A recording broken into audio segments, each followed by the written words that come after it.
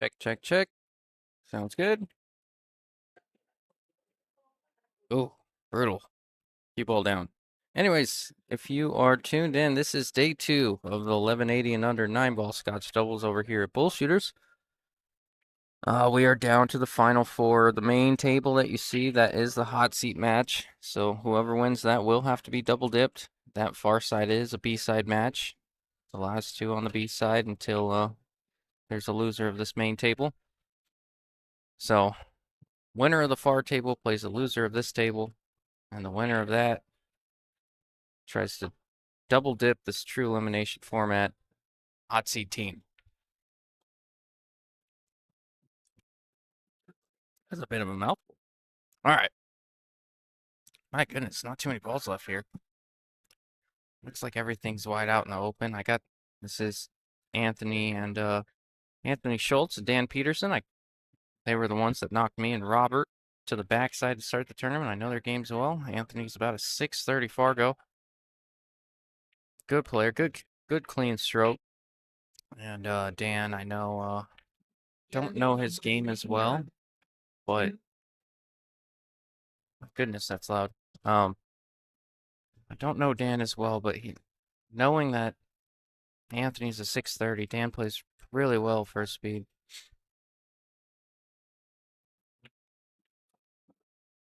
Ooh, nothing but a little tester to get you started. Put the first one on the board.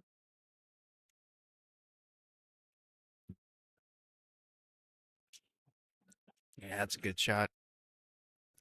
No nerves in that stroke at all. Real clean pocket. If you've played a lot of 9-ball in your life, you've shot that ball a million times, where that 9-ball is just kind of where the spot is, and the cue ball's in the middle of the table or just above it somewhere. That's probably the most common shot in pool. At least one of them. A real comfortable shot for Anthony.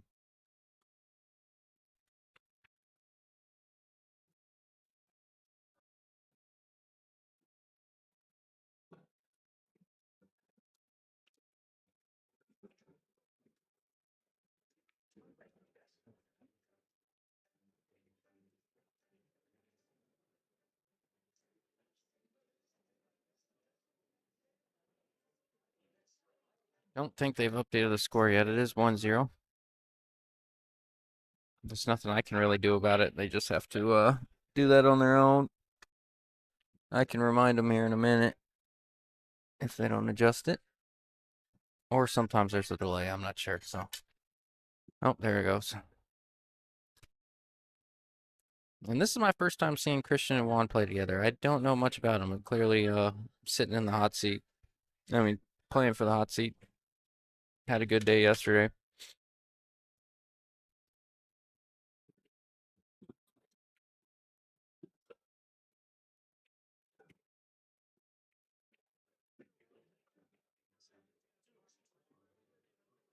Man, how do they get American flags next to their name? That's cool. I don't have an American flag next to my name. You didn't see that? That's terrible.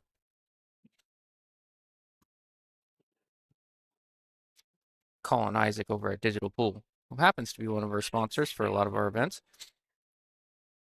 I believe it's Isaac. That's what Peter says all the time.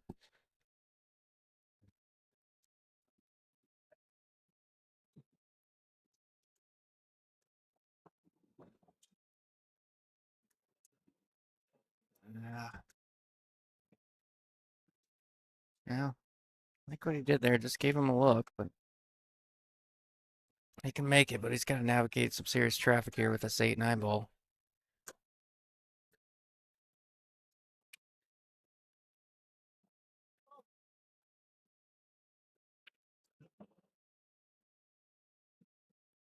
I wonder if he's trying to shoot that gap. Yeah, there's always danger in that shot. Small window there, but looks like he got away with it. Anthony's going to be kicking. I think it's a little too close to jump here comfortably. I think the kick offers more reward. We'll see what he comes up with.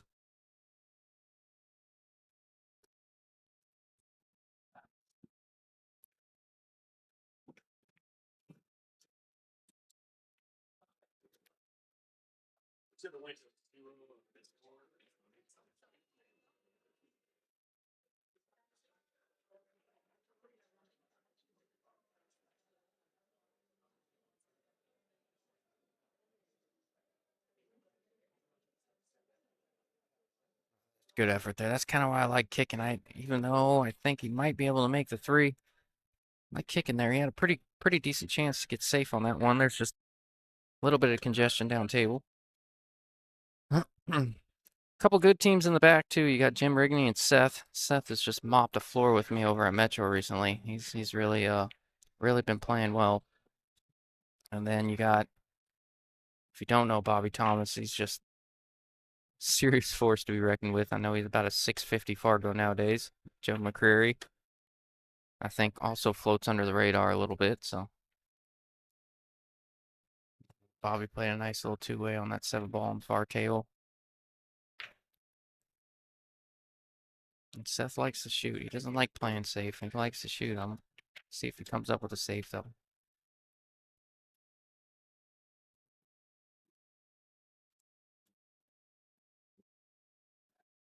Oh, that was a really good shot.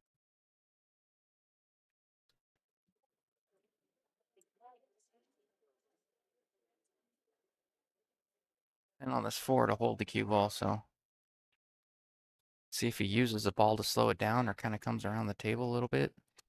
Maybe? I don't know. I'm glad I'm not shooting. Tricky spot. A lot of bad places your cue ball can get in here from the 4 to the 5. That's for sure.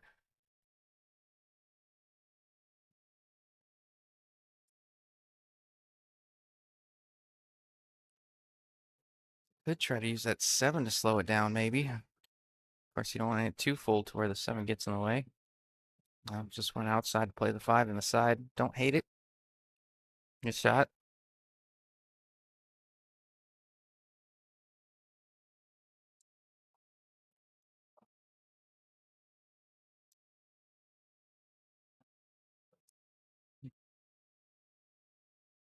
Makes this 5 and gets good on the 6. They're wide open from there. This was the key ball when they got kind of thin on that 4.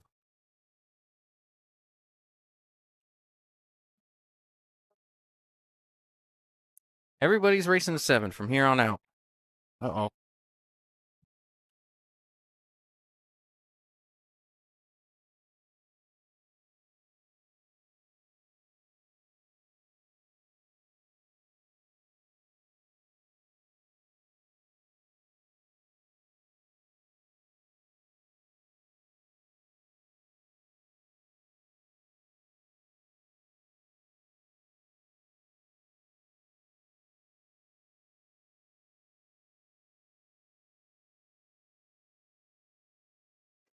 All right, got a little bit of background from Tim. He just came by to fill me in a little bit.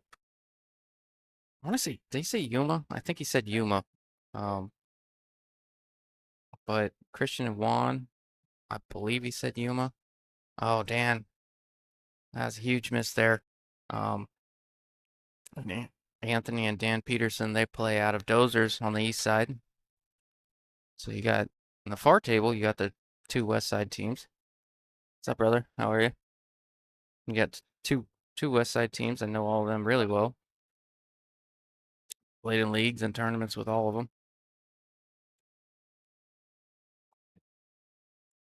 I think old Jim Rigney really flies under the radar too, man. He makes I think I see him play in one league a week, but I know that he shows up to some big tournaments and I think he shocks a lot of people. I think he's about a 595 Fargo, somewhere in there, maybe 590.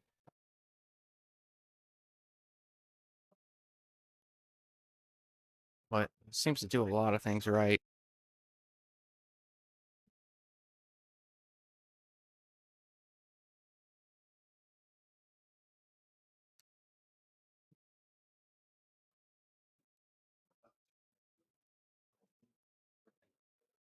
Anyways, as I was saying, it's gonna be I believe there was a little bit of a handicap in this event, but of the final 4 teams left, you're just gonna see races to 7. Everybody's pretty close to the cap.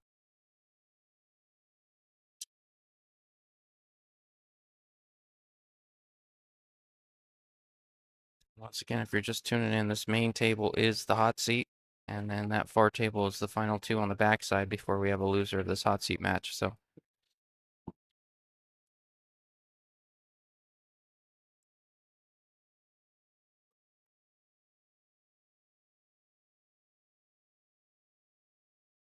all right, Anthony looking to see if he's got enough of that 5 to make it in the side.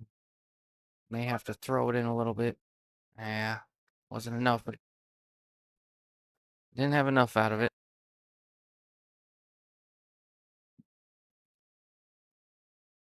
I think a piece of that 8 might have got him on the 5. He may have to maybe do a little baby masse here and see him jack up the back end of his cue.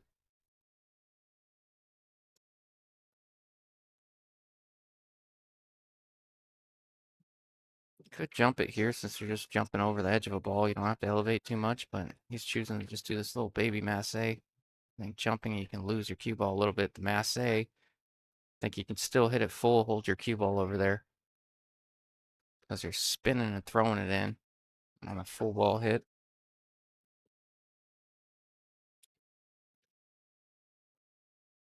Nope, going with straight safe. Good decision.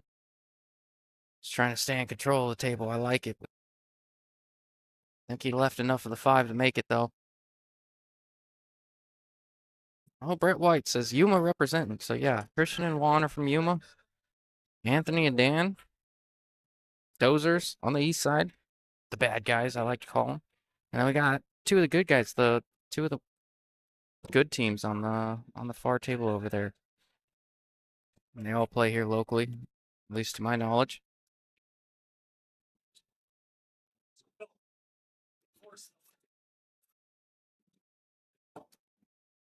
Well, Brett says he plays with Christian and Juan.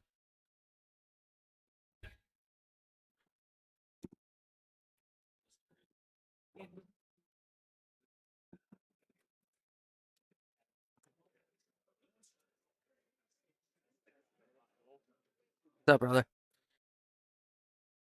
Oh, yeah?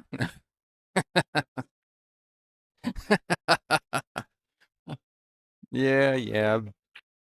Yeah, I bet. What's up, brother? How are you? My goodness.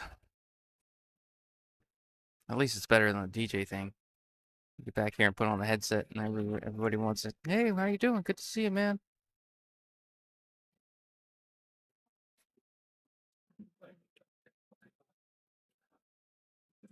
Ugh. I think 01's gonna be a little hiked up over this 8. Shouldn't be too much of a problem because it's not too close, but it's queuing's a little uncomfortable for him.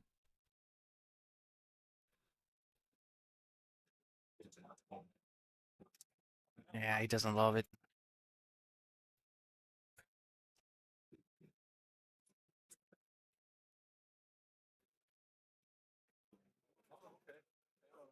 Sanchez says, "Oh, bummer, I missed this one." Yeah, man, we missed you here. It was a good one, outside of not winning. I want to shout out my partner Robert. I'm gonna pretend to say his last name right. Pamaroyan. I want to shout out Robert for playing with me. We had a lot of fun. Oh, good shot there. Looks like he's got it in the corner. But now he played his heart out. Just ran out of steam there at the end. And we ran into this freight train that is Anthony and Dan. They played incredible. I think they ended up beating us 7-3. And it wasn't like we were playing bad. They just took control of the match and didn't let go. So a little bittersweet. On one hand, I'm like, you want to see the team that beats you make it deep. And on the other hand, kind of preying on their downfall a little bit. You know what I mean? Just kidding.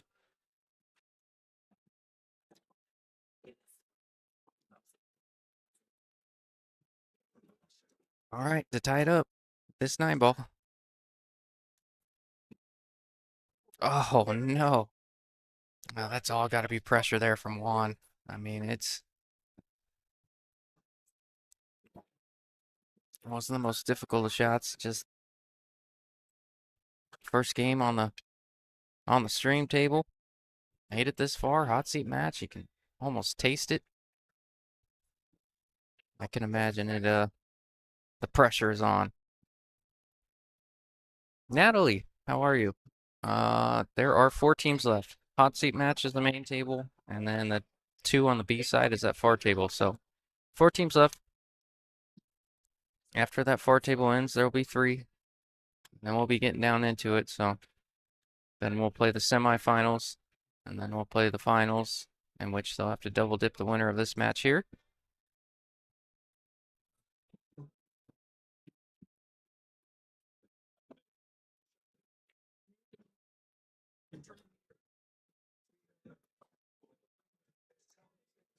I'm curious to see if even if Anthony can see this one, I don't know that this is worth taking on before the two sits. So curious what he comes up with.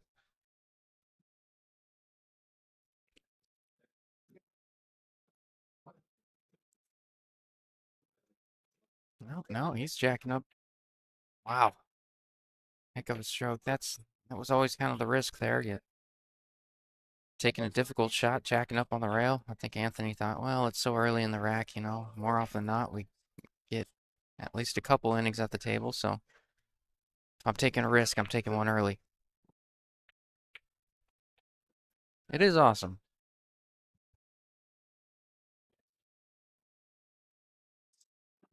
How are you doing, Allie? Did you get a Sunday off? Or is Randy keeping you busy?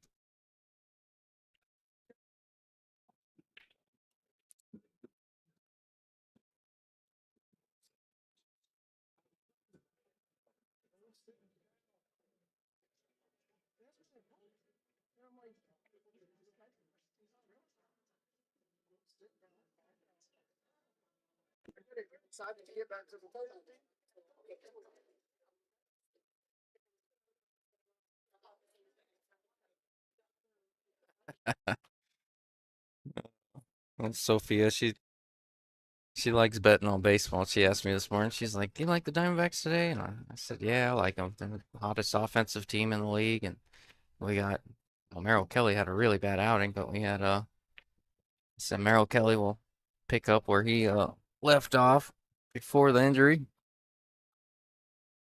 You know what? Didn't start off so hot, but they came back and I think they're up 7-4 right now. So she might have made a little money. Ask. Even though he's a little steep on this five, I like that. He hit it hard enough to where he said, "I'm not gonna let this 6 and 9 beat me. I'm gonna get a look, and I'm gonna make my partner's gonna make the five from anywhere. So as long as I get past that 6-9, it's just trying to figure out how to get back to the six here."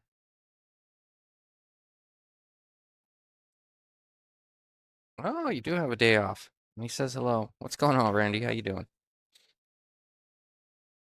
Oh, looks like he might be banking this ball. And he sure is. I don't know that that six passes that nine, though. I think he probably should have took a better look at that one. I really don't think it does. I may have been more rewarded coming around the table or maybe even coming into it. This is a bit funny here. I do not think that six goes. He could prove me wrong, but I don't think it goes. This is a tough spot.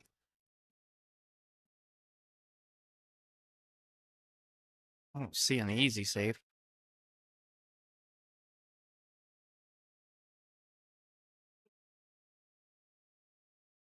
You can cross the six and bring the cue ball up table over there by the eight, but that's about all I see. I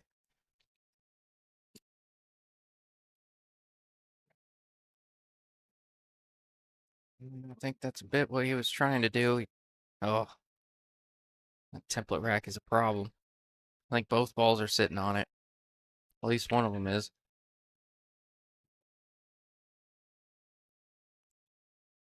This, for those that didn't play in this event, this is a call nine ball. It's a just in case kind of deal. I heard Robert call it a JIC. That's the stupidest thing I've ever heard. He's like, but it's a just in case deal. They just want to make sure you don't slop it in. So if you have any intentions or think that the nine might go, everybody's calling it. Winter breaks, races to 7. I think there was a handicap, but that doesn't come into play anymore. All teams close enough to the cap.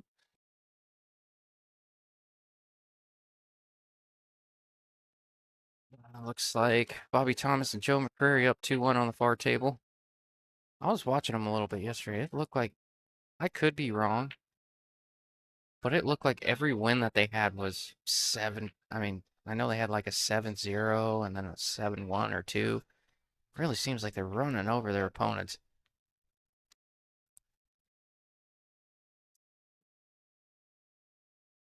So we'll keep an eye on that as this thing gets down to it.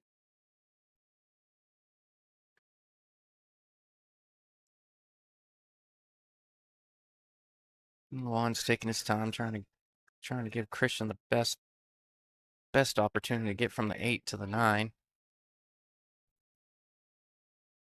Doesn't want to leave him on the wrong side of a ball or something, but shouldn't be too much of a problem. I think any angle is a good angle. It's just going to leave him for the side.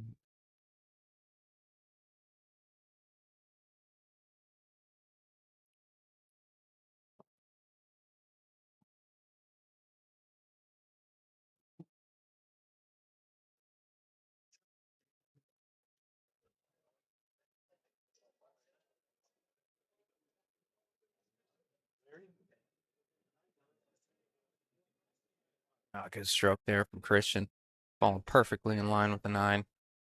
Those shots tend to get a little tricky. A little stun into the side because you're really only shooting into half a pocket. So, you play that ball with a little bit of pace and stun it. You really got to judge it well. Even though it looks easy, he made it seem easy. It's not always the case.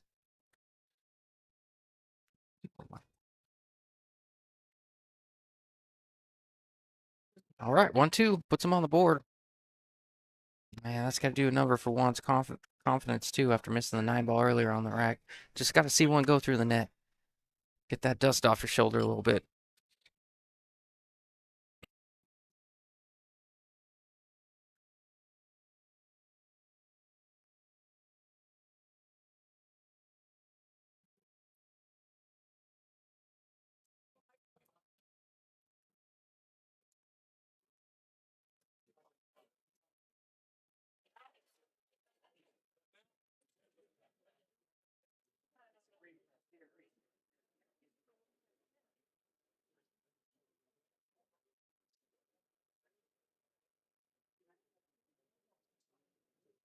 Say something crazy,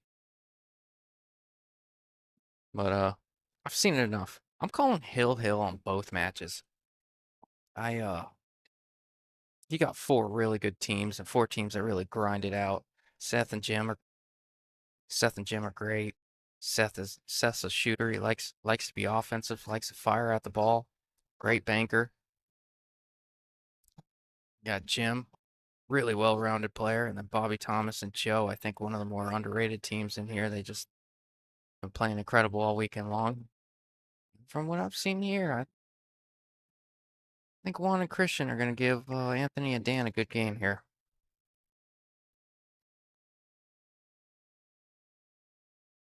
And just being a fan of pool, I hope it goes Hill in both sets. I like to see him sweat. That's my thing, especially when I'm not playing. I got Me and Robert went Hill with Caitlin and Carlos yesterday, and I think we ended up shooting at the 9 ball like 5 times straight. I mean, it was just that nervy of a situation. It was brutal. We ended up getting a roll and winning that one, but man, somebody had to win.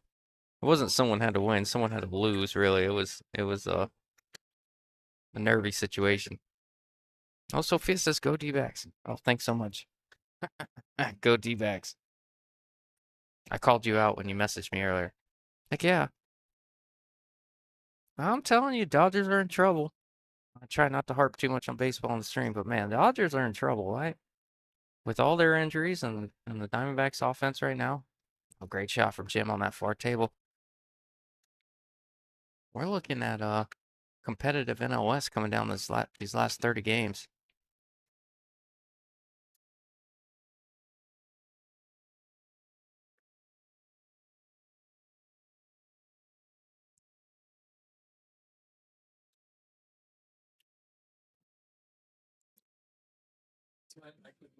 It's like old Christian going with the jump cue. Yeah, he's looking at it in the side.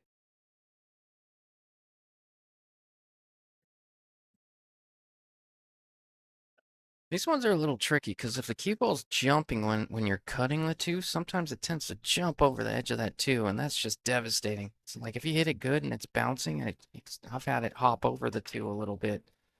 Really wanted to kind of catch it on that, you know, I don't say be rolling when it comes in the two. Oh, he really amped up into it, and he's gonna get a good hit if that cue ball hits a rail. Sure did. Nobody knows. What is? Gosh, I have no words. Clearly, nobody knows that shot. Most people try to hit it the first time around. Learn something there. He really amped up on that jump. Sophia says, where does Juan and Christian play at? They play in Yuma. It seems like everybody that comes from Yuma is just a dog. I know Angel Hernandez has been barking at me for better part of 6 to 9 months, but he's been a little rich for my blood. I'm waiting for him to come down on his price.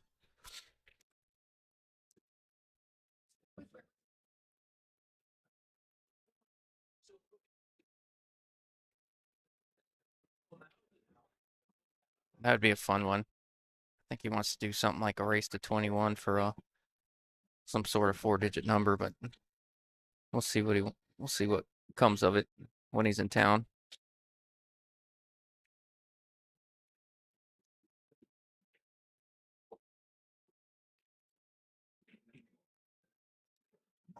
Juan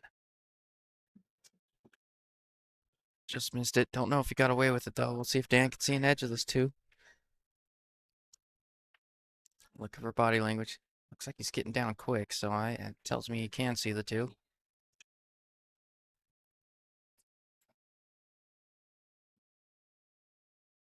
Yeah, good shot. Nice rolling stroke there. I know some people really struggle with that rolling cue ball. They really like to stroke it.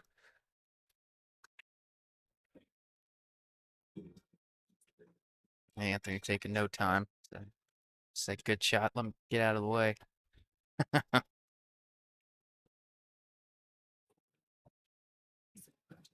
Yeah. I played with Anthony a couple times. He does play with a little bit of pace about him. Real good shooter. I think he plays kind of similar to me, kind of gets in that rhythm and wants to shoot.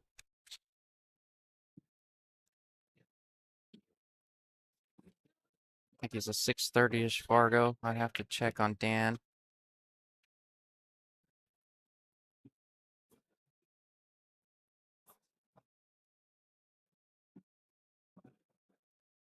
Yeah, good touch. I promise you, Anthony does not mind being above the 9 ball. Real comfortable shot for 600. Well, really anyone that's been played a lot of 9 ball, but 600 plus specifically, no problem. Watch out, cue ball. Poof. Never doubt. All right, going up 3-1. Got a tie game in the far table, 2-2. Right on pace for a Hill thriller.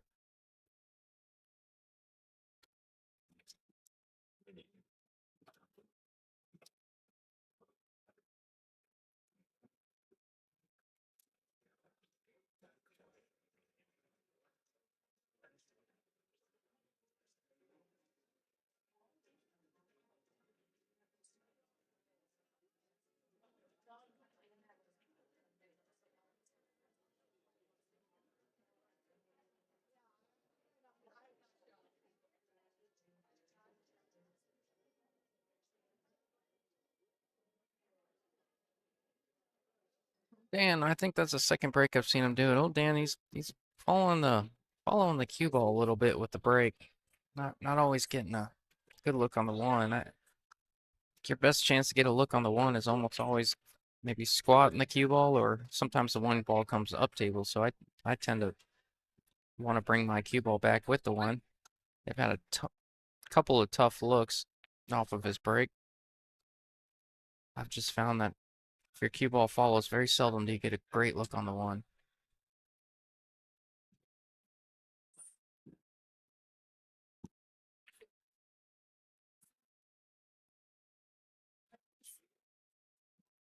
Looks like he's calling a push.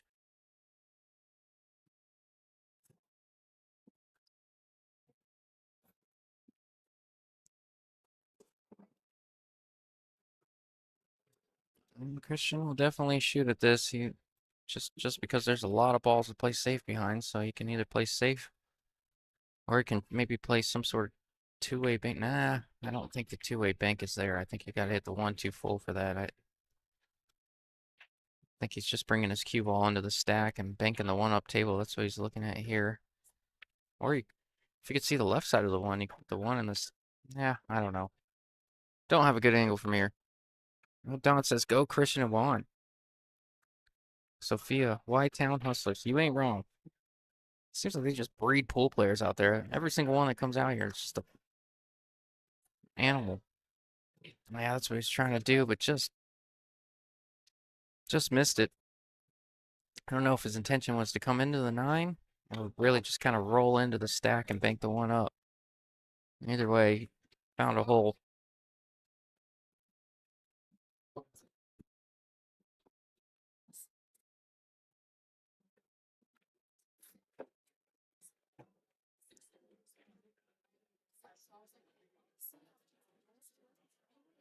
Dan's got a pretty clean stroke about him, and if Anthony's a 630, then you have room for what, up to a 550?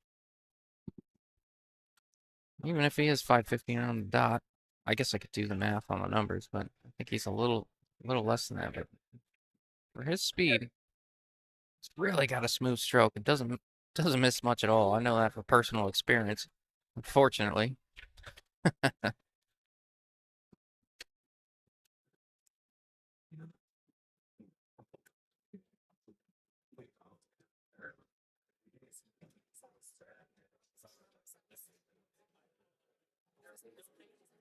If he just plays a high right ball or comes around the table. No, it was straight. Stop it right there. Thought he had a little bit of an angle there.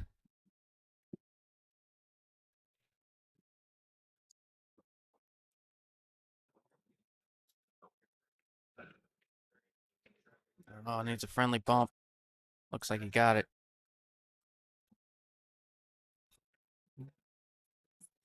Anthony choosing to go in the corner so he can hold his cue ball. Doesn't have to let his cue ball loose going in the corner. Good shot. He's really feeling it.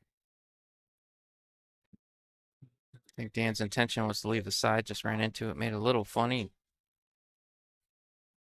Anthony bailed him out. Good out there going up 4-1 early. This is the hot seat. For the hot seat.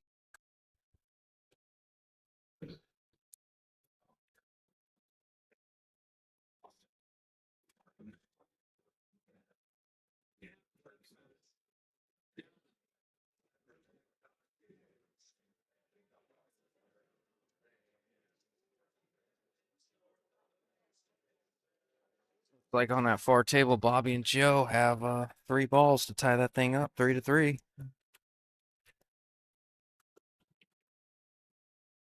All pretty routine.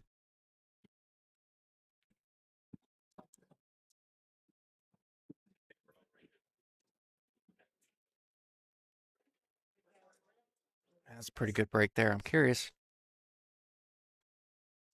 2-8 definitely goes as a combo. Curious to see how he gets there. I can go high left. I just don't know. Yeah, the 3 can help you. Oh, he tried to miss the 3 altogether. So he ran into trouble. Tried to cheat it and miss the 3 with some high left. I'm not missing the ball altogether.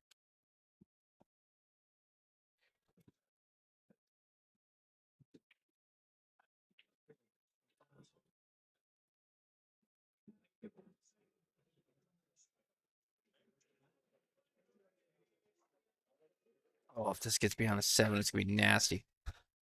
Good shot from Juan.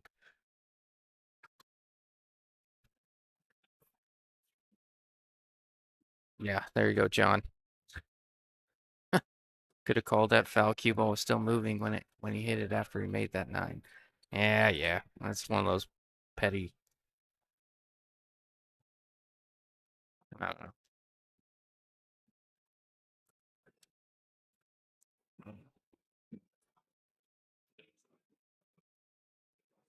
Oh, that was Dan. The older one's Dan. All right, all the balls are there. Pretty good layout here for Christian. Just needs to look at that 2-8 combo. I like being a little above it. That way the 2 doesn't move, and you just kind of cut the 2 into the 8. And then you always have a look at the 2 after. If you get kind of a funny angle, the 2 can get away from you a little bit. So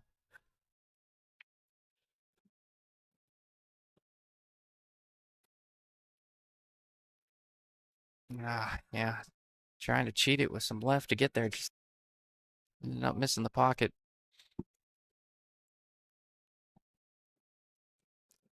Angel Hernandez, I was just talking about you, man.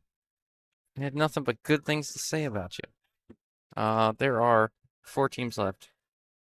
Hello to you too.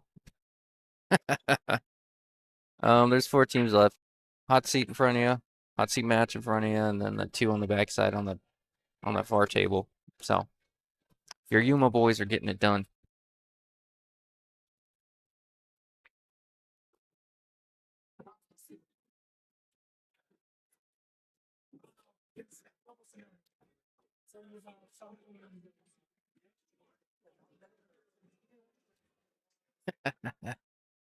Yeah, well,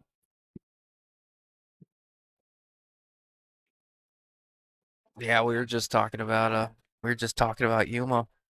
We were just talking about how every player that comes out of there seems to do really well. All animals out there drives me nuts. Can't catch a break. I don't care who it is. If I'm playing a tournament and I draw someone from Yuma, I'm not feeling good about it.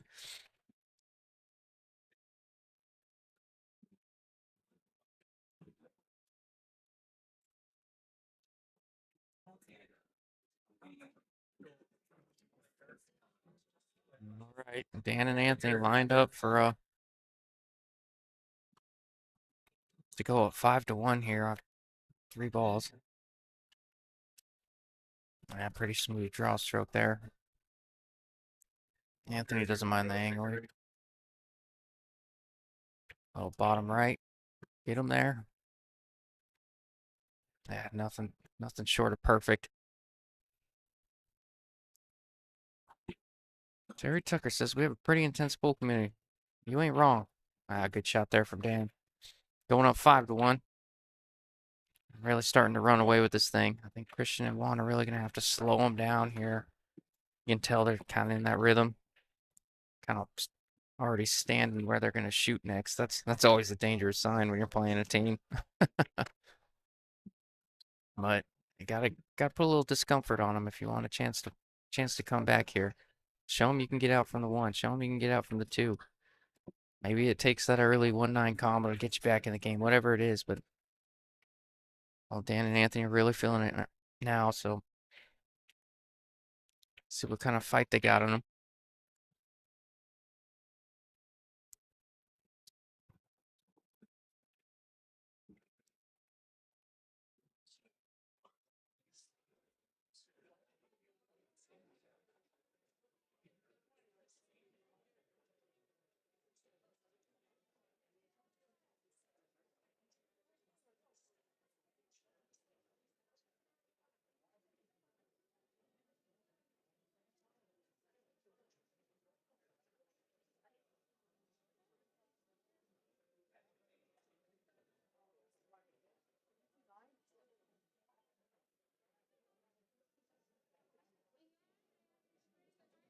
Good idea there from Dan coming into the stack, trying to develop that 4. Just didn't wind up well.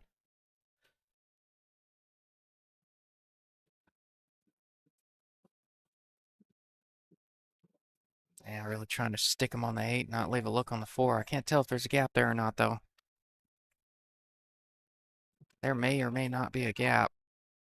Yeah, he's looking right at the 4. This might go. If it does, these are the shots that get you back in a match. I mean, Tim calls them all character builders. These long, kind of small angle or straight shots across the table. You know, the pressure is on.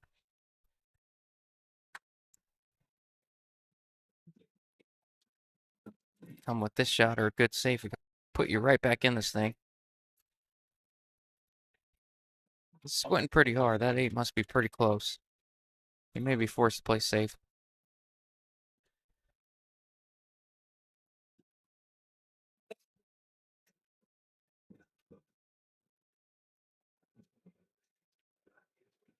Oh, great shot there from Juan.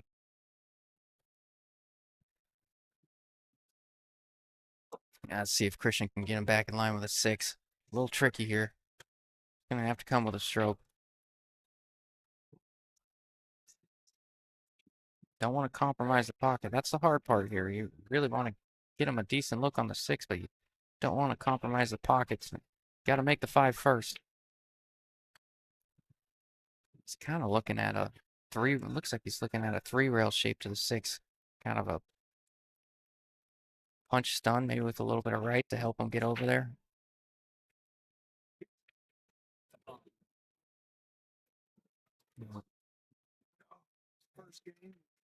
Yeah, it's seemed like that's what he was trying to do. It's just when you're trying to come around the table like that, you, like I said, you really make that pocket missable.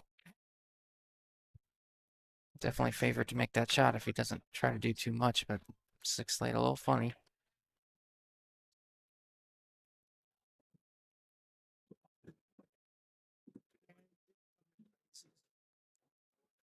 I think old Dan pocketed that ball to the wrong side of the pocket. He seemed pretty frustrated with the shape there. I think he could have cheated it the other way, gave him a better look on the 6, but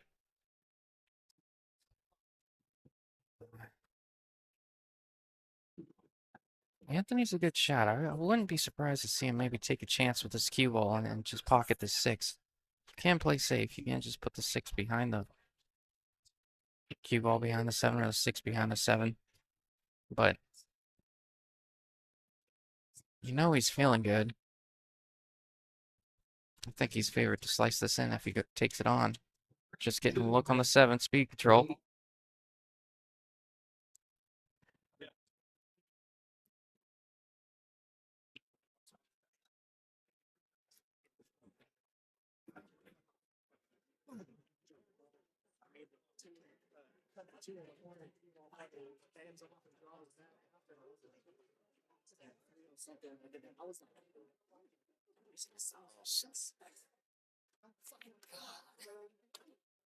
Yeah, might have got away with it a little bit there. I don't see them taking on this cut. Playing some sort of safe here. Using that 7 ball somehow, some way.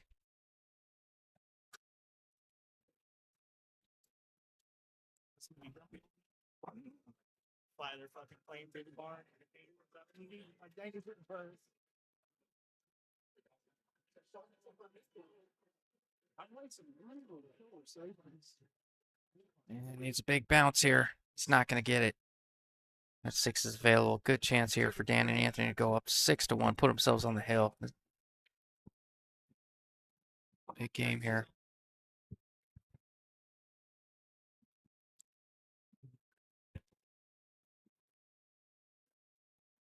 I think Dan's just going to opt to run into the 7.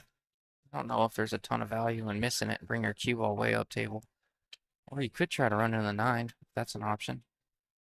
Oh, that might be brutal. Oh, I can't tell. I think he can definitely see some of the 7. I don't know that he can see all of it.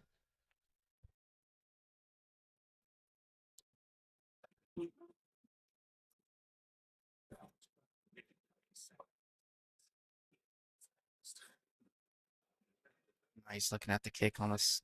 Looking at the kick on the 7.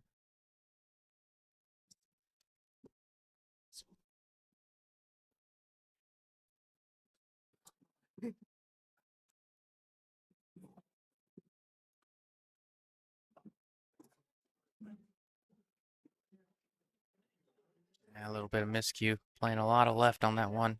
Help him get around.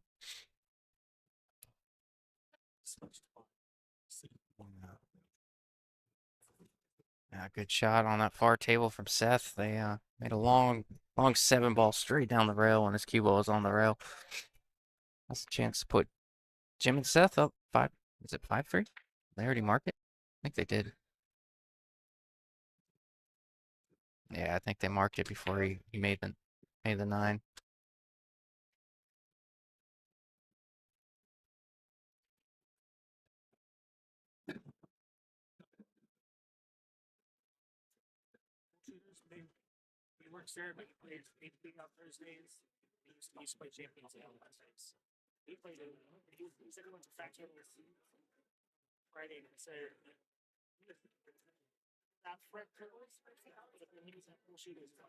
Good stroke there from Juan. Trying to put a crooked number up on the board. No matter what happens this set, you want to show a little bit of fight, even if you don't get it done, even if Christian and Juan don't get it done. You want to show a little bit of fight, a little bit of momentum going into the next match, and then if they have to play these guys again, at least show them, we're here to play. No, good last few balls there. His ball in hand with 3 balls left. Take him how you can get him. Maybe that's what you need.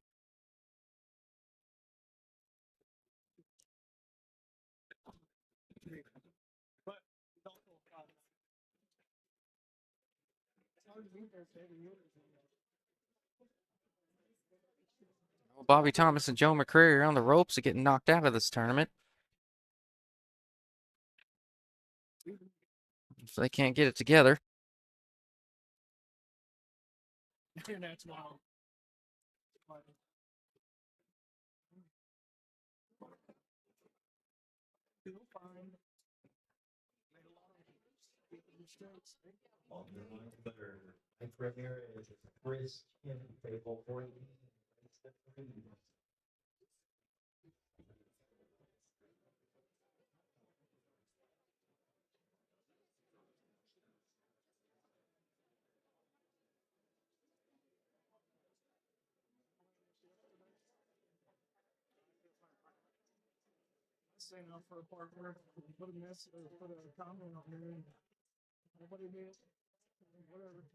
Looks like he's calling for a push.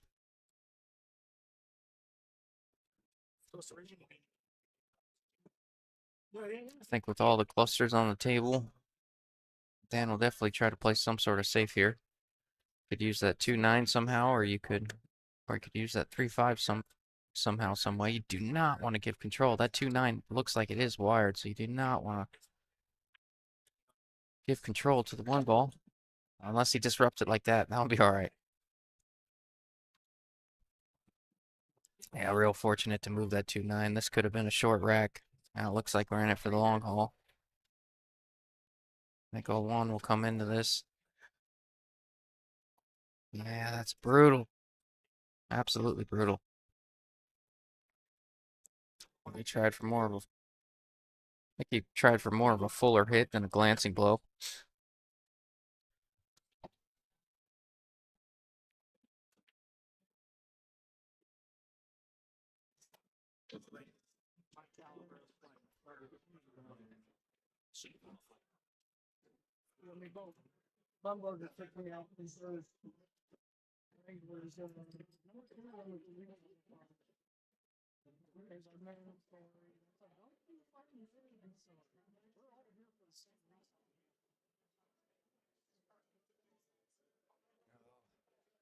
There's a little bit of movement there from Dan. You could kind of tell he was steering it as he was in his 4th stroke there.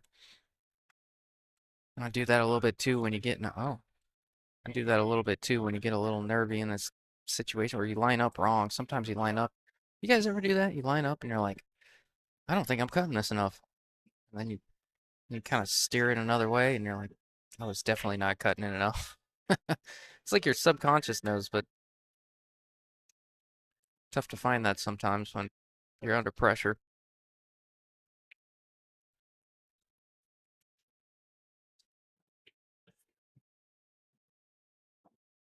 Good speed there.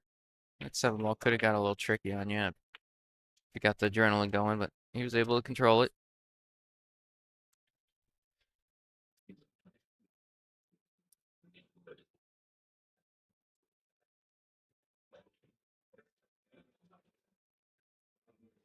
No, Christian Juan saying they ain't going down without a fight. 3 balls away from making this a 2-point game.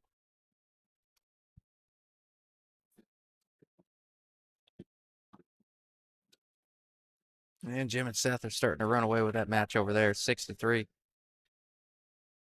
Every time I look over there, they're cleaning up the last 2 or 3 balls.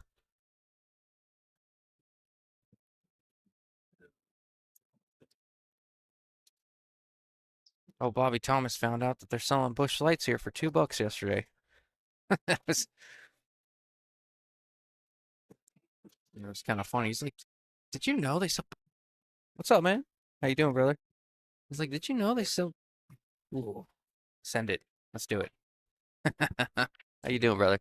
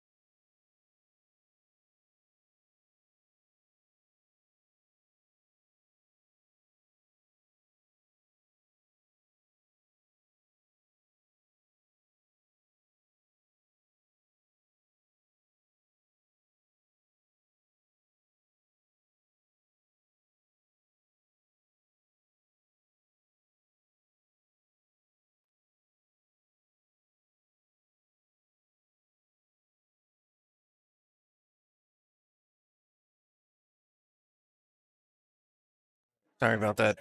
Yeah.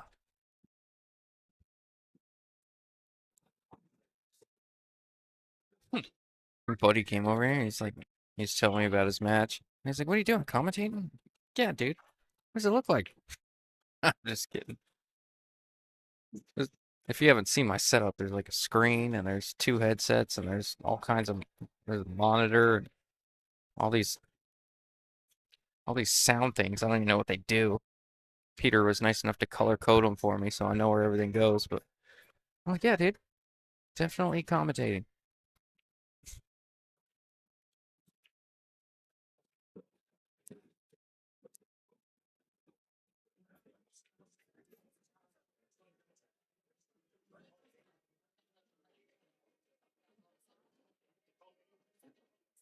Oh, how about that for a shot?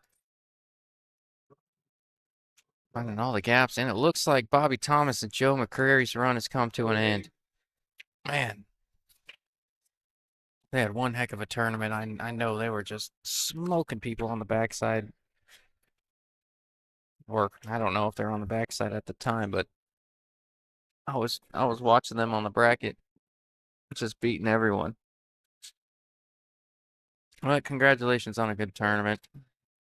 Sure, they made a few bucks. I think Tim said something like 450 or 425 for fourth or something along those lines. But I'll have to I'll get the prize totals here pretty quick. Tim, I know first place is 2000 something. either said 2,250 or 2,520 or some weird number like that, but pretty close to it. A good chunk of change for a weekend's worth of work.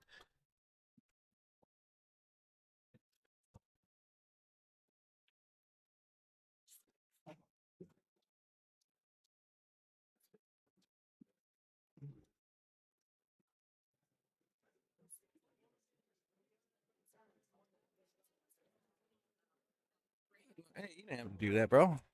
Thank you, dude.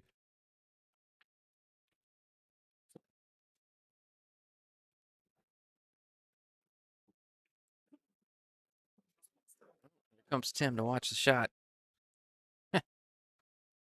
I think I can get rid of that far scoreboard, so I'm gonna do it. I think we're down to one table, so the loser of this is gonna play Jim Rigney and Seth Johnson. Oh, just missed it.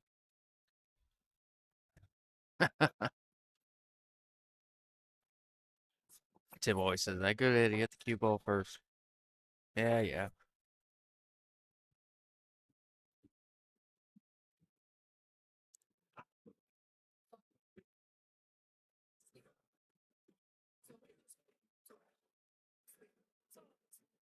Anthony doesn't have to take this one on, but he can put a stroke on this one. He can a few different ways. He could shoot the four in the corner and draw this thing off the rail where his hand is and get on the five.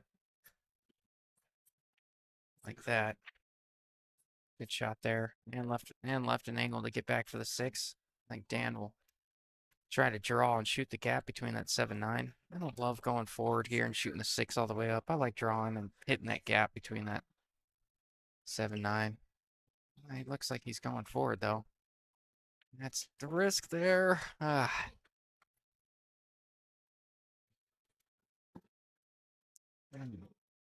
I've seen his draw stroke. A little bottom right gets you there, and I know he's comfortable with it. I think he just said, I got Anthony behind me. He's going to make it from anywhere over there, so I'll take the easy route. Take all balls out of play, but brought the corner pocket into the equation.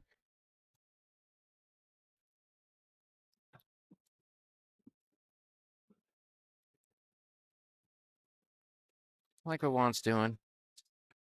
It's not about the seven. It's obviously about the eight. What angle do I want my partner to shoot the seven to get me to the eight? Just saying, I don't want to be on the wrong side of the seven, really.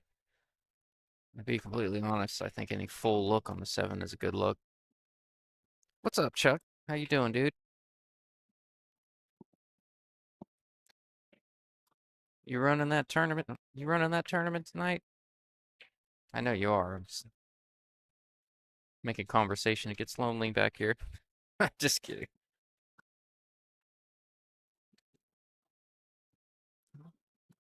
Yeah, Juan's really taking a look at it. He knows.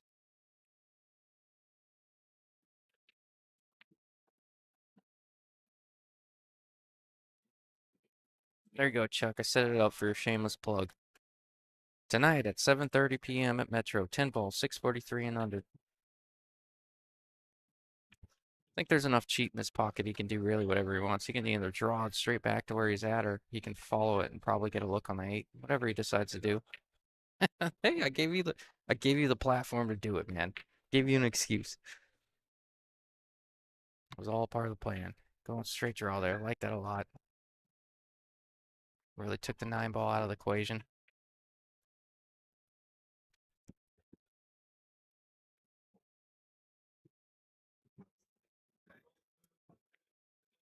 I don't want a Christian trying to make a match this.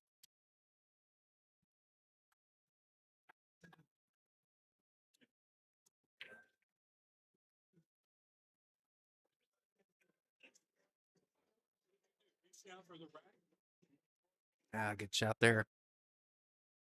It looks simple, but that was a little bit of a stun follow through to get him really good on the nine. No work left on the nine, but making it look easy. Well, Chuck says, how about them D-backs and their second sweep in a row?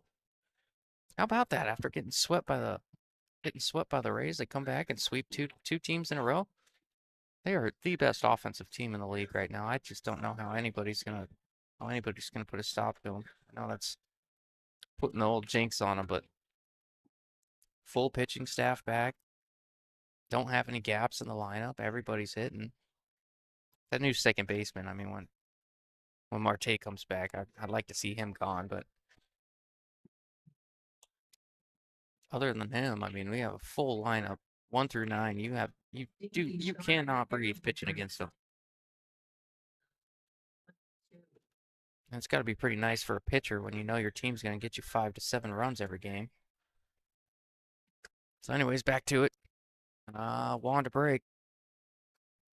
Tighten this thing up 5-4. He does offer great defense. That's one thing he does well. He's a one-trick pony, though, historically. That's why we were able to pick him up for nothing. That's why he didn't have a job.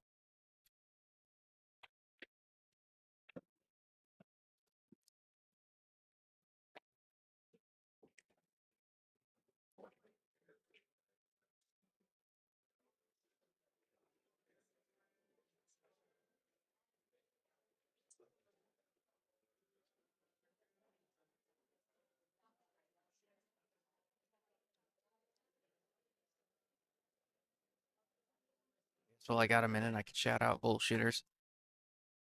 I want to let Mike Bates know that we're all thinking about him. Miss him down here and hear it a lot. Everybody wants to see him back around. And so shout out to Mike Bates. Shout out to bullshitters for letting us host this event. It's always I travel a lot, so I'm not gonna go out and call out other venues or anything. But man, it's hard to say it's not my favorite place for tournaments. It's got a lot of tables, a lot of open room, a lot of seating. You don't always have that everywhere you go, and they're more than accommodating. A lot of times they add money to the tournaments. Service is good. Can't beat it. No, Christian's looking for some way to play safe on this. Safe on this one. I think he's gonna bring his cue ball up table. Hope ideally behind the 3-9 like he did there. Did he get it? I don't think it leaked. Well, we're gonna find out here in a second. Anthony didn't even bring his cues to the table, which tells me he may be hooked by half this 9. Probably going to the jump cue. That's the easiest hit here. And it gives you a chance to make it. Oh, he's got his playing cue. He must be able to see enough of it. Either that or he sees an immediate safe. No, he can see it. He's down drawing this ball.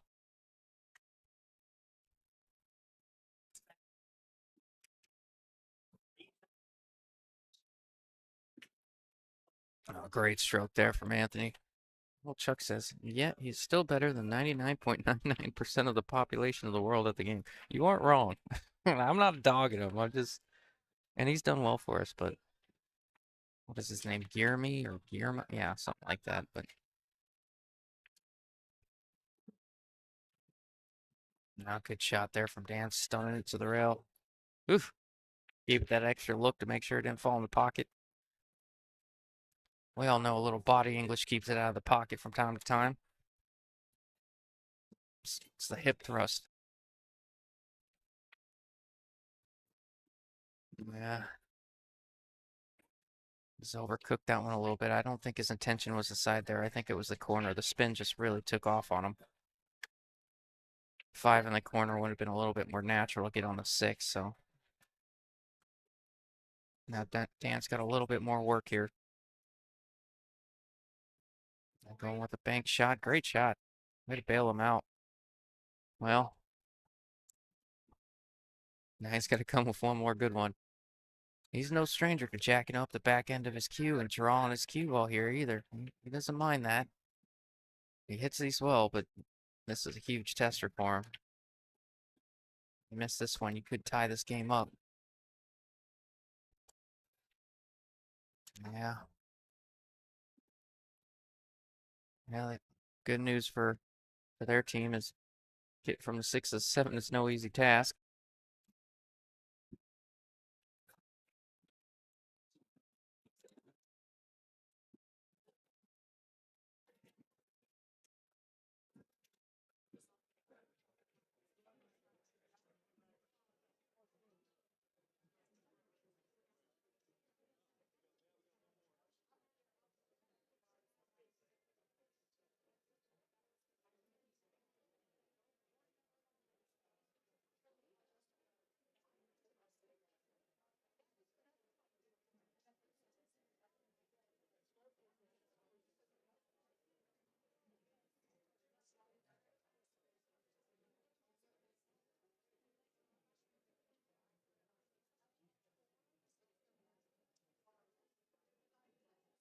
Left it tough. Made the 6, but always knew he may be running in the 9 there.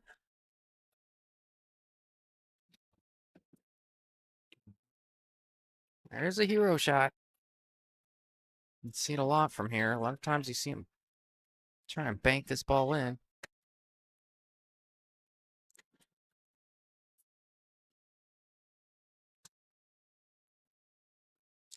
Situationally, it's risky. You miss this, you put your opponents on the hill, but I don't know. It's hard. When the safe is tough and the shot is tough, why not grow some stones and go for it? That's just a fan of me. I want to see him do it. That would be a huge shot for his team. Can try and play safe, but easy to sell out there. Went for the bank, and I think he. Oh, I thought he drilled it. Left it tough with the cue ball on the rail. Do have Dan, their lower rated player, shooting at the 7 side. He's come with this shot he's come with this shot a lot though. Dan's hit a lot of good shots this weekend. You know, even when he wasn't playing my team, I was peeking over there. He's been playing well. What a great stroke that was. All he focused on was making the 7 ball there. Didn't try to get too cute with the cue ball.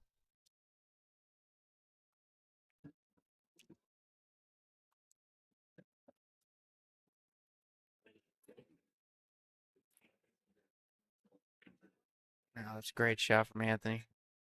Putting him on the hill. 6-4. I don't I don't mind what I think it was Christian. I don't mind what Christian did there. It was a tough spot to be in. I like taking on that bank. He left it tough for him. And really just missed that corner pocket. That may be the difference.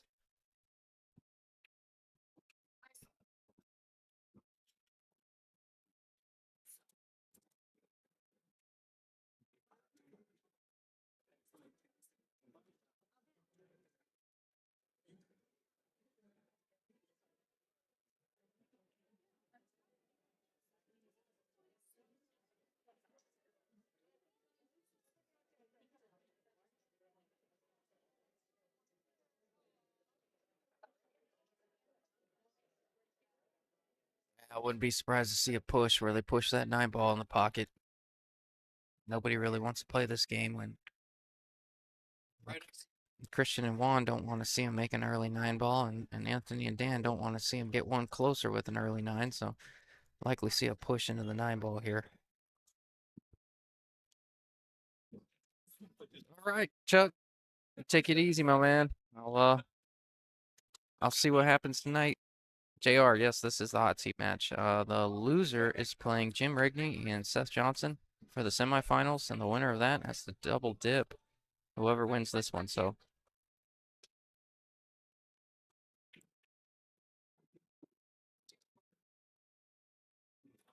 I guess I could put that while we're here. I got nothing better to do.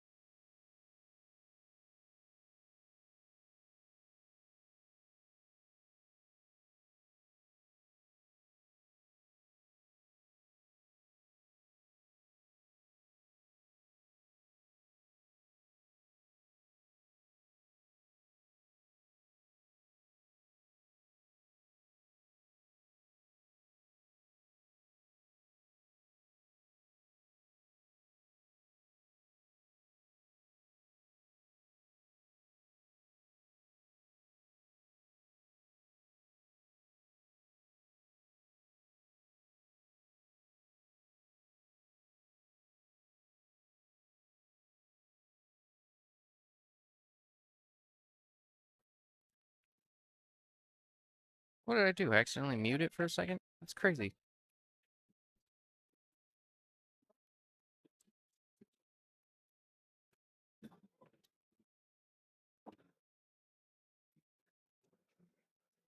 Oh, touchy shot. Those are always really risky. Those rolling cue balls across the table on top of them being really hard to aim. You know, and the cue ball wants to roll off on you or anything weird can happen. It's really touchy. I think he shot it well though.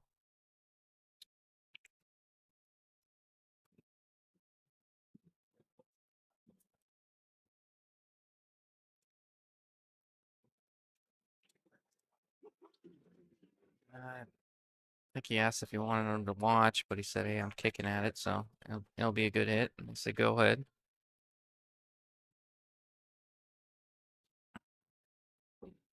He hit it pretty good though. I think he hooked him with a three there. Lamon's taking a good look at it, but it does not look like the one. You can even see an edge of the one from here. Of course, we have no angle.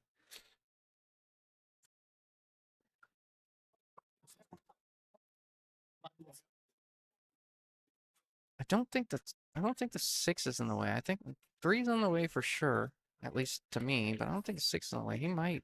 No, he apparently can see an edge. That's crazy. Yeah, he could make it. Gosh, it didn't even look like it was close.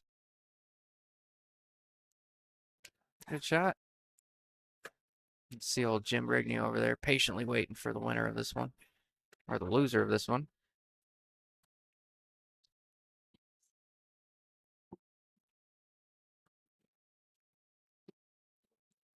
I think they have some sort of APA thing going on in here or something because I walked in and there was a whole bar, every table was full. They only gave Tim two tables to finish up the tournament, I think. So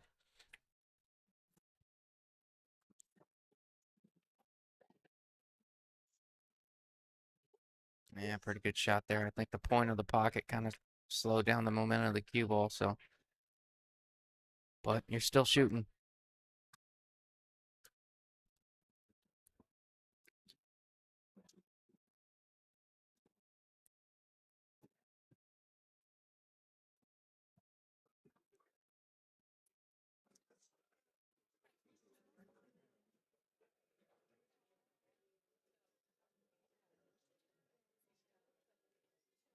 Yeah, Juan and Christian really taking their time, knowing every shot could be their last. And you got to play the highest percentage safety and execute to the best of your ability every single stroke. Pressure is really on for these guys. And Anthony and Dan, I imagine, a little bit less pressure that they have a few games to play with. Yeah, I like the idea there. Trying to use two balls to get safe, the six and the seven. Don't know if he pulled it off or not. Judging by the way Anthony's kind of looking around the table, I don't know that he can see enough of this to make it, but I was wrong on the last one. He may be able to do it. I could just be crossing this ball. Yeah, he's crossing. My goodness, what a shot that was. Good shot, Anthony. Yeah, he came by to take a peek if that three found the gap between the nine and the eight. Saw it, got down and shot it.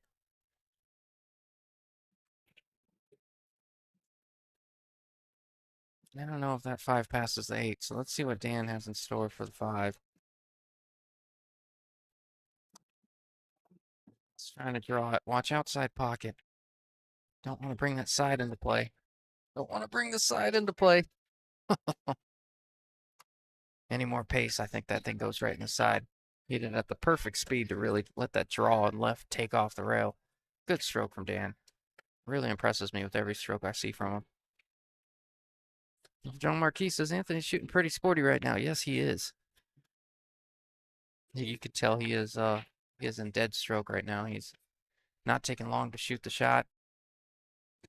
Doesn't take long to make the decision, and I get no sense of any sort of nervousness from him. He's been very stoic over the ball. Sometimes you can tell by a little bit of body English here and there, moving left and right, or maybe a little bit of indecisiveness. You see that from some players when the situation gets a little nervy, but oh,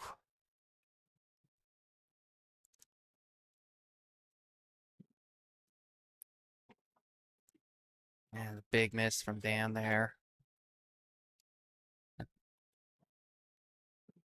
as I talk about how stoic and unaffected Anthony is. You kind of tell we've seen a few of those from Dan that I didn't see too much of yesterday, so I'd like to attribute some of that. Maybe he'll even tell you. I'd probably attribute some of that to the pressure.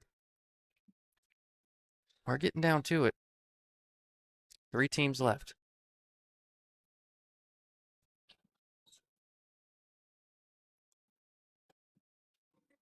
Yeah, good shot there, but just a little bit too much on the cue ball. Now Juan's got to figure something out here.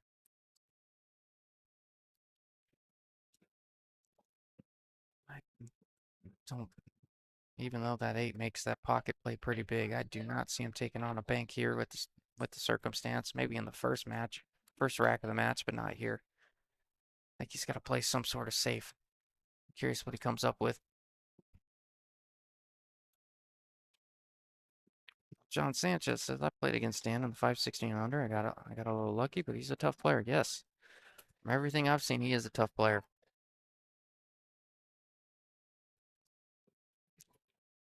I don't see any immediate safes right here.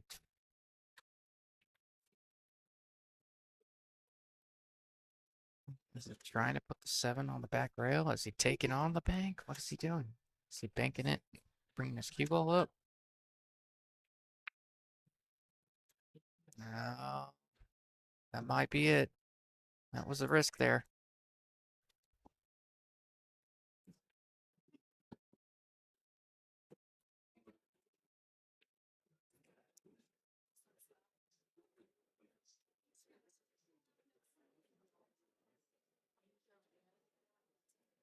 Oh, Anthony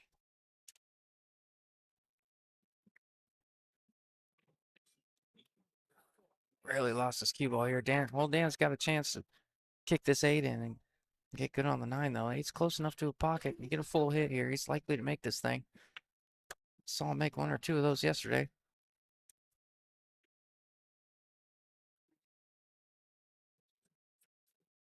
Big shot. Oh. Oh, that was. John Marquis says I jinxed him.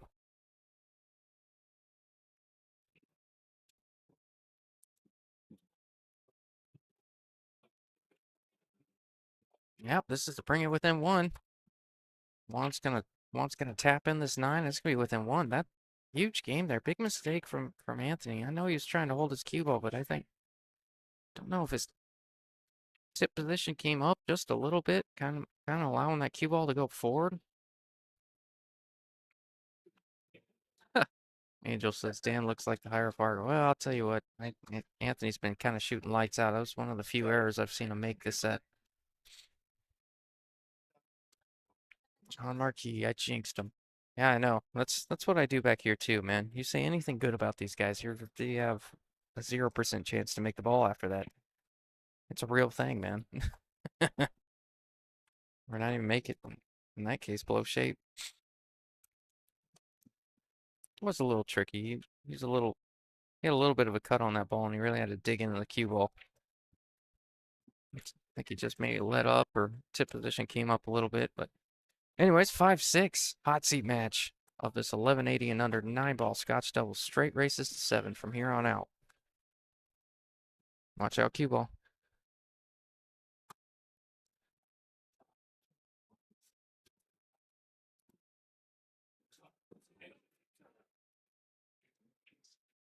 Could we possibly be seeing Hill hot seat match for the 37th time on stream?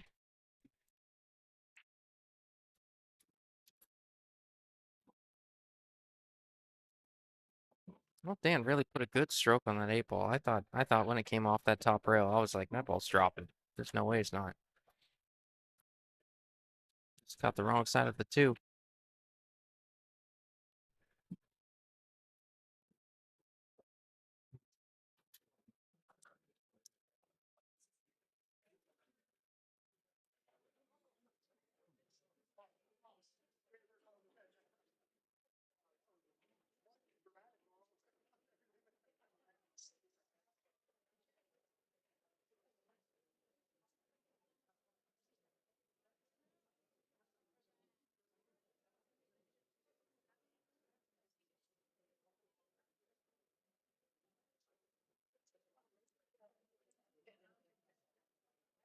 Well, football's coming back here pretty quick. We're gonna have to start competing with football Sundays here again soon.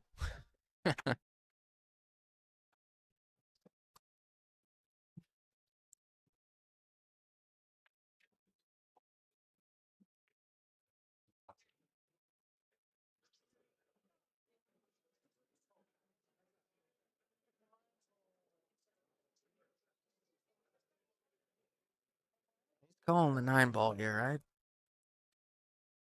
It's a little bit of a just in case. I think he's gonna do something along the lines of maybe really draw his cue ball back up table just in case he misses it. Like really, no, just calling it. Maybe. That was a bit of a two-way. Maybe he was intending to miss the 9 ball, and then the 2 ball comes back and forth, and he's hidden behind the 4.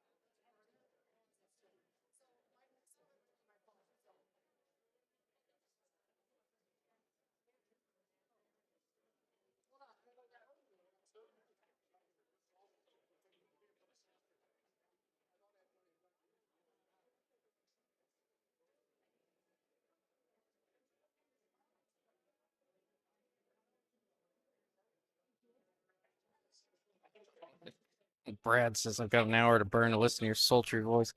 I had to look it up. I'm like, what does that even mean? No, Angel Hernandez says I see you commentating Matchroom events. Ah, no way. No way, Jose. I really enjoy listening to Jeremy Jones, and no, I really like his Carl voice. He's got a lot of passion. He loves the game. Get to it. All right, race to this 4-9 ball.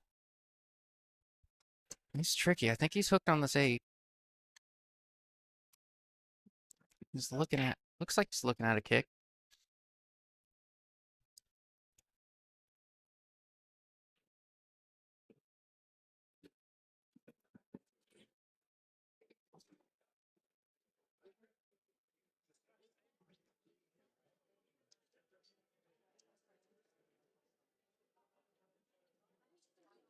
This is huge. I mean, I don't know if he can see enough rail to make this 3. It looks like he does, though. No. Oh, how about that? I think every part of that was intentional. Just at the pace that he hit it, I think he really was trying to kick and bank it up table and create separation there. Really good shot. Like the kick with pace. I almost thought for a second he was trying to make it, which is really risky with where the 4-9 sits. Now we got a good game. Brad says, how about that Federer Shane final at the Open? Federer is incredible. Wish Shane could have gotten his 6th though. Oh, no doubt, man. I wish I got to see more of it. I was over here playing, but I'm sure yeah, I'm sure Matchroom will release the highlights. They always do. I'll go back and watch that. I mean, how appropriate. You got Shane that beats him by 4 in a race to 120, and then Gorse beats him by 3 in a race to 13, and you're like, what is that? 1 game separation after 200 plus games played with each other? That's incredible. I mean, that's how close I think that's just how close these guys are. They all go on runs and they have their momentum swings, but man. All right. Big shot here. Likely be looking at a 4-9 combo. I like the pace he played with that. He didn't baby it in. He really let his stroke out to come back and forth across the table and give Juan a good opportunity to make this 4-9 combo. This is a huge shot here for Juan. Probably the biggest of his tournament so far. Tie this thing up 6-6.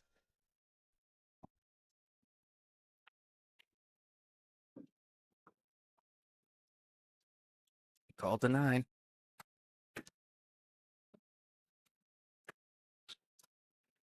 Oh, drilled it. My goodness, what a shot. Oh, fired up. Fired up, boys. We got a hill match. Hot seat match once again.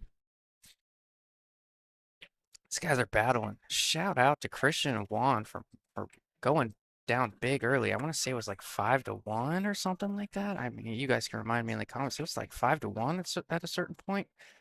Just really battled their way back. Now it's 6-6. Arguably, Anthony and Dan kind of gave away one or two here and there just to allow them back in the match. But, I mean, they had to clean up and they had to take advantage of it. So, my goodness, shout out to them. Team Yuma trying to take down, call them Team Dozers, Eastsiders. Here in the hot seat match. Remember, the loser of this one playing Jim Rigney, Seth Johnson. Scratched and clawed their way back in it. You're not wrong. Now, how appropriate for a final, well, for a hot seat match of this event. Of course, he's not going to have a good look at the 3, is he? All right, got a ball game. Got a little bit of a cluster over there with the 3, 6, 7, 4 ball. So, gotta have a good cue ball to get out of this one.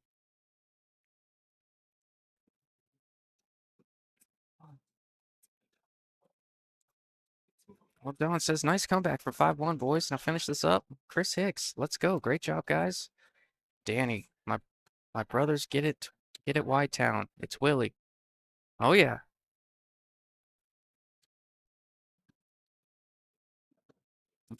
Got a lot of Yuma fans in the chat. Love that. I don't have any beef with Yuma. You know, this East Side West Side rivalry is a thing, man. We go at each other's throats. But Yuma, y'all are cool. Yeah, that was brutal. Oh no. Oh my goodness. I thought he almost scratched on a push.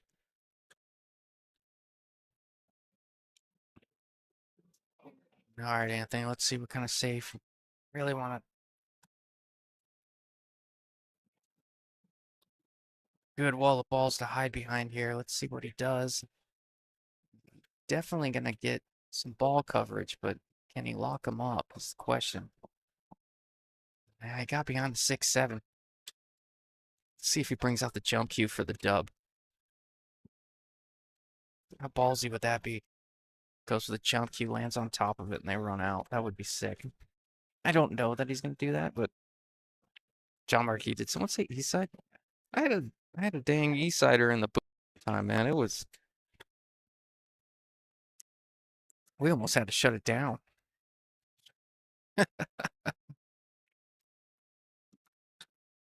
Well, Terry Tucker's that might change after the Arizona territorial. That was hard to say.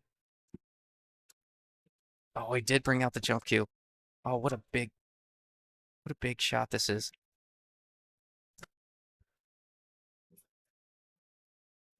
That's a lot that can go wrong here, but as I like to say, a lot that can go right. I mean, yeah, it's easy to jump this 3 off the table, jump the cue ball off the table. It's easy to allow this cue ball to get away from you. But you know what? You could just spear this thing in and get good on the 4 if you hit it good. Oh man, my heart's pumping for Christian here. Oh, that's brutal. Just didn't get over it. Didn't look like he used a lot of wrist there. I think he used a little bit of his arm. He really didn't pop it. I think he was afraid of what I was saying is getting that cue ball getting the cue ball to jump off the table or the 3 ball to jump off the. It's hard. You know, you don't want too much. And you don't want not enough. I'm just curious about this 6 ball. I think this 6 ball is the last thing they really have to worry about.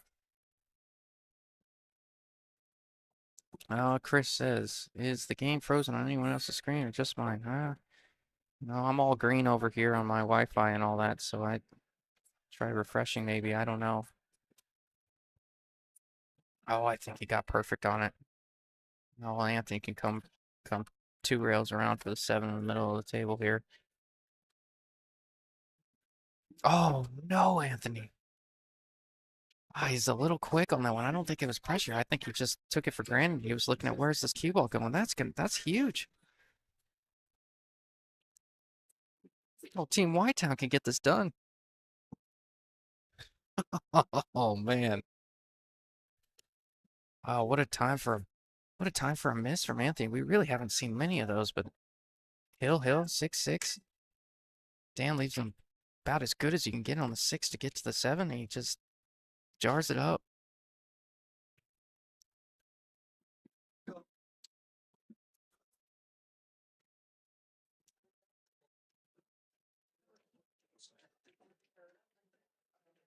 Can't blame him for taking his time on this one. And he's thinking, do I go rail first? I don't know if he can see the left side of the 6. I go rail first. You don't want to hit it too full going rail first, bringing that other corner into play or coming up short on the 7 or anything weird like that. I can't tell how much of the 6 he can see here. I mean, that kind of dictates everything.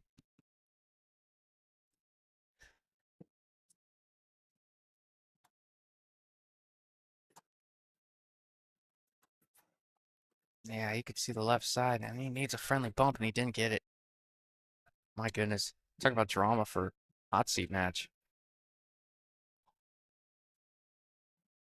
Does he slice it on the side? Does he bank it for the win? Does he? I don't know. I don't. Man, I don't know about playing safe here either because it's you got a chance to win. Anything can happen.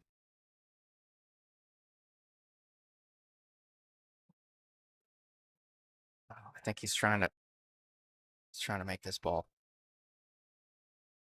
Oh, what a beautiful shot there from Christian. My goodness. A little bit of an angle on the 9 shouldn't be a problem if you can control your nerves. Christian or Juan for the win.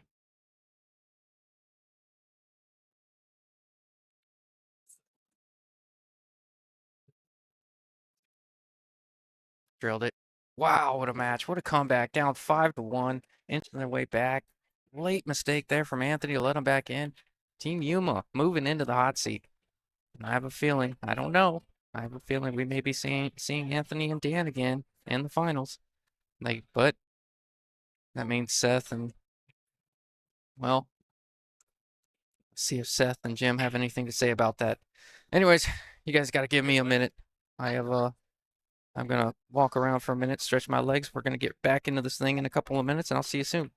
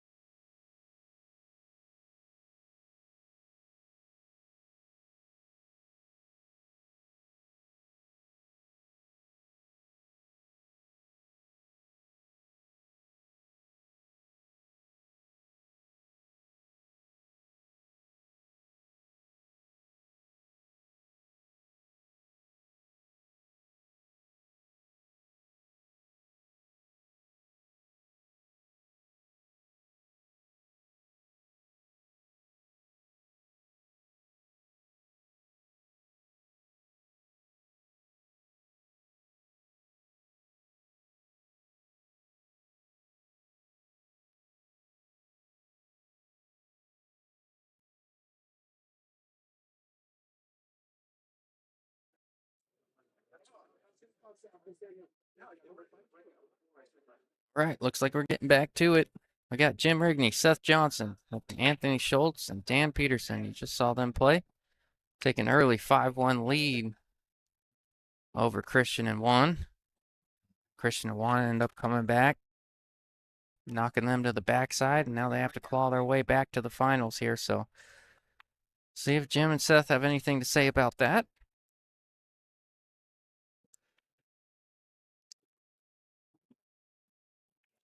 Like I said, straight races of 7 from here on out.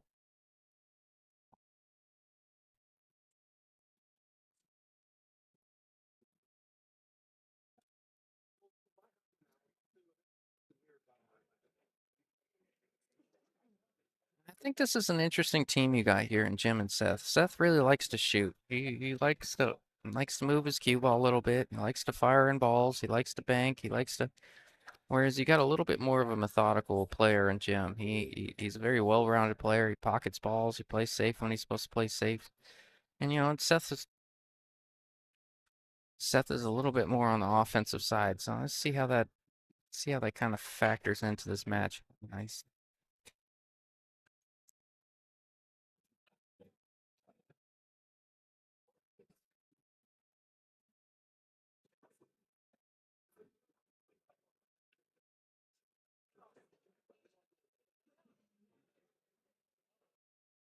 Hardest jump in the world, but getting back to the 7 may be a problem for him.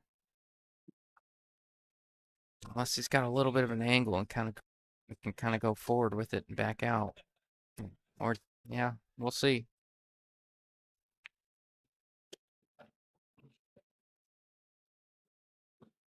Yeah, he's only got to get over about half the ball here.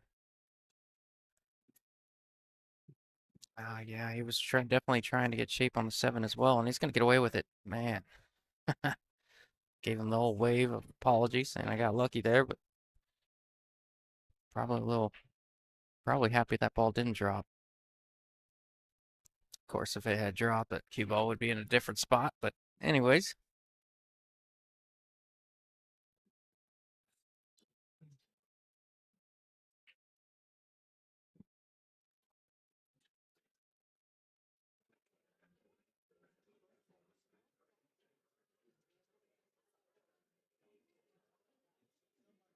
good hit. That's about all you can ask for. Don't give him a ball in hand and leave it a little tricky for him. So.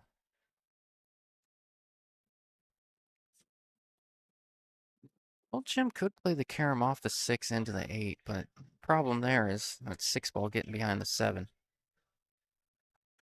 and getting a weird look on the 6. Or he could try to make them both. I don't know.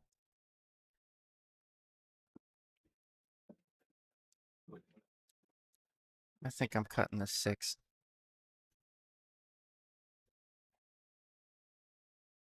Yeah, I tried to make them both. That's a good idea there. I like that a lot. It gives you 2 chances, and if the 6 drops, you definitely have a look on the 7.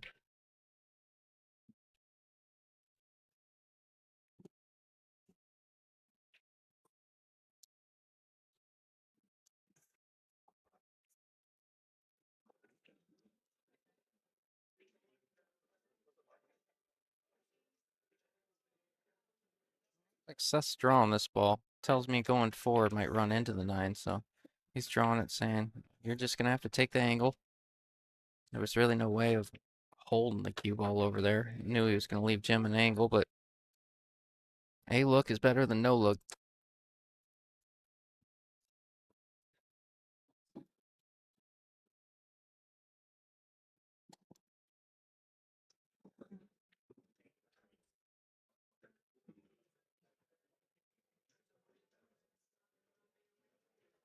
Good shot there from Jim. You can tell Jim was a little bit nervous on that one. Kind of steered it in with his body. Throw it in with the hip.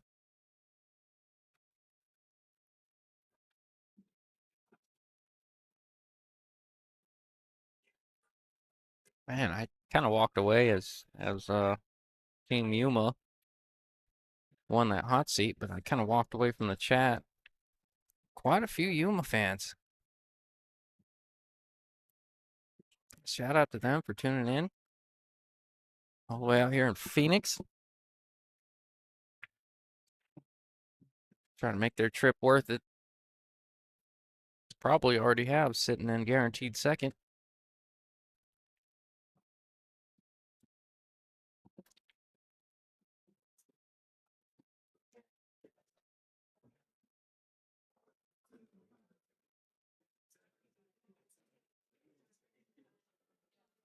Two ball down.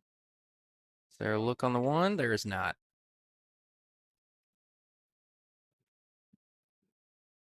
Let's see where Jim pushes out to, unless he tries to masse and hit this one. I don't know how much of a reward there is for doing that, but yeah, he's calling the push.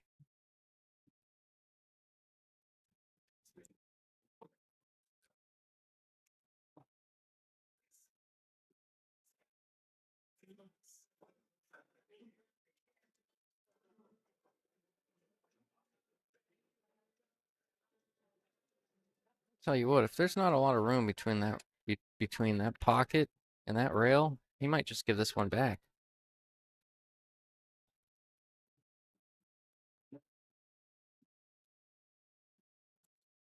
Unless he can see the left side of the one, then that makes the situation completely different. But not,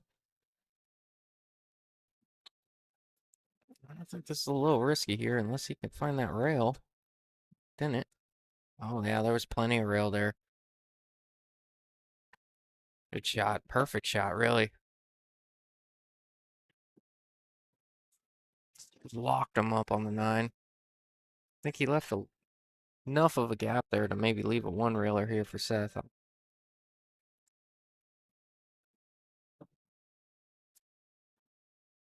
would say 2, but I don't know if that 5.8 get in the way over there of the 2 railers, or if the 9 allows him to get that far down the rail.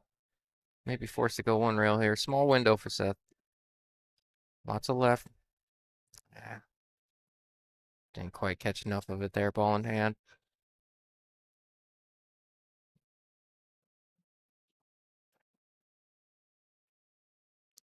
Need a little extra sauce on that ball.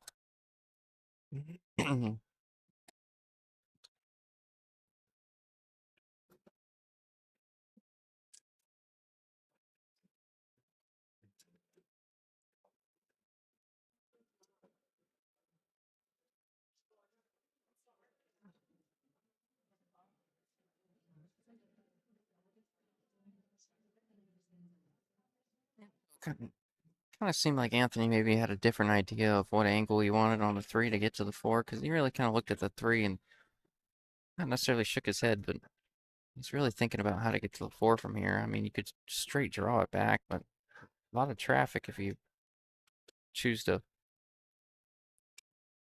weave weave between those balls on the right. Yeah, well, you got there.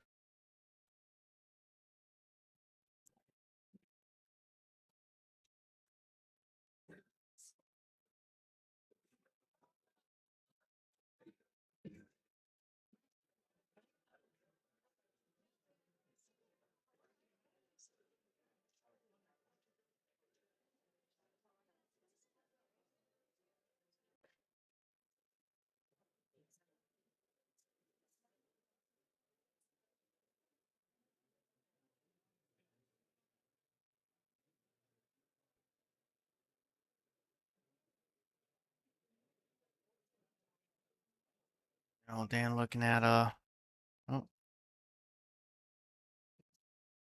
called the 9. And I think he was trying to draw the cue ball back, trying to hit the 4 off of the 9, make the 4. He called the 9 just in case and draw his cue ball back for the 5. A lot of elements that went in the shot, but he ended up getting away with it. Jim's got a 1. I guess you can use that second rail, 1 or 2 railer at this 4.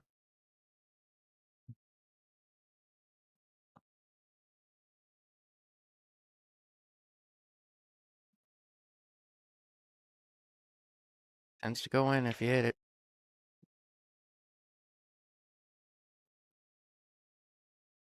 I asked old John Smith about this shot one time, and I said, "Do you choose to go one rail and come off one rail at this 4, or do you choose to go 2 rails?" And John was like, John told me, he's like, you always use two. Why is that? And he's like, it's a bigger ball. I'm like, all right, say less. So I've been using two ever since. I still never make it.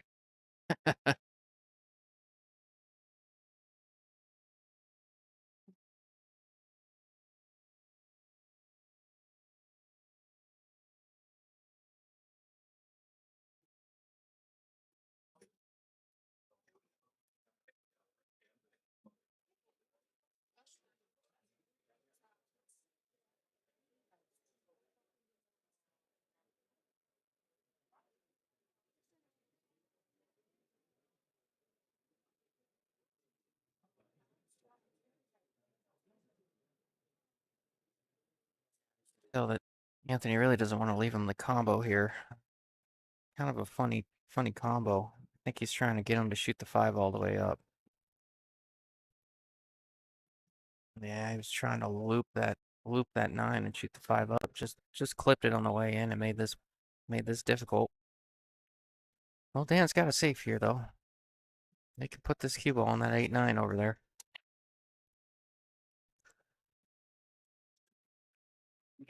Kind of coming on that road. I like using a little bit of left.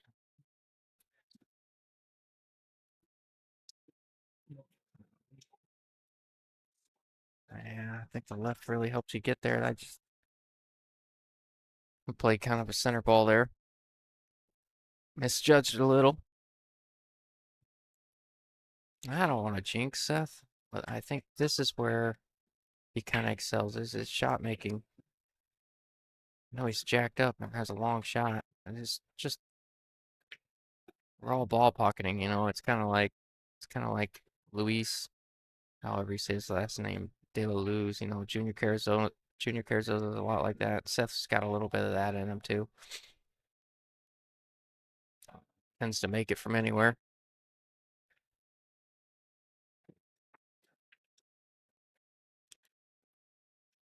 And a good shot there from Jim. Good full look on the seven. Seth can either stop it or roll it forward a little bit, whatever he feels comfortable with. And he's looking at rolling forward. That's fine. Combo's not tough.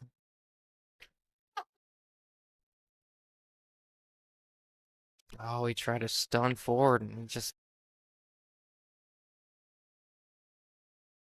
I mean, you could have done it two ways. You could try a stun follow, or you could just roll it. And he chose to stun follow. Really caught too high up on the cue ball there.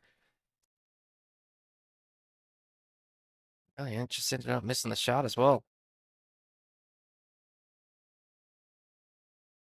Bit of a mistake.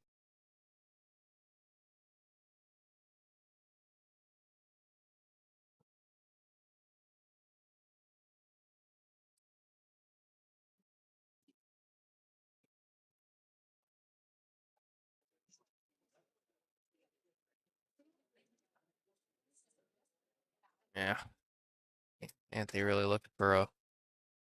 Seemed to touch frustrated about. Oh, he knows it's fine. He seemed to touch frustrated where that cue ball went. But this, I mean, if you hit these balls straight, the nine goes on the right side of the pocket. So you really just cut it a little, just like that. Good shot.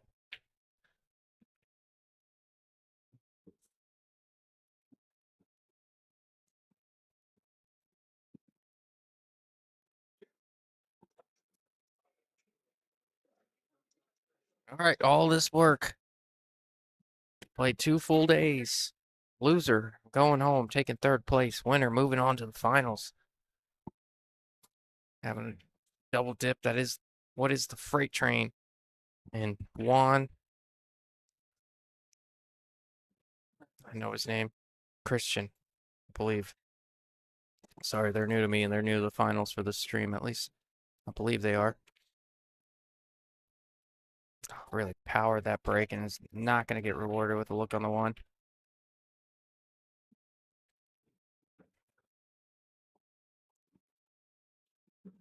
Seen a lot of breaks in this tournament, and I think Anthony probably has the most powerful one. Just with these template wrecks, you don't always see it a lot. You know, people got some giddy up in their back pocket, but they tend to try, I don't want to say a finesse break, but they tend to take a little bit more off of it. Make their wing ball, maybe control the one. He's really trying to power it, maybe try to make as many balls as he can off the break. Different strategy. Clearly, it's worked out for him getting this far in the tournament, so.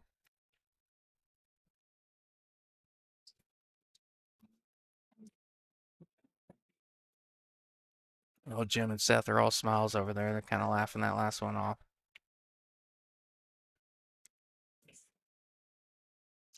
Yeah, looks like he called a push. They gave it back to him. He said, I can't do anything with this. I'm just going to tie this ball up. Yep, ball in hand.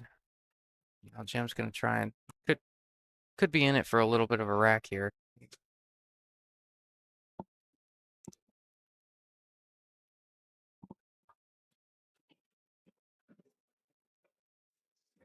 You got 4 balls on that side rail over there. I don't know that. We'll see how patient they are. Could try to move a couple of them and get safe.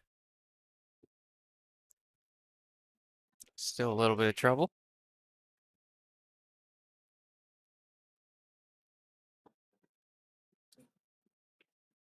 I think that one ball's too close to froze to even really try to bank this one. You gotta go safe. He's gonna try and use the 4-5 somehow. Yeah, put that cue ball. I mean, put that one ball over on that 4-5. Good shot. Good thinking there, Dan.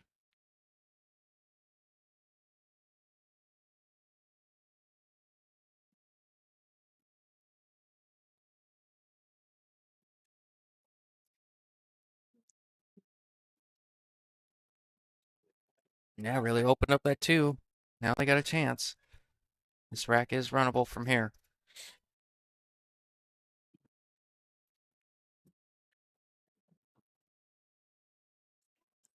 Yeah, good stroke. Tell Anthony wanted that little bump off that rail. That way getting to the 3 in the side is easy.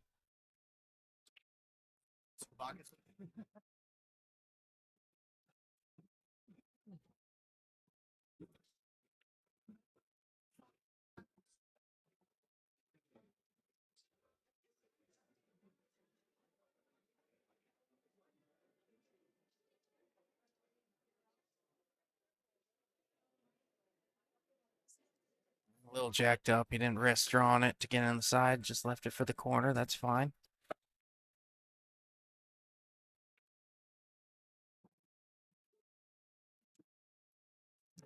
Well, Anthony looking at where can I leave him on the 4 to allow him to draw back for the 5.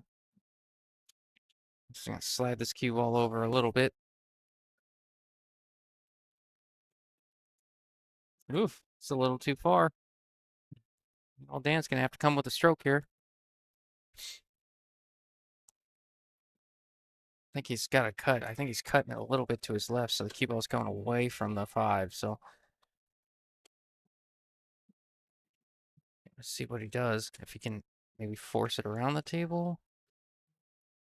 That's what he's trying. Oh, that little extra English cost him there. Really trying to spin it. I don't want to say cheat it, but really trying to spin it in.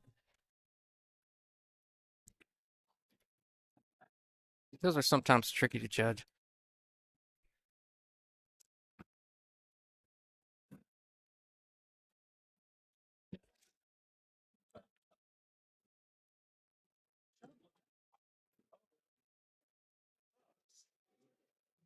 No, Jim trying the same thing, but he's going to clip that 6. I think without that clip on the 6, it gives Seth a better chance. Seth's a big banker. He doesn't mind banking these balls. I know he plays in a lot of the bank, the bank matches on the pit tables and what?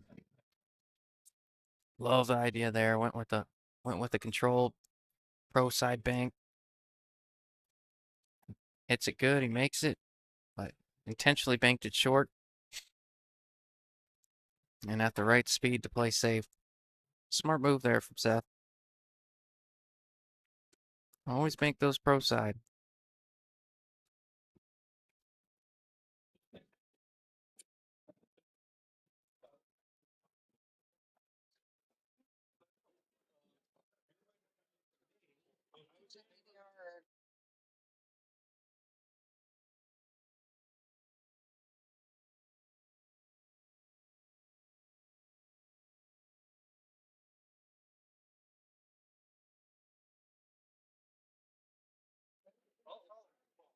Nice. Sounds like someone's buying me a beer. It's awfully nice of them.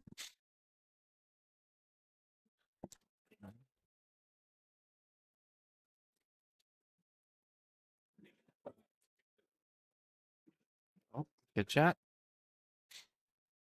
Yep, just clean up from here. Stay the whole time. You can only beat yourselves from here. And Anthony and Dan can do nothing from their seat.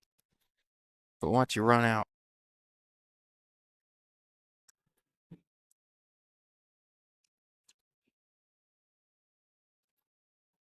digging the shirt there from Jim.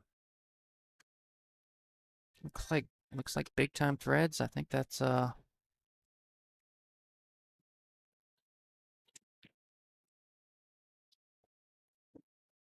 it's Adam, right? Adam.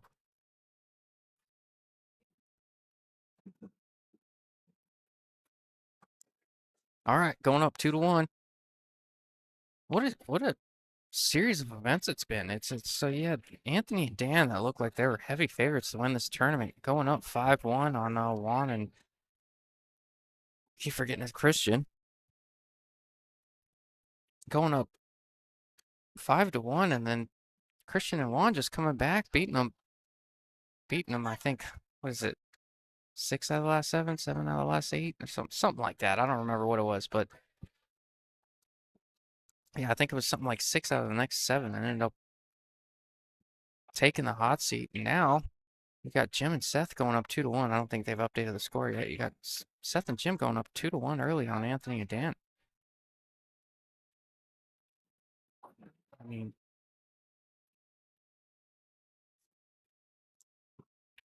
I wish there was like live betting odds. You know how there's score changes in baseball, basketball, and football. I'd be curious. This is the gambler in me. It's horrible to see what the odds were for Dan and Anthony when they're up 5-1, and then now what they are now that they're down 2-1. I believe it's 2-1. I don't think they've adjusted the score because Seth and Jim took that first game. So but it would be interesting to know how much that shifted.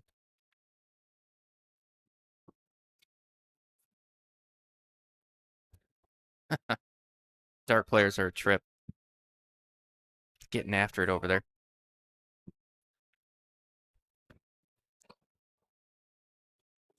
Nope.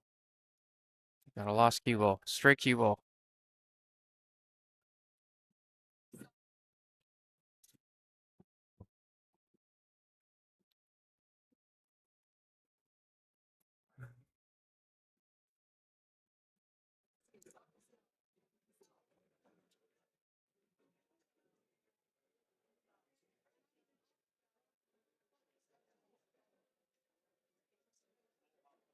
Oh no, don't do it to him.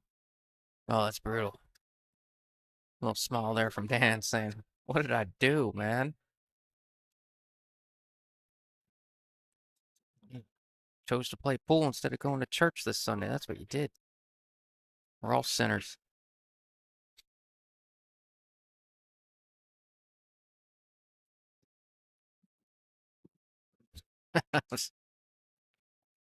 Sorry, it's awfully lonely back here.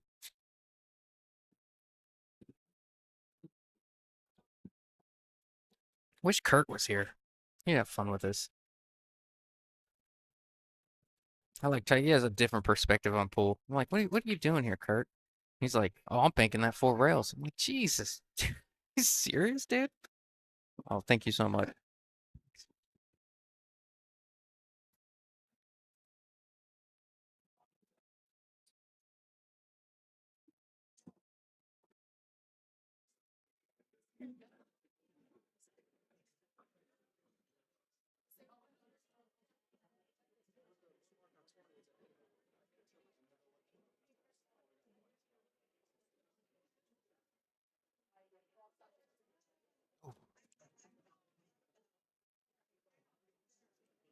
Tell you what, it was strange. I don't know if I'm just, you know, hypersensitive to it because I'm just watching the stream all day and watching every shot pool. But I mean, I seems like there's been unchar, unca- gosh, it's hard to say, an uncharacteristic amount of misses and hooks It seems like, and I don't think it's been going one way or both. Like I think it's been going for every team. It seems like almost every miss, it seems like they're hooking their opponent.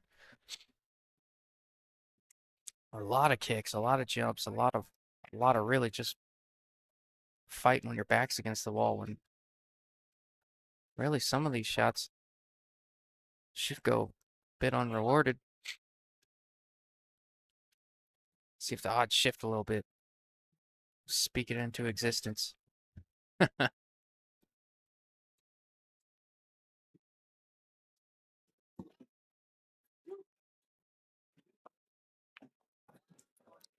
Jim gonna go forward with it? Oh, he can. I thought he was gonna draw to the side rail and out, so the nine didn't get in the way. But the nine got in the way. Man.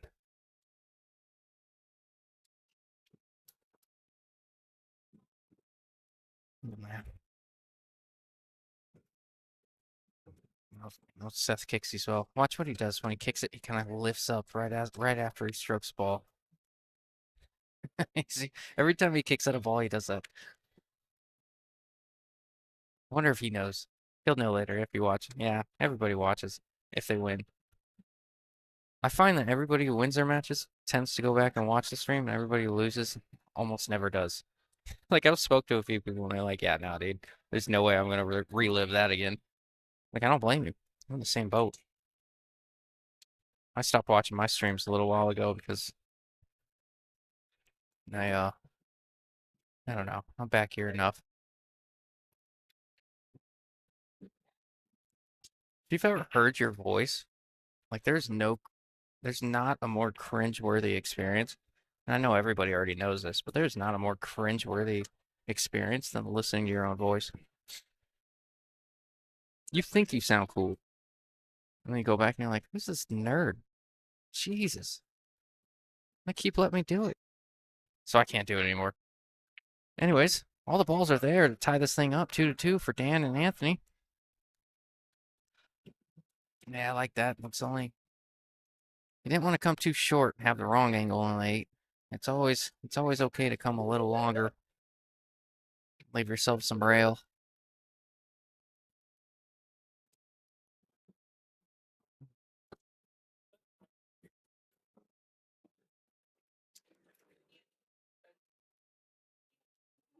There's that patented, real smooth Dan stroke that we've seen all weekend long.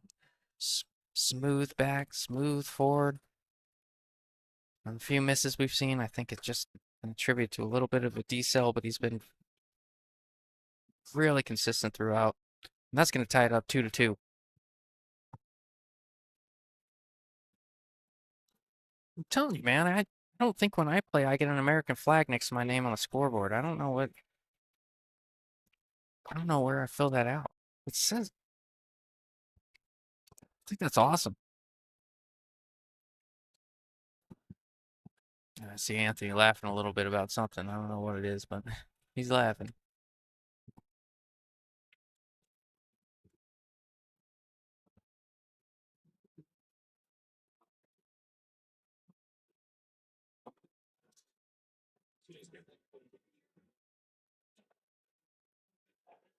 Watch the two ball. Two ball straight down. Squatted the cue ball. I almost got kicked in the inside. That was almost a brutal roll. Hey, he's a bit rewarded with a look on the one. It's not super easy being queuing so close to the pocket, but you got a chance. That's all you can ask for.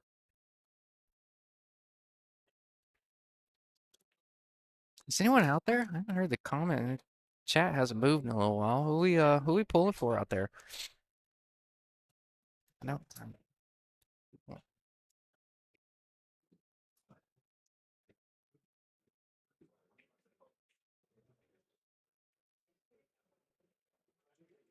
Oh, never mind. I didn't refresh the chat. Every once in a while it freezes on me. I'll go back. Let's go through this. Oh my gosh. Watch all the Lions fans come out. Oh, what up, Justin? Shermanator just tuning in. Keep up the broadcast. Team No Mercy. Yes, sir, baby. How you doing, Sherm? John Sanchez tried to do too much with the cue ball. It'll punish you. Yep.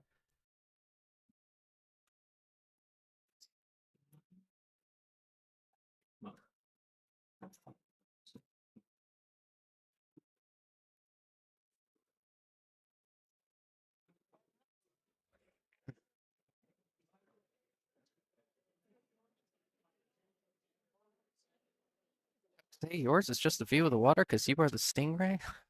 What? I don't remember. I don't know when these comments were made because I've been back. Oh my gosh, what happened? Is that ball in hand with 3 balls left for Jim and Seth? That's huge. Huge. No, look for the cue ball. Didn't come down. Oh, it was for the flag comment.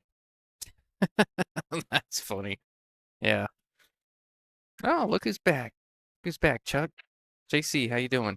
Says, let's go, Jim. Don't you guys play on a team together? Or am I wrong? Or I think I've seen you guys play together.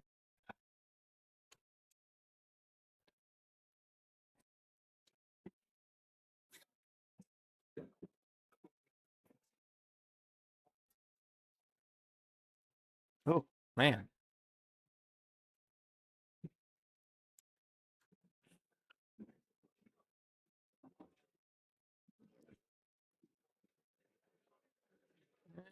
A little steep. No problem for Seth though. I've seen him shoot this shot. Well, I do not want to jinx him, but I've seen him shoot this shot a million times in my life. No problem for Seth. He's got ice in his veins. He doesn't even think about those. I'm starting to wonder if Seth ever feels pressure. He really kind of, this is the wrong word, but it comes to my, it kind of fits the narrative. Not carelessly, but it doesn't seem like really anything bothers him when he's playing. He's all kind of walking around the table. He's just playing pool, it seems like, so you never really worry about him missing a high pressure shot. Oh, Tony Flores says Team Yuma in the house. Oh, you're sitting around for the finals, huh? Scoping out the competition to see who's gonna play your boys.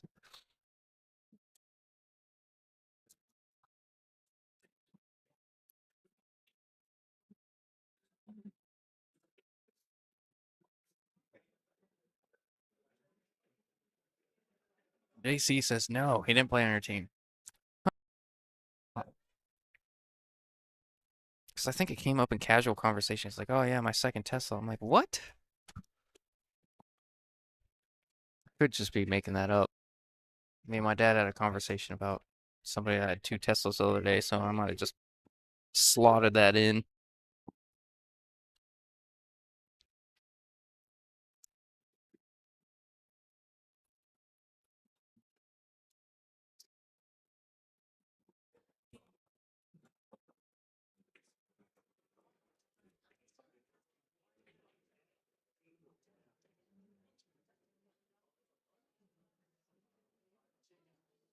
Looks like Seth is taking a quick, well, yeah, it looks like Seth's taking a quick break real quick. Just quick restroom break.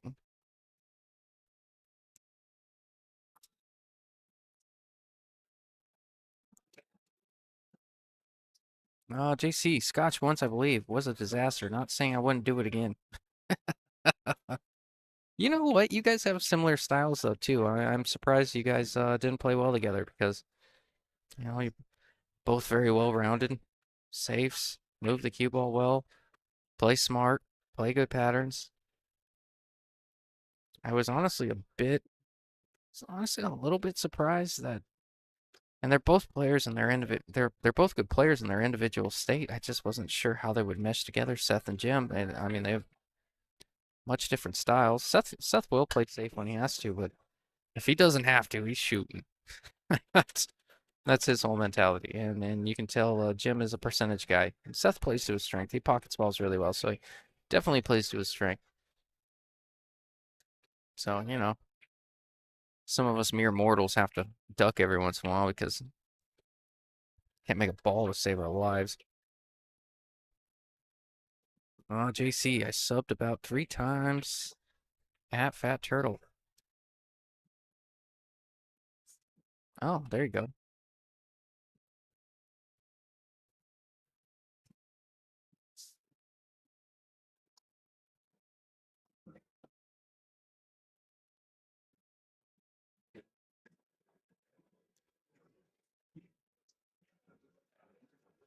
You guys are watching on YouTube. Don't forget to subscribe to Donkey Pool Productions. We're trying to grow the platform over there. I know Tim took over AZ Pool 15, but we're trying to grow the platform over on YouTube on Donkey Pool Productions. So if you're watching over there, go ahead and if you want to see the tournaments or matchups or get notifications and whatnot, it would do us a huge favor if you did. I know I'd appreciate it. I would like to see that become as big as the Facebook side of things, but I know a lot of people like to watch the YouTube on their TVs. A lot of TVs now have apps for that, I guess. Easiest way to watch on the big screen, especially when your friends or family are playing. I know myself before I started commentating, when I was watching streams, I'd throw it up on the big screen, ice down the cooler, and have a little fun with it. But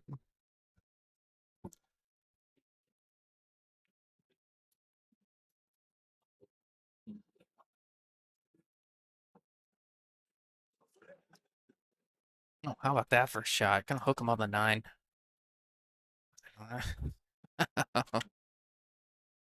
Oh, another patented Anthony safe. If that was part of the plan, that was an incredible shot from him.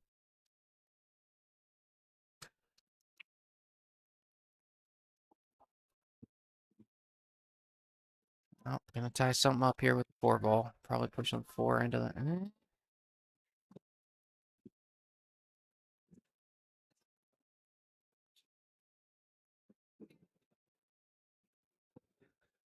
JC, don't be so modest, mere mortal. I see you make everything like a pool god.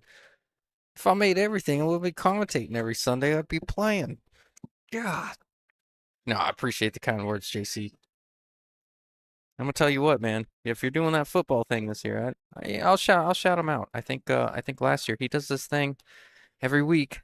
You get you make your picks. I think it's $15 a week. You make your picks, and whoever picks the most winners of that week in the NFL gets the pot. Of course, if you win, he does all the work. Throw him a little cheddar, man. He does a lot of work. He starts group chats. He keeps everyone involved. I know there's more work behind the scenes, but if you're a football guy, hit up JC. I want to see those pots get pretty big this year.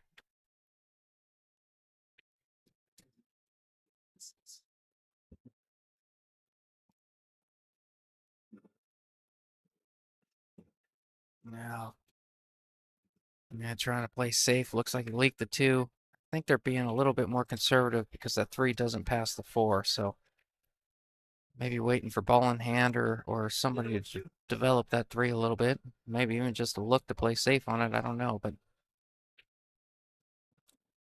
see what happens.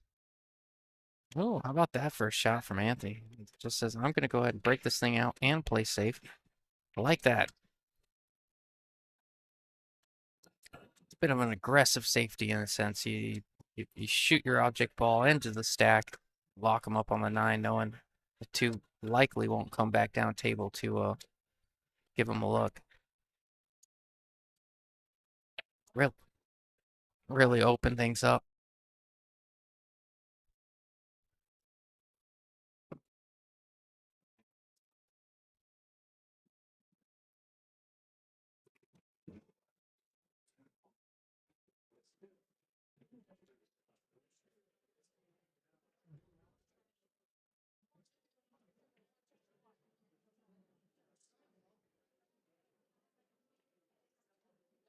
He's trying to get up early.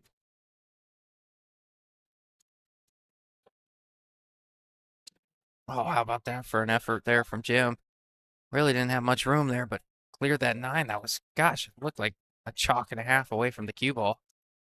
Really good effort. Technology in these jump cues, too. I mean, it's unbelievable. Yep, JC, woohoo. Woo woo, pick 'em. Yeah. Don't get me wrong, I'm excited. And you know what? I know nothing about football. Like well, I don't want to say that. I probably know an average amount. I know so much about baseball that I think anything less is like unsatisfactory to know about a sport. So,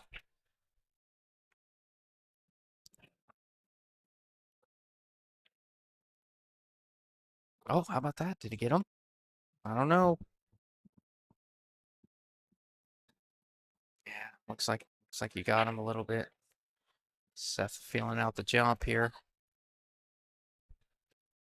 Really doesn't have to jack up the back end of his cue as much as he was doing there for the jump shot.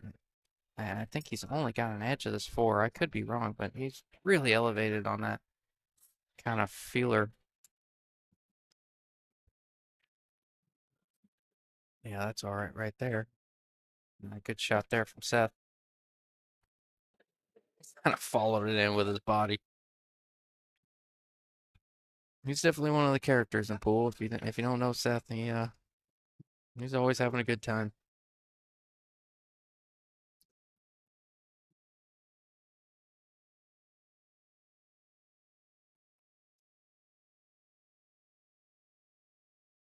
Like that. Just roll it in. Don't let that three get away from you.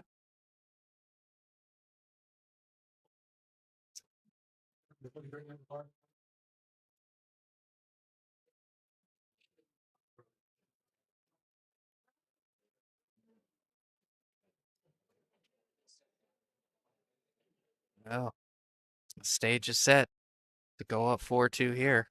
Everything out in the open. Three balls, hanging seven. Middle of the table for the eight. Nine ball.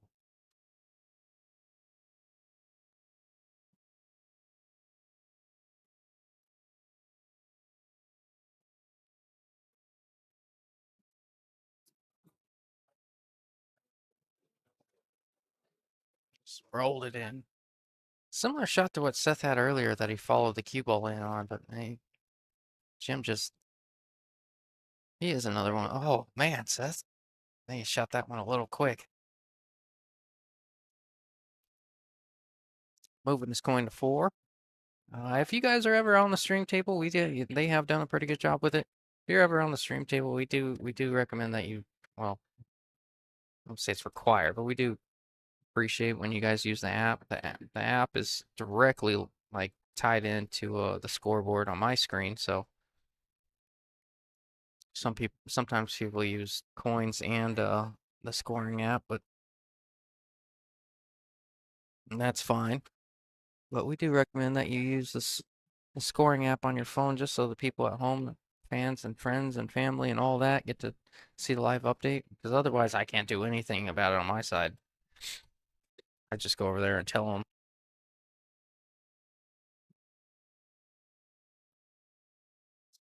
There was one time. There was one time. Oh gosh, it was a little bit ago, but it was these two older gentlemen playing each other, like older, and they both still had flip phones. Uh-oh, people. They both still had flip phones, and I went over, and it was like the second game. I figured they would update it after the first one, and that was the second game. And I was like, "Hey, do you guys mind using the app, like on or the link on your phone?" And they're like, "Oh no, we don't have that. We still have smartphones. I mean, not smartphones, flip phones." And I'm like, "You guys still have flip phones?" I didn't even know it was a thing. And we ran into like a glitch in the matrix where we found two of them that had flip phones playing each other, and I'm like, "We're gonna have to do this manually? Are you serious right now?" Like, do you have internet? And they're like, no. All right, let's roll.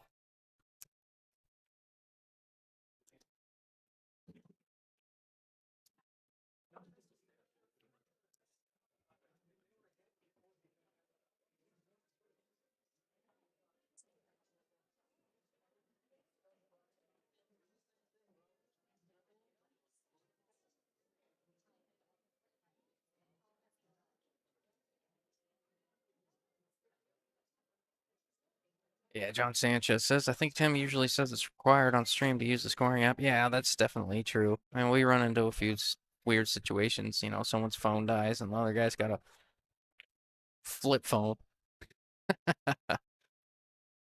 I don't know how to use that thing. Figure it out, man. Come on. It's 2024, bro. My 3-year-old knows how to use my smartphone better than I do. I mean, my smartphone. Crazy these kids pick up on it because that's all they know, they learn these smartphones and they navigate.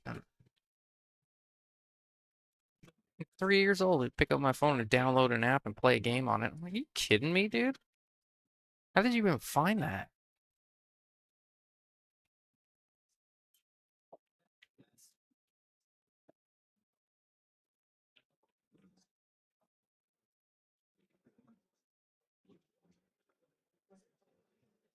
How about that? It's like he's playing Scotch with me. Yeah, this will be a pretty good hit. I think he may be forced to go 2 rails at this 4. I don't think he can go 1 rail. And that 7 plays a big ball trying to get into the 4. He may even have to manipulate it a little bit. Go 2 rails and play a touch of left to hold the angle off that second rail. This is going to be it's going to be a good hit here for Seth if he can get there. Jim's over there kicking himself a little bit. I don't blame him. Yeah, he's looking at all his options. I don't seeing if he can jump over the edge of that 6 to hit the 4. It'd be good, but he's got to get up quick. A lot of times you see guys go with the old dart method to get up that quick, but I haven't really seen Seth ever use that. He tries more of the overhand deal and gets really elevated.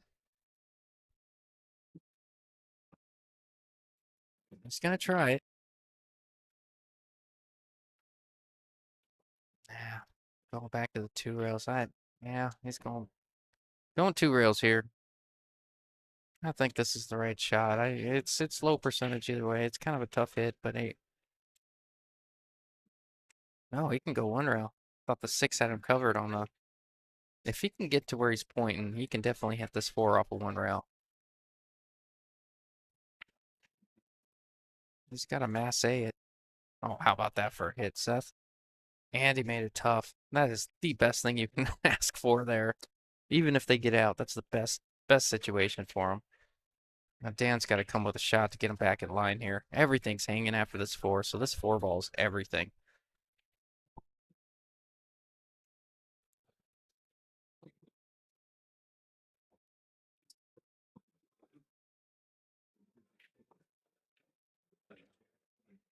Oh, really put a good stroke on it. I thought I was down. I think that stroke deserved better there for Dan, but I don't think it's going to get it done this rack. Jim gets on this 5, he might as well sweep the rack.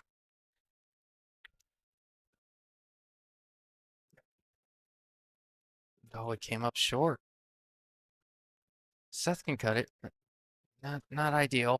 Curious if the point got him there or he just decelerated a bit on that stroke. The pockets that are hanging in the pocket. I mean, those balls hanging in pockets are a little tough to judge sometimes. Too thick. Yeah. Kind of was a race to that 5 ball from where the balls lay. Jim came up a little short. And Seth knows he was supposed to make that one, but you can put a little bit of the weight on Jim there, saying could have got me a little better on that ball. He'll tell you that. I like this angle to get on the 9. You can either draw up the rail or place them right and cross it across the middle of the table and shoot in another corner. I like that even better. It's always in line with the 9. Just draw it up the rail.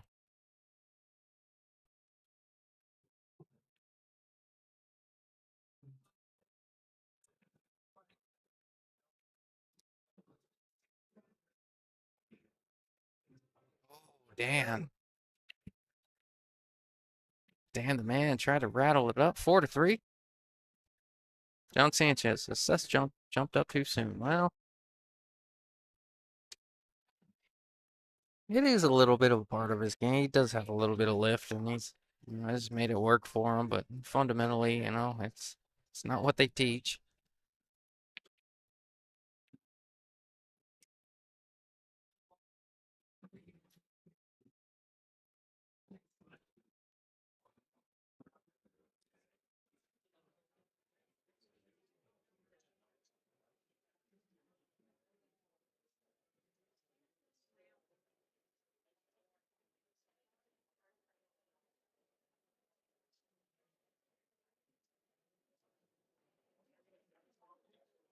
my goodness.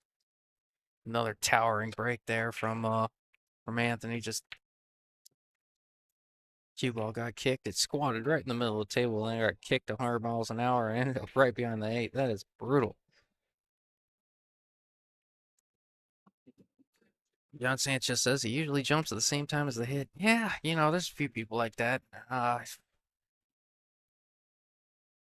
You can catch yourself slipping when you jump a little earlier.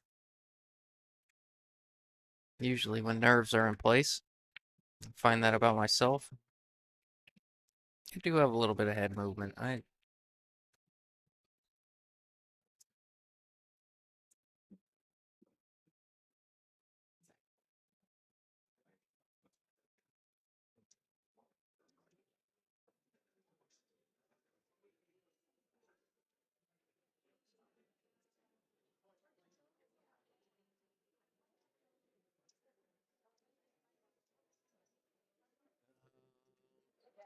don't think there's any way this isn't coming right back to them. I don't know that they can see an edge of this one. I mean, if he can see an edge, he might shoot it, but I don't know that he can see it. No, clearly he can. Yeah, Jim getting down. He can see an edge of this one. I don't know enough to make it, but he'll cross it and bring his cue ball up. Oh, he had enough to make it. Bit of a Yeah, Dan just said, I'm gonna leave you a little bit of a tester, see, force you to shoot a tough shot across this table.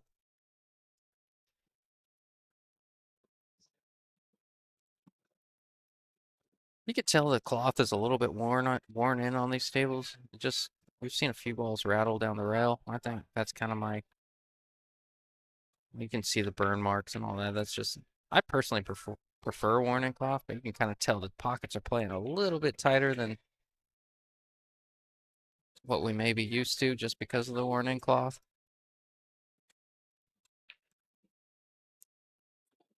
Not that that had anything to do with cloth. Tony Circa just tuned in. Thanks for the free stream, Justin, and fave commentary out there. Oh, stop it, man. You're way too nice. But thank you, dude.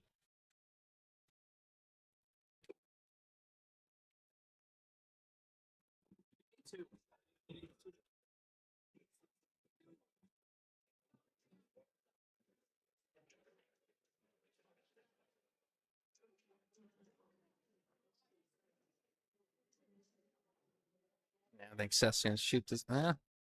Shoot it on the side, follow it a little bit, leave the angle for the 3. That'll work. Uh-oh. Did you get enough? Yeah, I did. I think he did.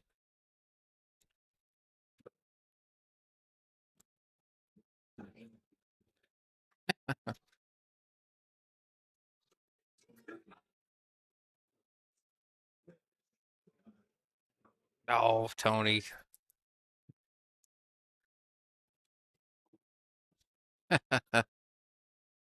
Uh, you're very nice. I wish I was half as knowledgeable, but that it means a lot. Yeah, that's a good shot there from Jim. Caught it a little on the full side, which probably wasn't a bad thing because it kind of slowed up the cue ball for a nice full look on this Florida.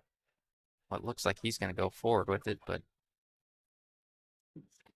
Seth, we've seen a couple of those from Seth. Some shots that he really doesn't miss much. I don't know if he's a little rushed or could be pressure. It's just hard to believe Seth feels any kind of pressure from time to time because he is so, like I said, if you know him, he's a bit of a free spirit, I guess you could say. I don't know how else to put it.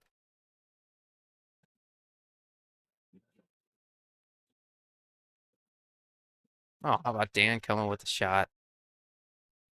I think Anthony can cue around this 9, so he should be just fine. Doesn't want to be elevated, but no, he's elevated. That makes this 5 missable.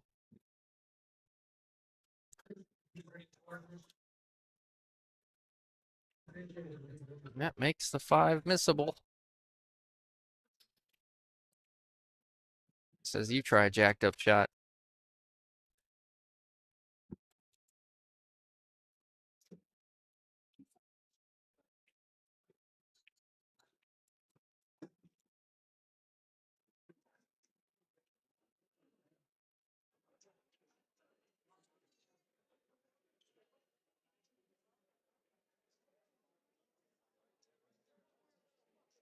Oh, great shot there from Jim.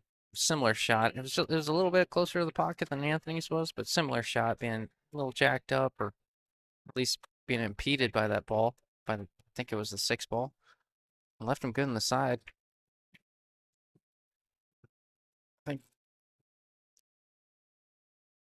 I think Seth's got the chance to go to the top rail and back out with the high ball here, unless it's got too much angle. I'm not sure.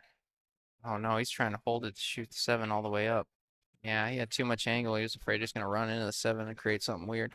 Like that a lot, and he hit it well.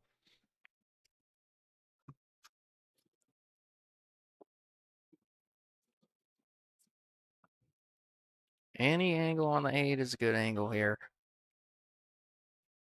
Yeah, that'll work. Well, a little funny, but it'll work. No high left here, 2 rails out. Nah, good speed there from Seth. Perfect shot.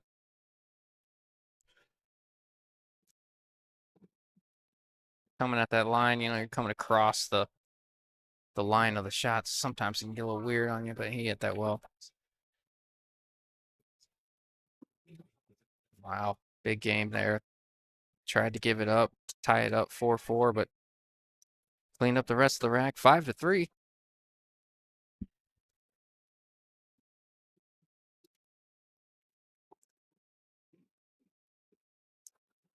Got any Team Dozer fans out there? We got any Dan and what do you call it?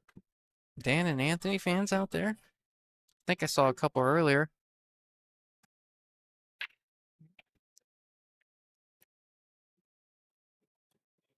I might be afraid to say something on my stream being Eastsiders, but I will tear you up. I'll let you get it in. Unless you're Law. A Law can, yeah, it can do a lot of things.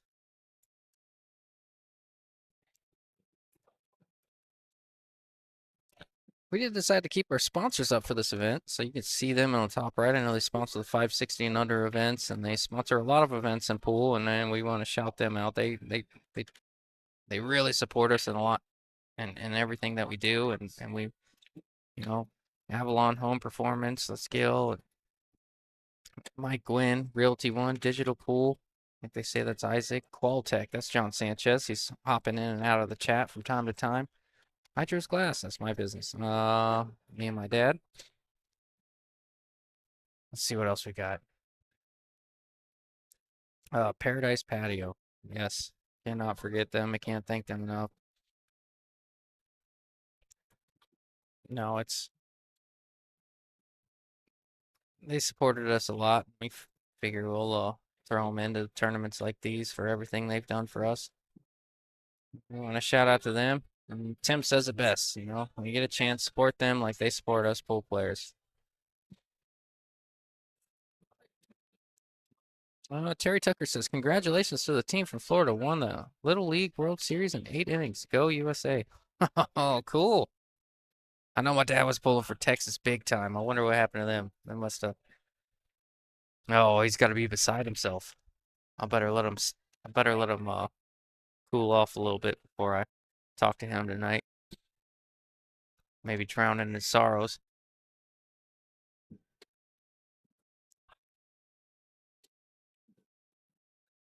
Let's watch those little leaguers. They get bombs, dude. 4th place, Texas.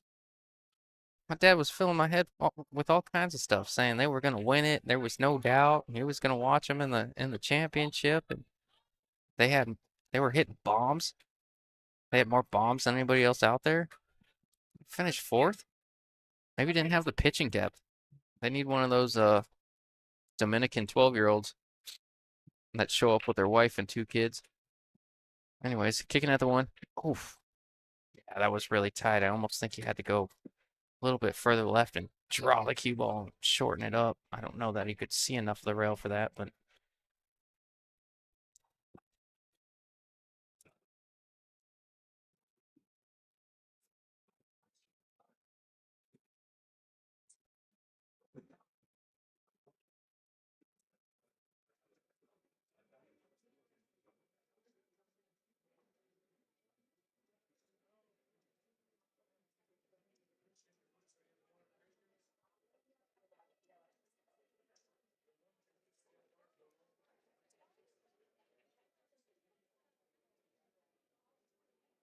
wonder what Anthony has in mind. He might just try to break out this two or leave him.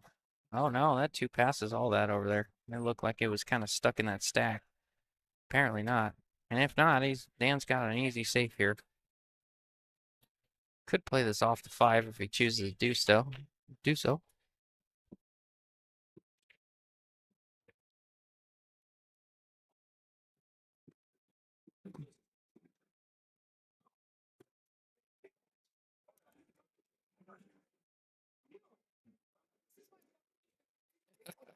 Oh, we got a quick update on the Texas. My dad's a little torn up about it. We got a quick update. The starting pitcher and the relief pitcher were both hurt, and then the starting catcher got hurt against Florida, up two at the time. Quick update for you guys. How do you get hurt at 12? What are you doing? They're not throwing 90 miles an hour. You're not blowing elbows out. What are you doing?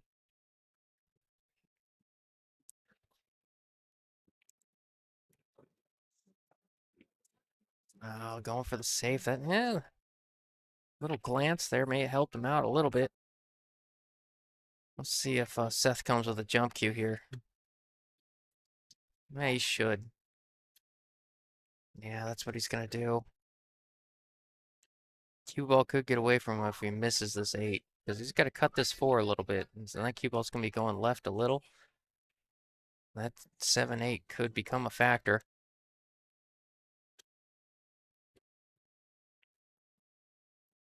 All assuming he makes it and keeps everything on the table. Seth and Jim have been one of the better jumpers of this tournament so far.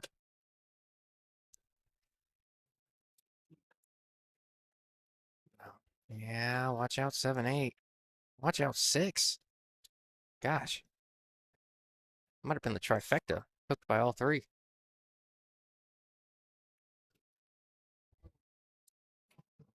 Well, Jim may be forced to jump kick at this 5. Maybe forced to jump into the side rail and run into the 5 that way and take a little bit of a risk.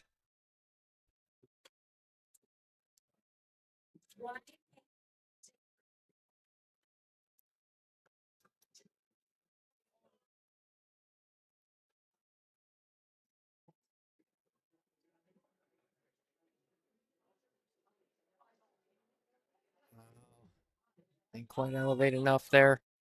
Ball in hand with the 1, 2, 3, 4, 5 ball out for Anthony and Dan.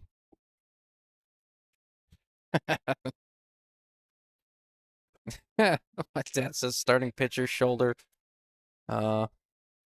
Relief pitcher, which was the catcher, took a liner up the middle off of his thigh. Man, he would have never let me come out of the game.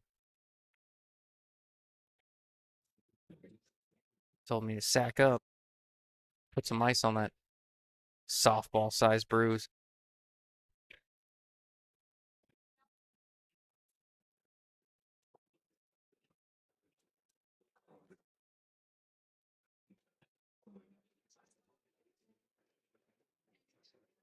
Oh, good stroke there from Anthony.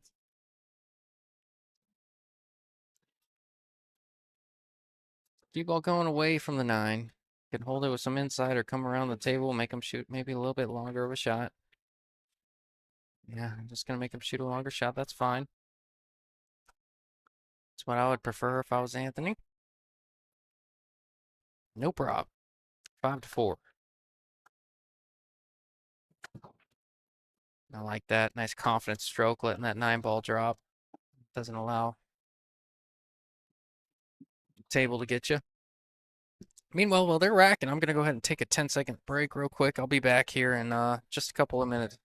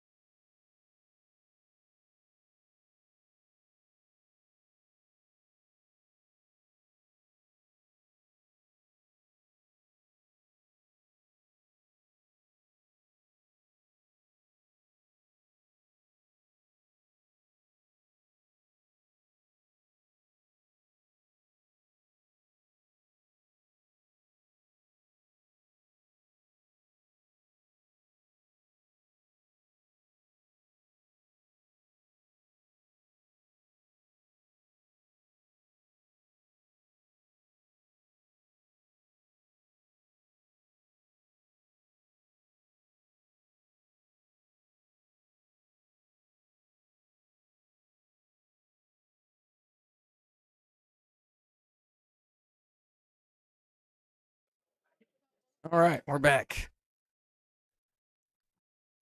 All right, what did I miss? Looks like hooked on the 2. He's got a. Oh no, he's got his playing cue. Yeah, he's just making the 9, saying, "Guys, got to earn." Or was that the break? Was that a push? Must be. Yep, that was a push. 9 ball out of the pocket, leaving the 2 tough.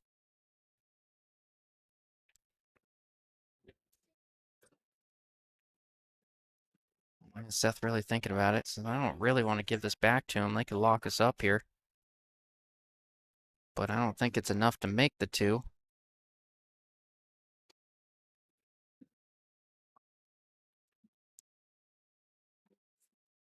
Oh, really good effort there from Seth. Something he does well. He's a great banker. I was about to say before he shot it, I'm like, if he was playing by himself, I think he banks this ball. But playing with Jim, he might be a little bit more conservative and taking the percentage play on this one. But he went with the bank and he almost drilled it. Man, just rolling it in. So, oof.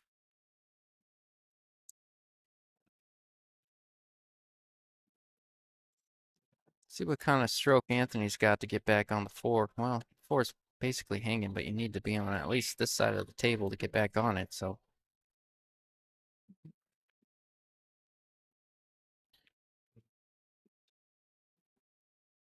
oh, how about that? Cue ball travels 20 feet and you just leave him straight in on the 3.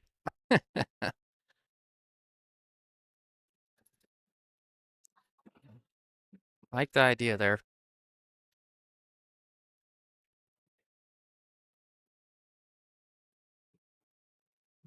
Big game for gosh, the right. Never mind.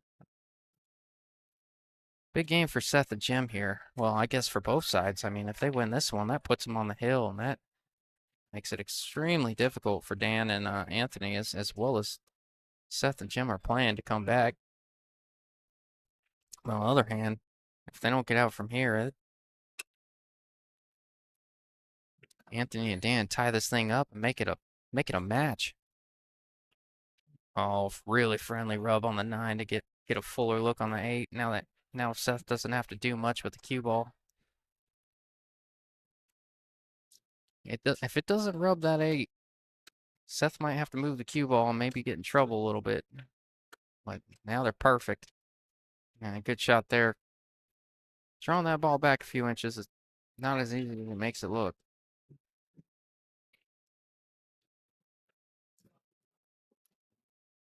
Obviously had plenty of room, but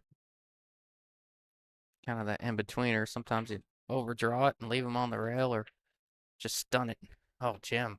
My goodness, what kind of stroke was that, dude? Does anyone see that?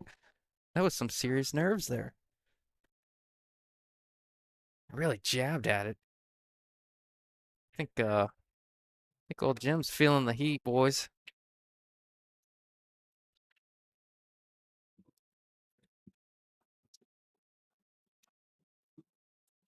A little different from what we're used to seeing from Jim. Usually cool as a cucumber, but a little jabby there.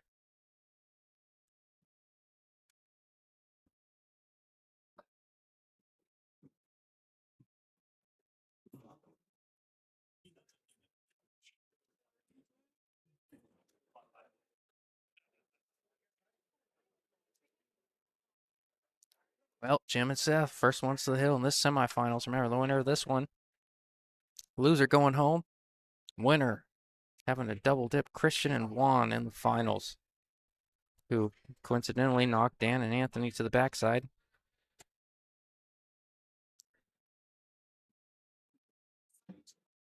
It kind of makes you wonder if it took the wind out of their sails a little bit, being so far up, getting getting beat, and then coming in this set with a little bit of a bad taste in their mouth.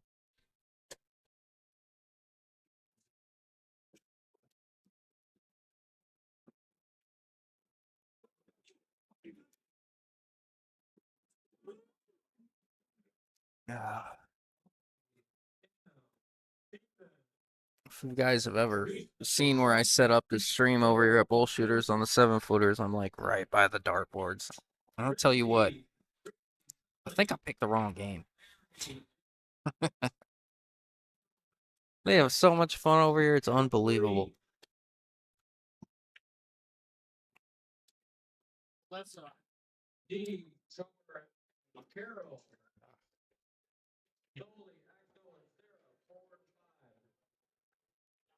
Got the mic turned up pretty loud around here. I'm sure you guys probably hear it in the background. We have a kind of a noise canceling thing around me, but it looks like it's still getting picked up. That's how loud it is. I can.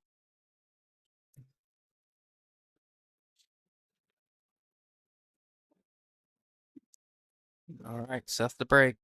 I'm breaking from the right side. Let's watch that two ball. He's a little center, but watch that two ball. See if that two ball tracks. Well, I find when you kind of break more center table, that wing ball doesn't always go. I mean, it's a pace thing too, but it doesn't always go. I like breaking a little bit closer to the side rail there. It's almost it's a lock.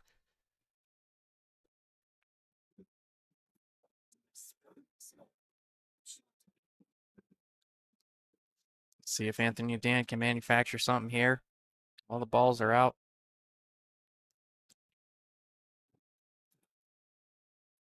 Out in the open, at least for the most part. A little bit clustered in the middle of the table there. And that to me just says you just gotta have a good cue ball when you get down to that 3, 4, 5, 6. That's all.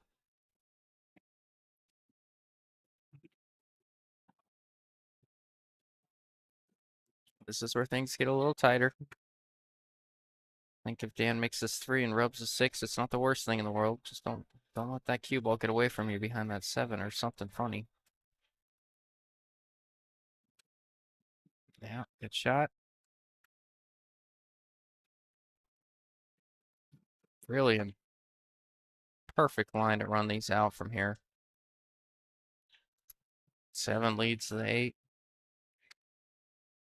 I guess the only part that can get a little squirrely on you is 6 of the 7, and it shouldn't. I just don't know how much rail he has to work with. He doesn't need any rail. If he leaves the cue ball on the rail, that's perfect. Good thinking, Dan.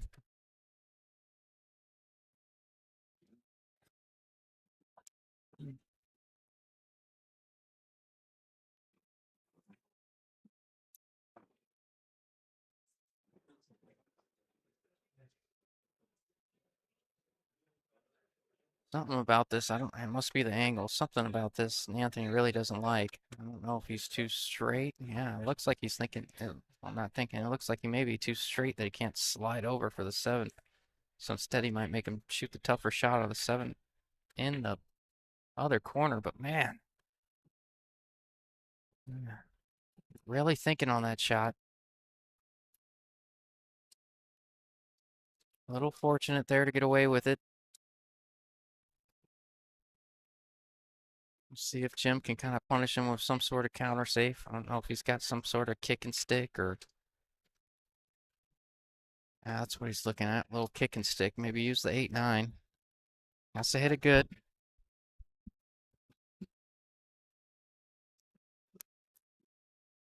Yeah, I'd like to kick this a little beyond the 8-9. Use them as a little bit of coverage, I would think. Don't think he put a ton of pace on this one.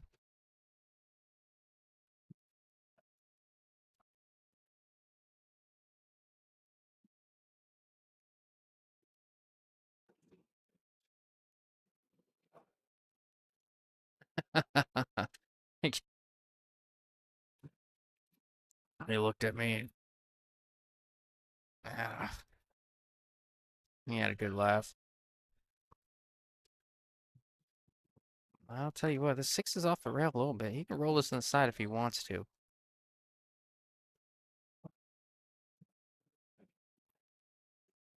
Yeah. Doesn't always look like it on camera, but these side pockets play so much bigger from the side view. Well, yeah, good shot there. A little bit on the wrong side of things here. And it's a little awkward because coming off of 1, 2, 3. rails is kind of tracking towards the 9. So I think get a little funny here if he hits it hard. He can get a little funny here if he hits it hard. Oh, I like the idea there. I think he was jacked up there, and the cue ball was bouncing a little bit as it was coming into the, as it came off the rail. It took off a little bit of that momentum of the cue ball.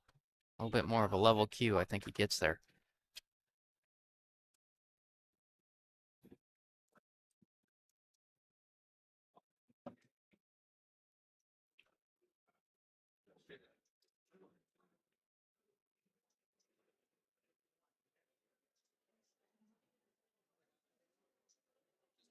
Really tough spot here.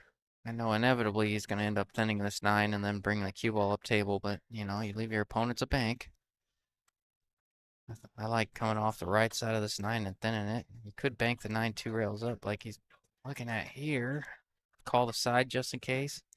I don't like rolling into it because you can come off, you can thin it, just like I said. You roll into it like that and create any separation. This is an easy safe here for Seth. Seth's just going to rub this, bring the cue ball up 2 rails. Wow, I like a lot more distance there.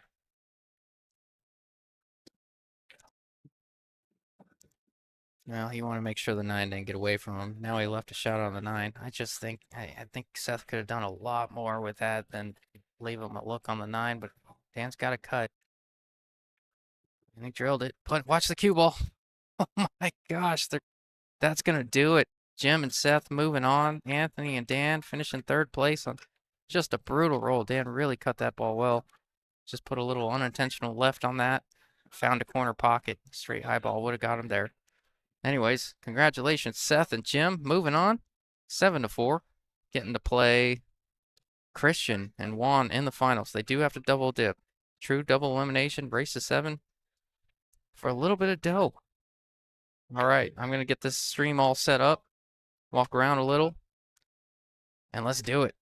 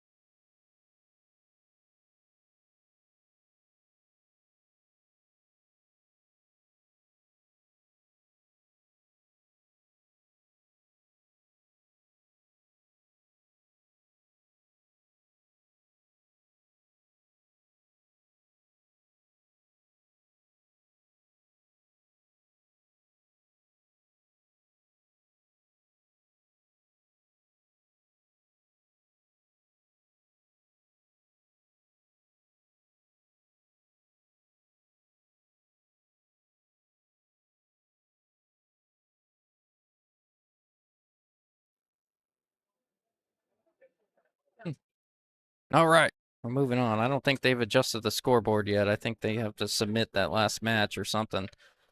But it was 7-4. I apologize.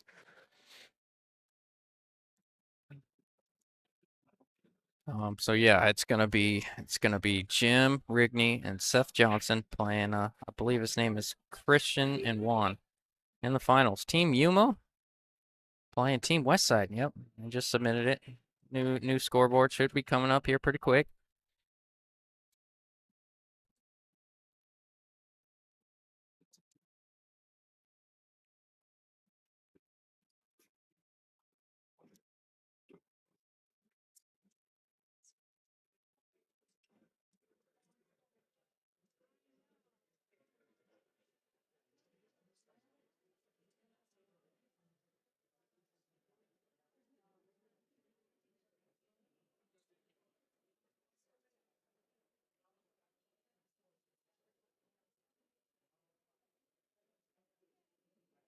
Uh, I think. I think they may be practicing for a minute. Yeah, they're definitely practicing. Sorry, I'm gonna go ahead and let them practice for a minute until they flip the coin or lag or whatever. Just while I have a minute. Um, yeah. Stay tuned. We'll be back here shortly. I think they're giving Jim and Seth a little bit of a break here. So, anyways, see you soon for the finals.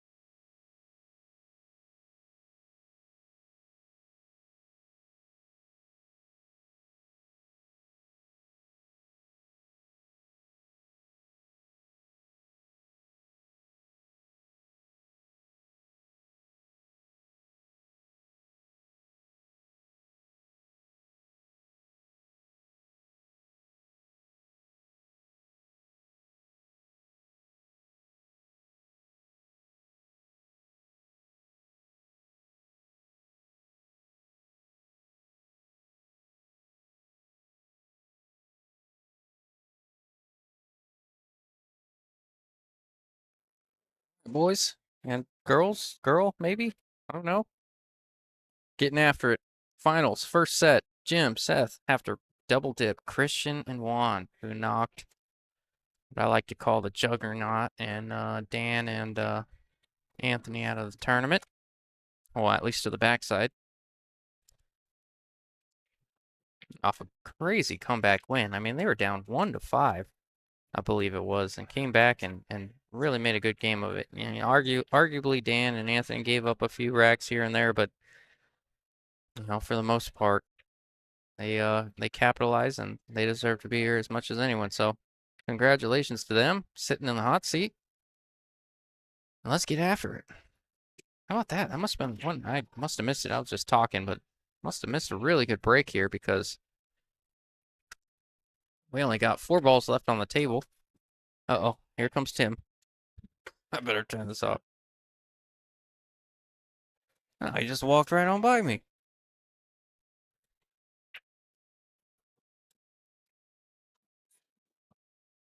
All right, gotta get above the 7. Don't want the 8 in your life. You also don't want to be queuing on the rail.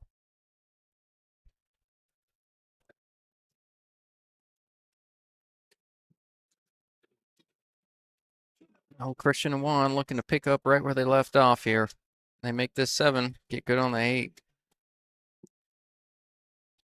They're in a great spot to start this off. A lot of times in these finals, I don't like to forecast anything. A lot of times in these finals, you have a team that sits, has to wait for the backside to come and catch up to them while they sit in the hot seat. So a lot of times we see a second set because you got a team that wins, while the other team is kind of sitting there waiting for the backside to catch up. Well, it looks like these guys are still warm.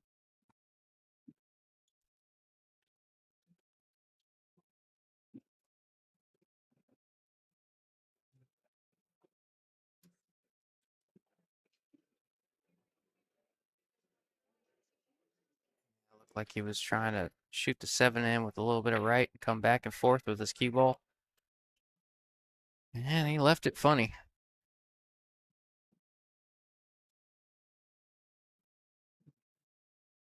It is cuttable on the side, but but as thin as it is, that scratch really comes into play. That's what Seth's looking at here. Try to avoid the scratch. A lot of times you get the 7 too full.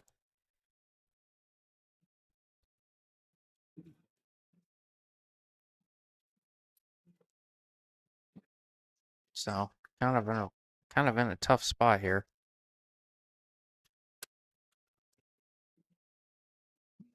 Oh, he was able to avoid it altogether.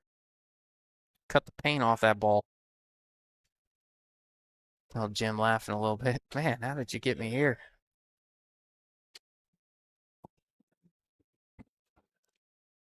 Good shot.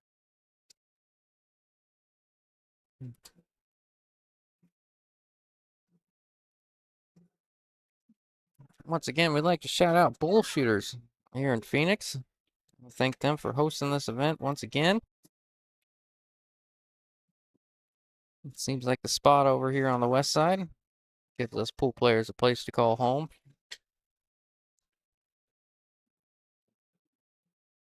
Now, good shot there. Where's the cue ball going? Yeah. Hate to jinx him, but man, this is like what I said. These are what Seth does really well. He really, these longer testers, he seems to really thrive in.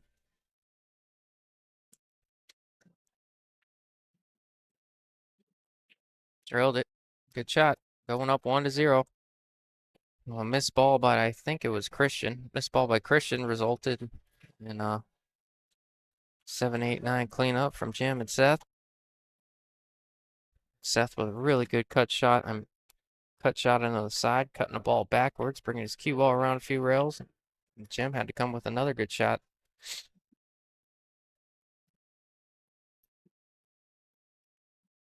Sounds like they want to see this thing go to a second set or something.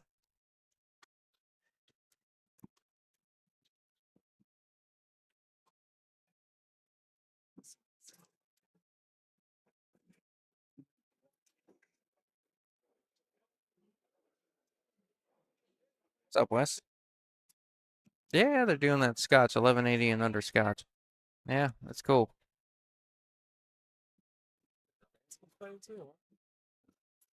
Oh no, he's just watching.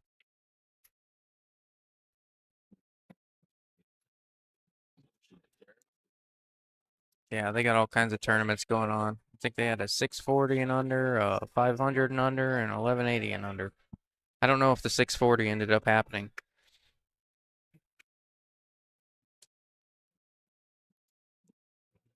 All right. I'm trying to play safe with that 6 and 9.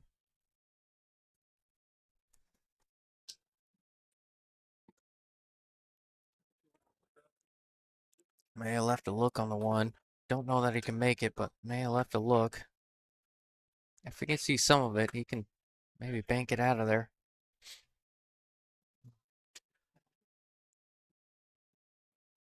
Bank it out of there and play safe on the 6, maybe? Problem is, I don't know how much of that 1 you can get if you can see it. I mean, you'd like to tuck that 6 on the cue ball on the 6, but the 1 might run into the 9 and get a little weird on you. Don't think he's got enough to make it, though.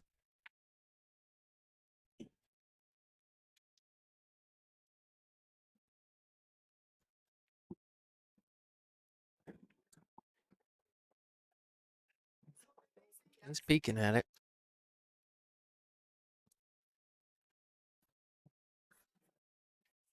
Tells me it's close. Watch the 6. Yeah, really good idea there. Shot the gap. Field goal is good. Really well executed there from Juan. Good idea, good execution.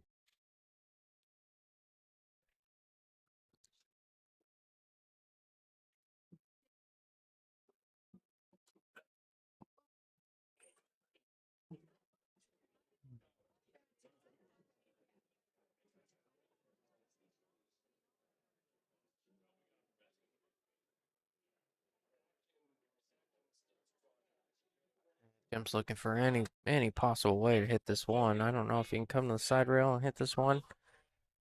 If that shot's there or not.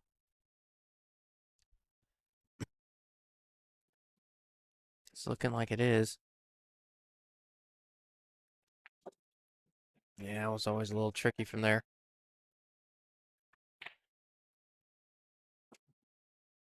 This rack looks like a little bit of a drill. It's tricky all the way around.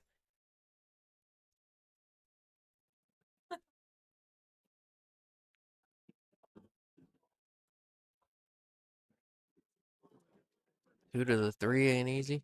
1 to the 2, it looks like he's looking at the 2 all the way up. 2 to the 3 ain't gonna be easy from that angle. 3 to the 4 isn't gonna be easy. 4, 5, 6, 7 is easier from there, but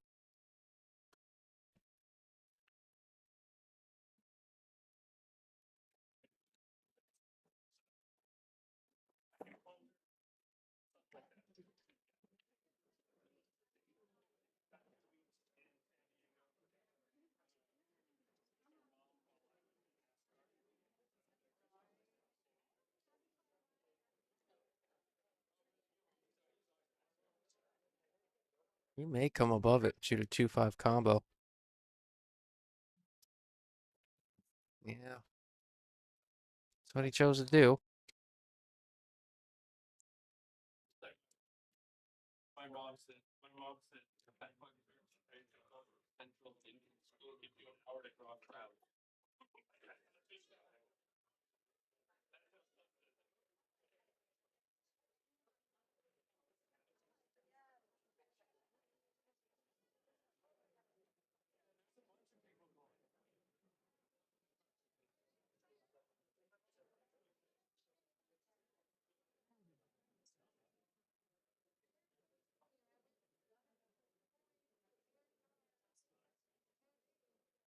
Gotta cut this tube a little bit into this combo. Oh, that's a good stroke there from Juan. The cue ball got away from him a little bit, but you're still at the table. Combos can always get a little weird on you.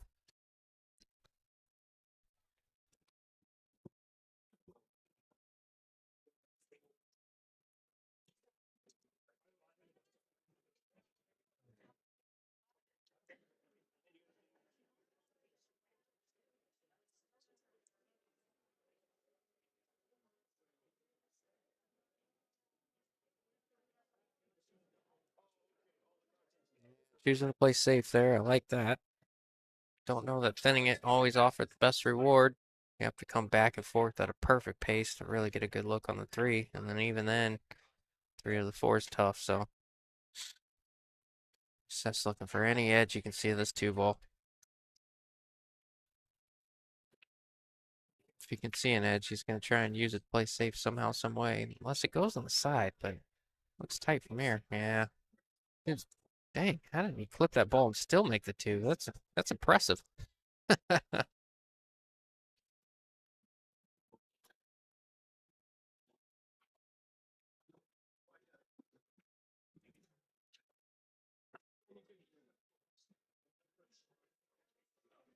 Just short-siding himself so he can follow the cue ball. That shot, making that two really opened up the rack from here.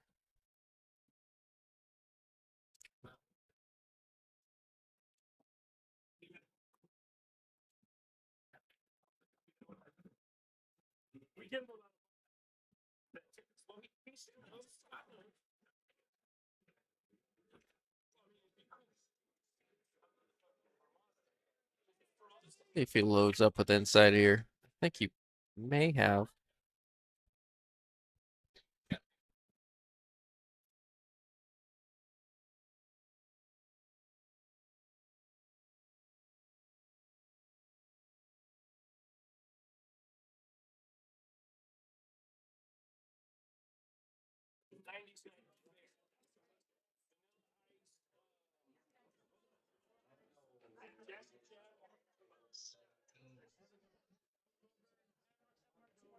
All right, we're back.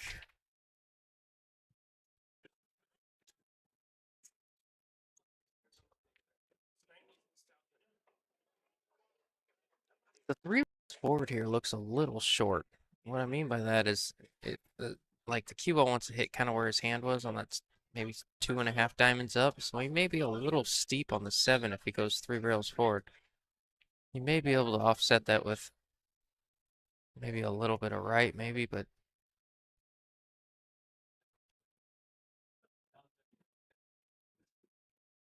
see what I mean? It's gonna be a little bit steep. Shouldn't be a problem. Good speed control there, but just one of those funny angles that come up every once in a while. I think he did play a touch of inside to kill that cue ball. Widen it up a little bit. Good shot.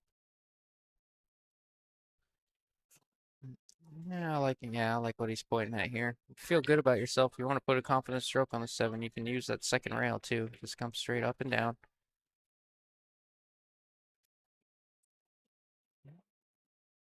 I don't like really rolling in the position here. I like just using both rails. Confident stroke.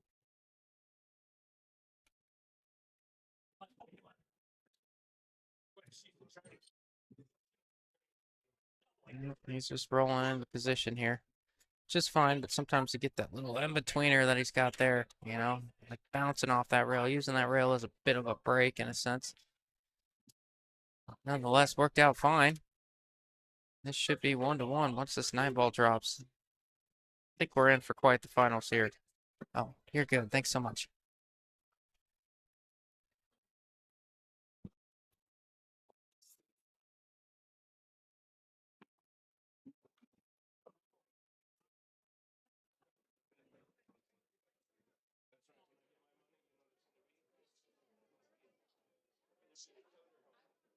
Oh my goodness. I look away for a second and you missed? Wow.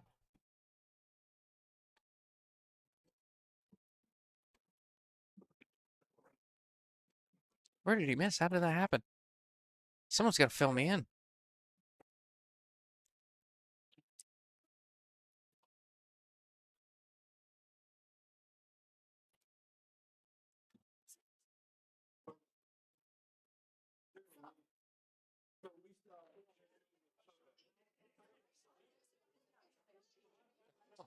Oh, that was a great effort there from Jim. Trying to cut the thing all the way up the rail, punish him for the mistake. Just rattled it up. Now we're going to have a 1-1. Assuming Juan just missed that ball on the side. Well, Jason Kruger says drove it into the rail. I know all about that. Jerry, he shot that. He shot for the top side. Came short. Huh. Looked like a good look there. Swan can shake that one off. Want to break? It's one of those ones where you just tell your partner and be like, I didn't. I wanted to break this next rack. I needed you to make the 9.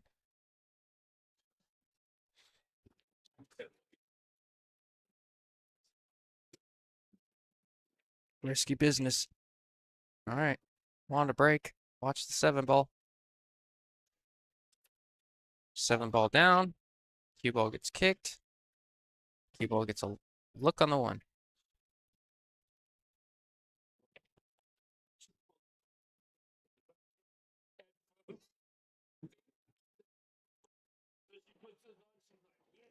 He can play safe here. He can slice this thing in and take a chance with his cue ball going back and forth for a look on the 2. There is that chance.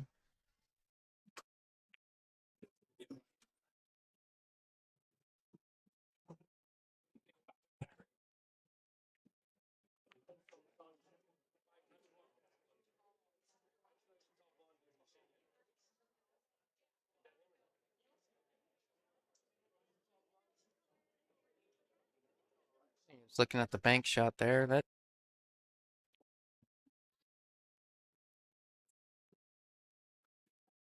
Yeah, we'll see.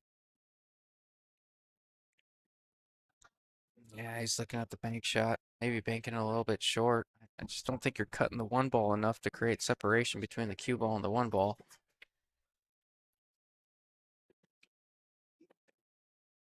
Yeah, just going straight safe there all the way. Creating distance, never a bad thing. Bonus would be getting behind one of those balls down there, but didn't do it.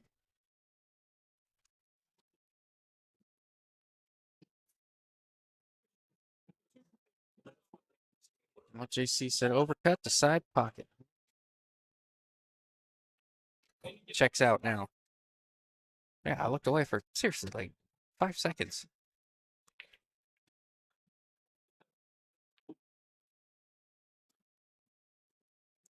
Yeah, old Juan was trying to get behind that 3.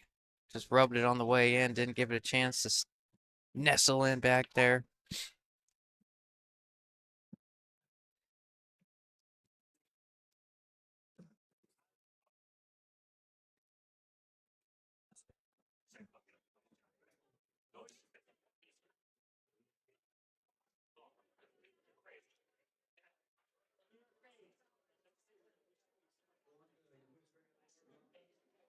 This is hard. I'm a little indifferent here. Usually I'm a West Side guy. You guys all know that. I'm a West Side guy. I'm always pulling for the West Side team. I got hooked on the 6. Incredible combo and got hooked on the 6. But I'm a West Side guy, but I ain't got nothing. I ain't got nothing against these Yuma boys here either. So it's not an East versus West matchup. They're not out of staters, I guess you could say. They're just And they showed a lot of heart coming back down from 5-1 in the hot seat match. It's hard not to pull for those guys as well. So I'm a little indifferent on this one. Oh, Calvin always wears that one shirt. It's kind of how I feel. I don't mean to bring out the participation ribbon in myself, but Calvin wears that shirt all the time to league. Says I just hope both teams have fun. Well, in the same boat here. Oh, good effort there from Seth. Just missed it by a hair.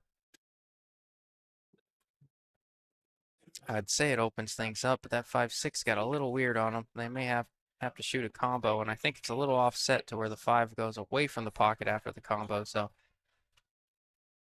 unless he shoots the 5 off of the 6 into the corner, and the 6 tracks the other way. We'll find out when we get there, but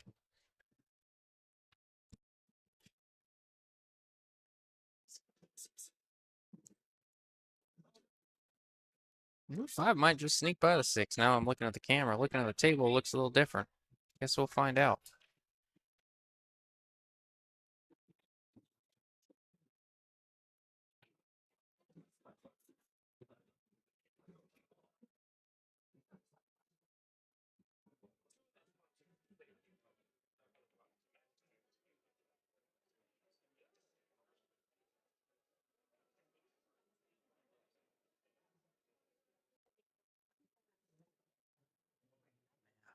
Good speed control there, rolling that ball in. Not the easiest thing to do in the world. Now this is gonna answer all questions on this rack. Does the 5 pass the 6? Do they have to shoot the combo? Does he play the 5 off the rail into the 6? Is there enough room to do that? All that gets answered here in 2 shots. Yuma is West Side also. Yeah, whatever. They're not enemies, that's all I know. I gotta support my boy Angel Hernandez. I think he's out there. So I wonder if he's still watching. Angel, you still out there?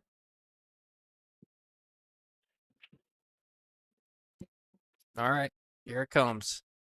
Combo off the 6 or see a good old safe here. I mean, you can, but I don't like it.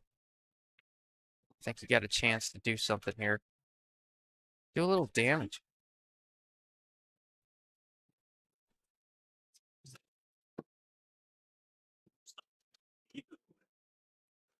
He's looking at it like it might sneak in there. It's a tight pocket if it does.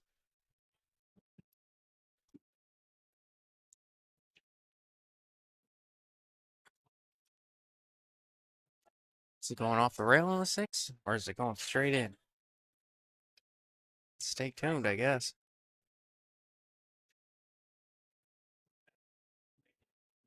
Yeah, he tried to shoot it straight in there, and he may have had half a pocket, but clearly wasn't enough there. I really missed that one by a decent margin. Didn't want to rub the 6 at all. I think he thought, in a sense, it was worth going for because maybe the 6 covers it up a little bit, but you know, for these guys, it's a fairly routine kick shot. Good shot there from Jim. I like pinching that ball, coming back and forth.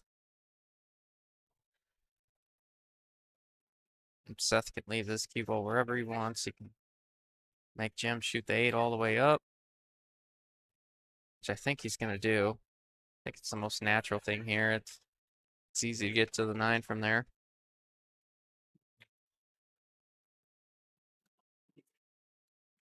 Yeah, didn't have to move the cue ball at all. I think that's the right shot there from Seth. And this is what Jim does well. These all rolling balls across the table. Tends to roll these very straight. Good shot there. I think Seth knows that's part of one of Jim's strengths in this game. Left from the shot to complement that. And they're going up 2-1.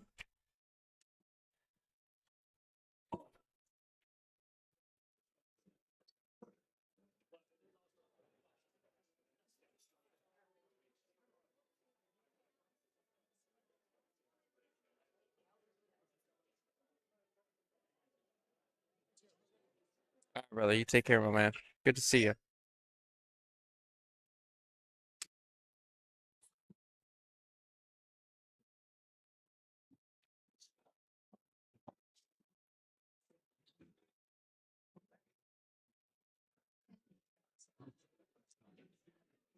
Oh, Matt Z. I say Z because there's no chance I'm gonna try to pronounce that last name. Good job, Jim. Got some Jim fans.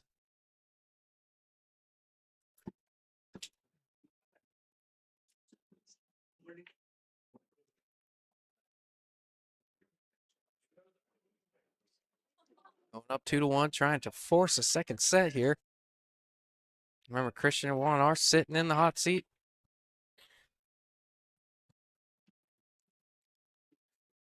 Looks like players from the team are taking a quick break for a minute. They'll be back shortly.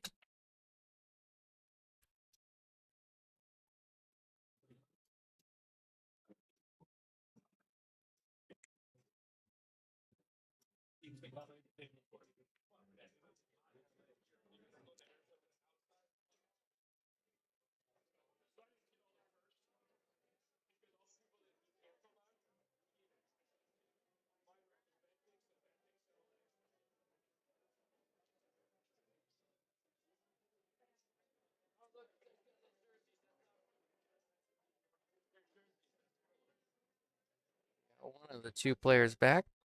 think we're waiting on the final one.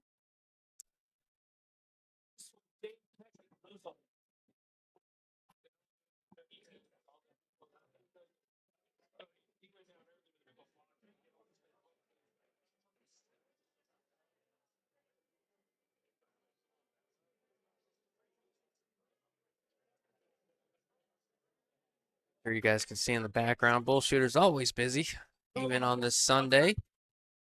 Oh, here comes Seth. Even on this Sunday in the middle of the day, we have packed bar, packed room. Seems like almost every table is taken. At least most of them are.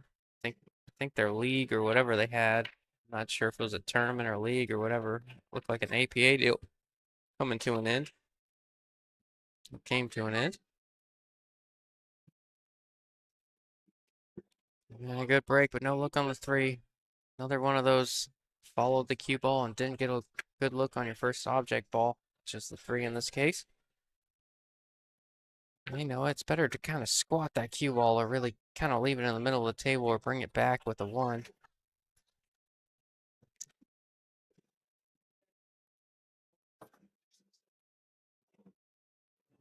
Seth might be able to see some of this three.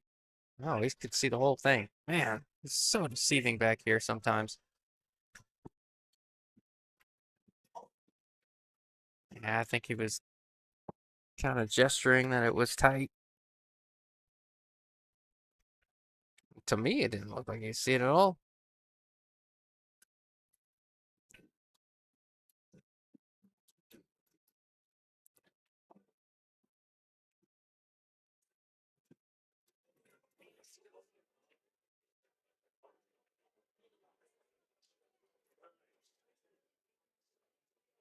I'm gonna start utilizing. We just don't have enough room in here. Like all the tables are taken around here, but we just don't have enough room. But I guess start utilizing a second camera sometimes so you can get a kind of a longer view of the table versus the side view. Oh, that's not gonna get it done. That four definitely passes the seven. I think the seven goes on the side, so if I'm Seth, I don't want to disrupt that seven. You can if you want, but I think it easily goes on the side, so I think you just stop your cue ball right there. Yep. Stop your cue ball right there and leave the seven as it is. No, it looks like it's on the rail on camera, but it's a good quarter inch of air there.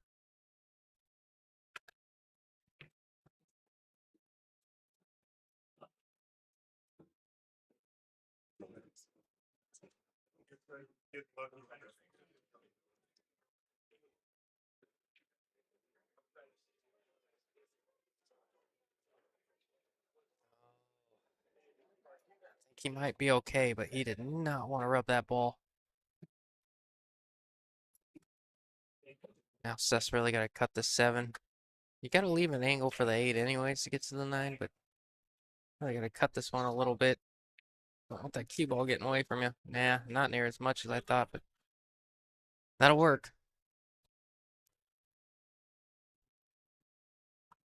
All right. I'm telling you, well, if they get out of these two balls, they're used to playing from behind here. Being down 5-1 and coming back, I imagine this is light work for them. Christian and Juan are unfazed by this. Obviously, it's not the ideal way to win a championship,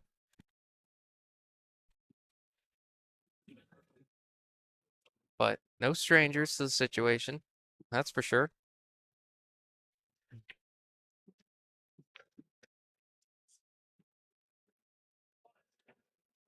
Yeah, good shot there from Seth. Going up 3-1. Seth's gonna rack him up. I think another. No, Jim racks his own. You do stay in rotation in this event. So, like if you weren't listening a little bit earlier, the format of the event, you do have to call the 9-ball just in case. So it is call 9-ball, races to 7. There was a handicap that really hasn't come into place in a little bit of time now. Seems like not in a rude way, but cream of the crop kind of rise to the end of this tournament. Last few teams all went to 7. All of them were really close to the cap, so think the way this tournament was formatted was for someone close to that 1180 and under to take this thing down, which is what you're seeing here in the finals, an 1164 and 1165.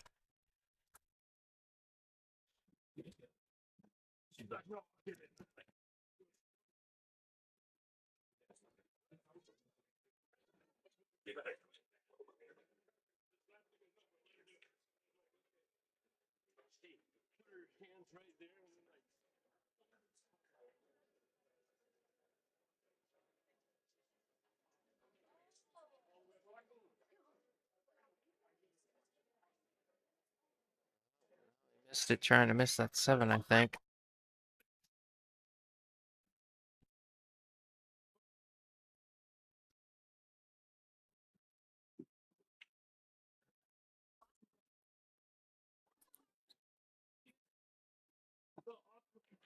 I don't know if my mic is picking up anything that's going on behind me, but these dart players are getting after it, to say the least.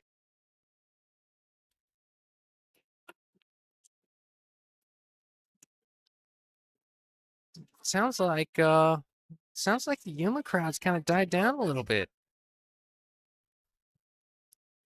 Still got some Yuma fans back there?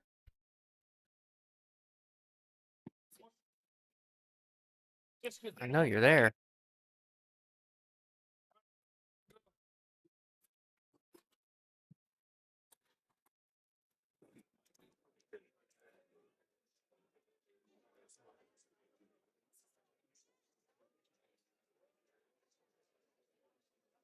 Can't give up on these guys yet. Oh, there we go. Chris is there. Let's go. Team Yuma. Yeah. That's what I want to hear. I want a little engagement. Also, selfishly, it's a little quiet back here from time to time. Not with these dart players behind me, but it's a little quiet back here from time to time.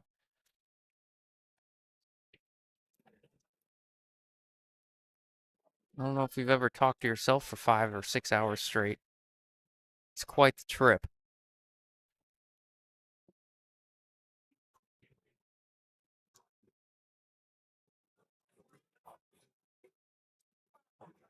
Yeah, pretty good shot there.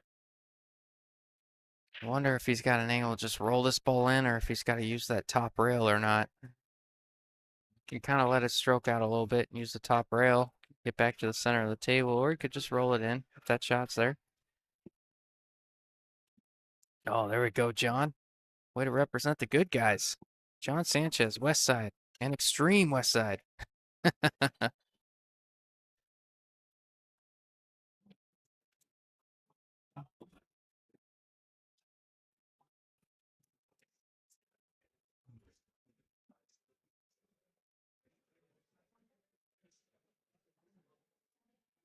Seth is going to have a little bit of an angle on this 4, which is fine because that's what you need to get to the 5, but it's going to be a little bit more than you're probably comfortable with. Oh, Chris says they came back for 5-1 already. They got this. Yeah, they got them right where they want them. I don't think Seth and Jim realize that this is familiar territory for these guys.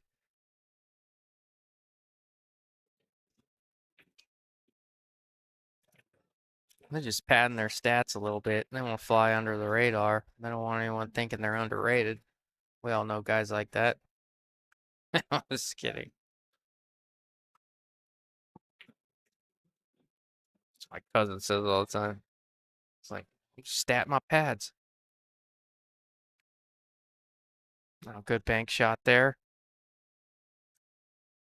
A little loose with the cue ball. Seth's got to come with something to keep him in line. It's hard. You want to play some inside on this shot. But being on the rail, that cue ball tends to swerve really quickly. So yeah, that's what he's contemplating right now. Is it worth the risk of trying to judge this swerve right off the rail cueing? He's almost looking at just a straight high ball, maybe a touch of right, coming 2 rails back at the 8.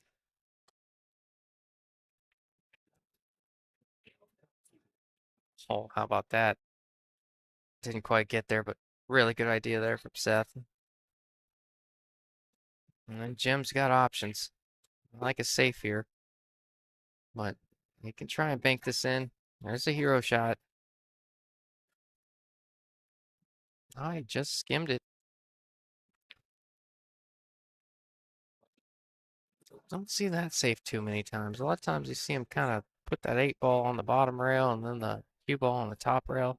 Just thinned it just enough, put the cue ball almost, maybe even jacked up on this 9 to try and do something with the 8. Pretty creative.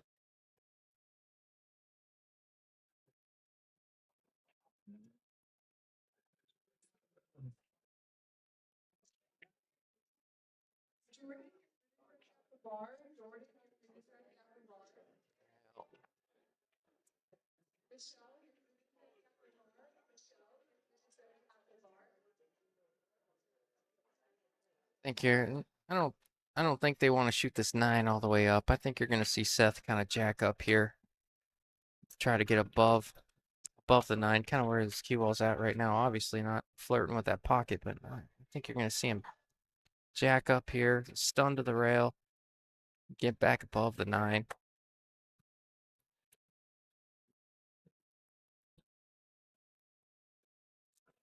Yeah, well, even though the 8 is very manageable for these guys, getting to the 9 is going to take some maneuvering for sure.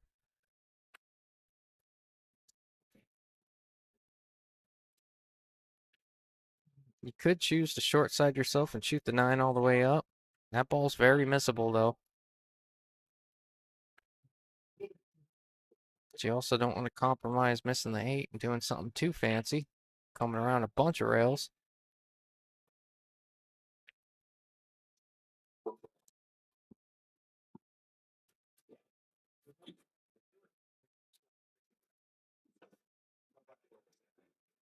See what Juan thinks here. See if we can come up with something.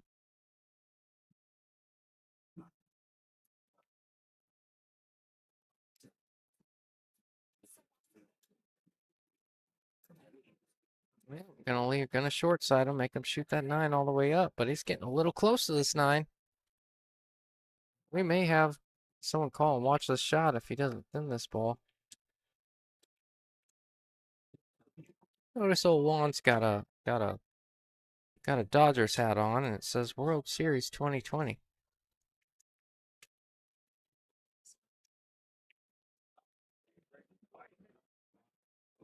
Yeah, they're gonna go get.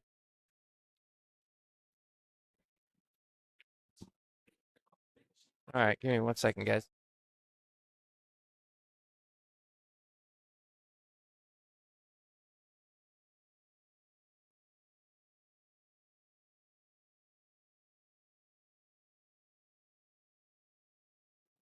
Yeah, looks like they're gonna have someone watch this shot, as to be expected.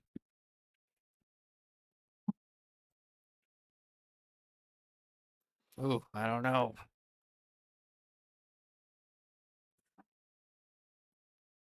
Oh, he's gonna leave it right in the side. What's going on?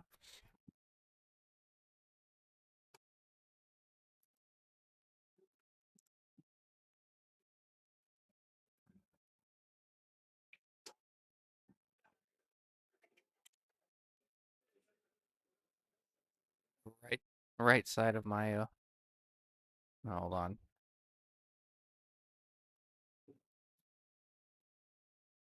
Right side of my mic keeps going in and out. It's driving me nuts.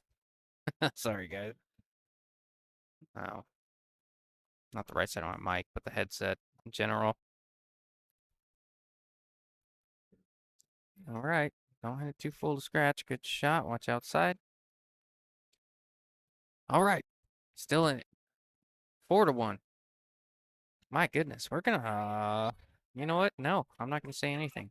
What I will say is Christian and Juan have to give up one more game before they start playing their game. Because we know that.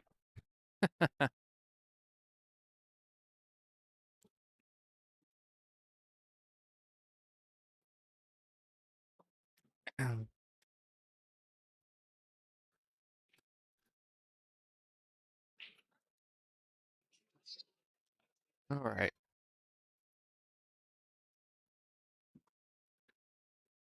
Looks like they're racking their own in this tournament, or I mean in this finals. Like Jim rack for himself, Seth racks for himself.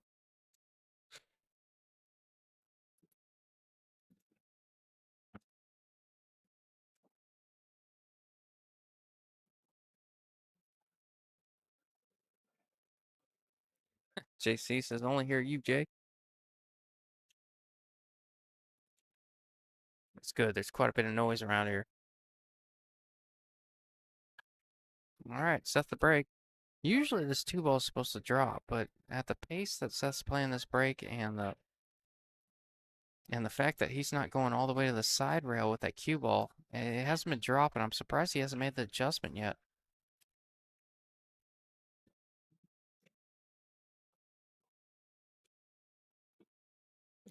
I'm gonna switch headsets. This one's messing with me. I'll be right back.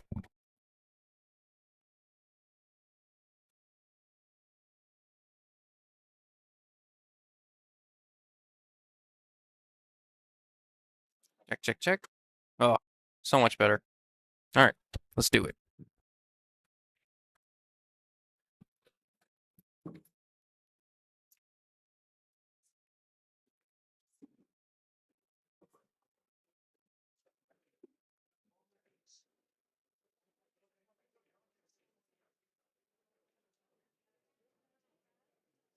Trying to slice that ball in just a little full.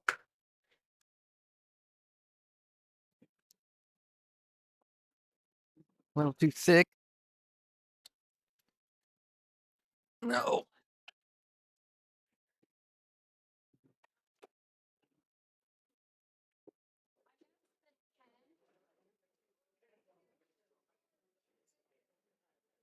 A good idea there from Jim. Trying to use coverage with that 4-7. Came out a little far for him, but liked the idea from him there. A good chance to get safe from there.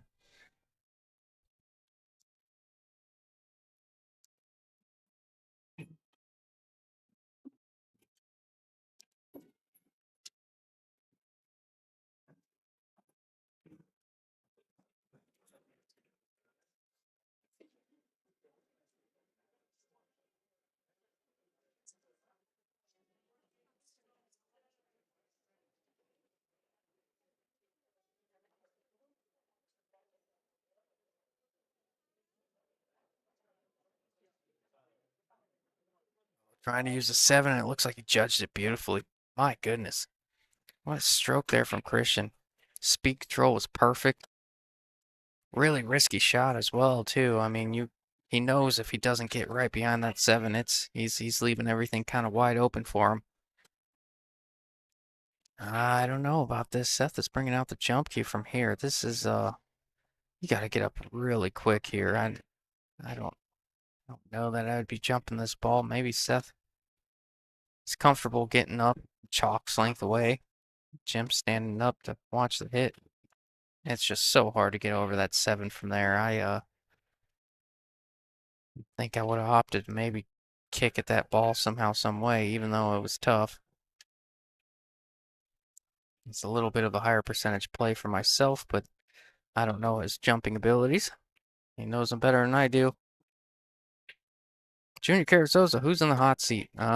Christian and Juan are in the hot seat. They beat Dan Peterson and Anthony Schultz, I believe his name is, for the hot seat. And Jim and Seth trying to double dip them here. This is the first set, this finals.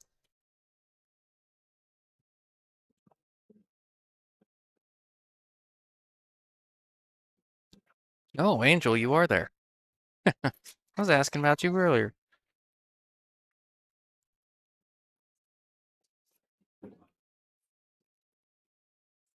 Angel, I'll tell you what. I'll tell you what, Angel. You give me a 2 week heads up. 2 to 3 week heads up when you're coming out here. We'll play for the action you want to play for. I'm ready for you. I know everybody else is scared. And I'm scared too, but I'll try it.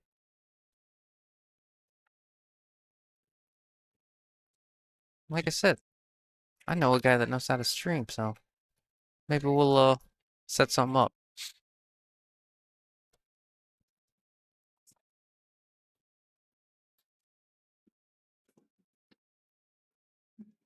Oh, Ralph Craig says they should be out. Well, you're not wrong.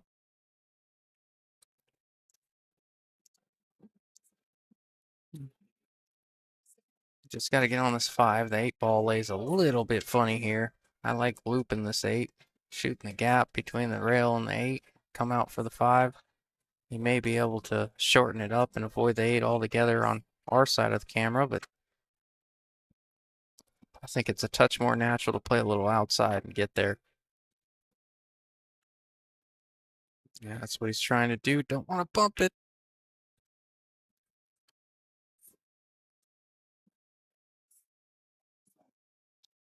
Junior says, I'm not scared. I'll play winner. I bet you will. Now, he hit me with the high number the other day and said, let's do something. I'm ready. Here for it.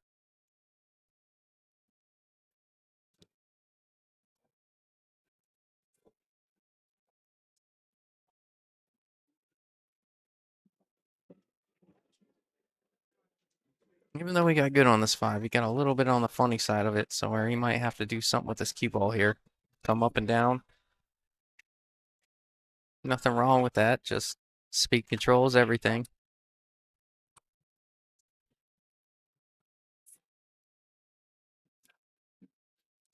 And if you get a little funny, like if you come a little bit short, you can always bank the 6, 3 or 4 rails up and park them on the 9 ball. So I don't mind coming up and down on this shot. May come around the table with some right too. We can do that as well. Yeah, that's what he's doing. He went a little far there though.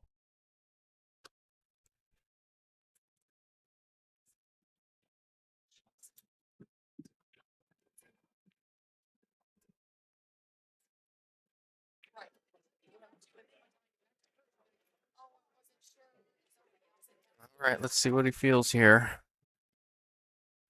If you're feeling really good, you could try and bank it. I don't know that he'll do that.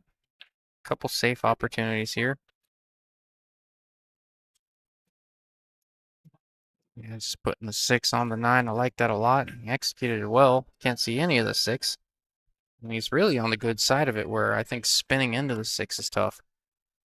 Even at rail first. I'm trying to figure out who shot last.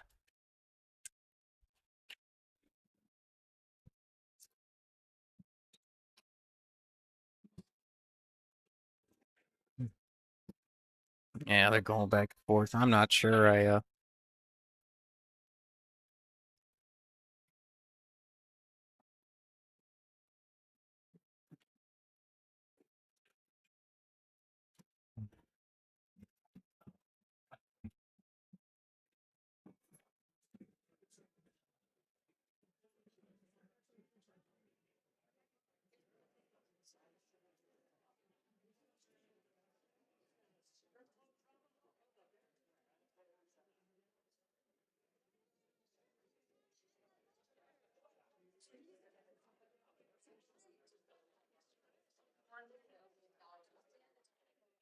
What did he try to do? Push the 9 onto the 6 and left a 6-9 combo?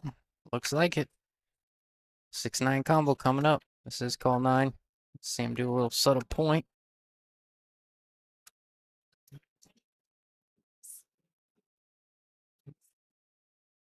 No, you don't have to. Everybody knows. Yeah, they called it. 6-9. For his crooked number, 4-2. He's looking at it like it's a little awkward, like he's got to cut it a little bit. So, not saying this is missable for a guy like Juan. I've seen enough of him play. This is fairly routine from him, but he just wants to make sure he hits this perfect.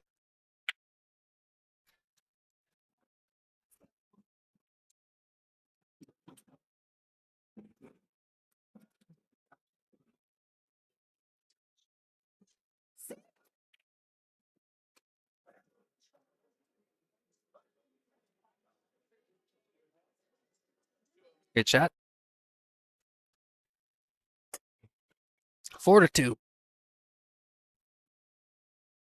Man, they didn't even wait for him to get to 5 before they started playing. He threw the ball at it, so we didn't have to run over there and grab it, and every ball fell. Thank you guys for tuning in. Looks like we're up to 58 active viewers. That's cool for a Sunday. You know, there's preseason going on in football. I know there's some baseball games going on. You guys, you pool degenerates are tuning in to the finals of this 1180 and under 9-ball Scotch doubles. We're here at Bull Shooters. So we appreciate y'all. Thanks for putting up with me, I guess.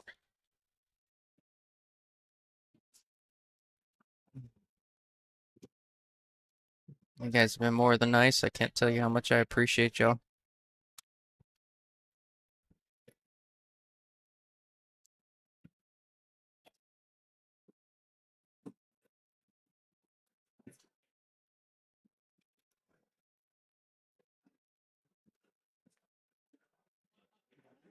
Yeah, pretty good break there. Good look at the one, but one of the two ain't easy.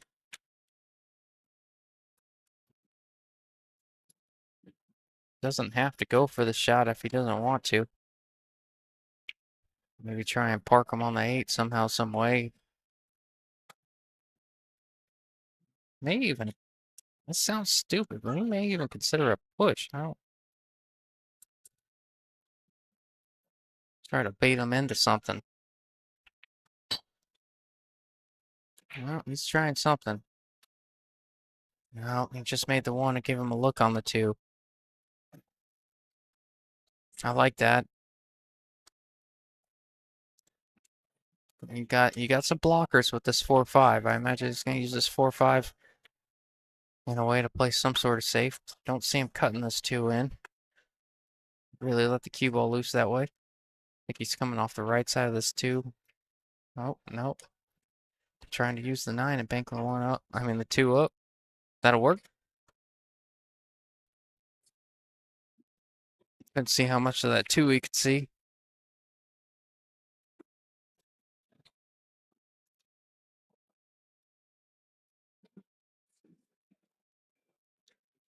Try to kick this inside. Nope, got safe. Good shot there, Seth.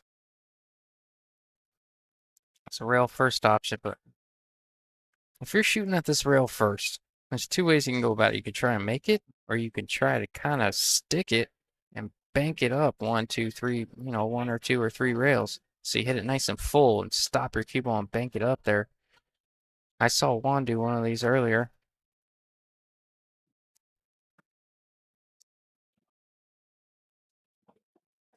So there's risk reward in each.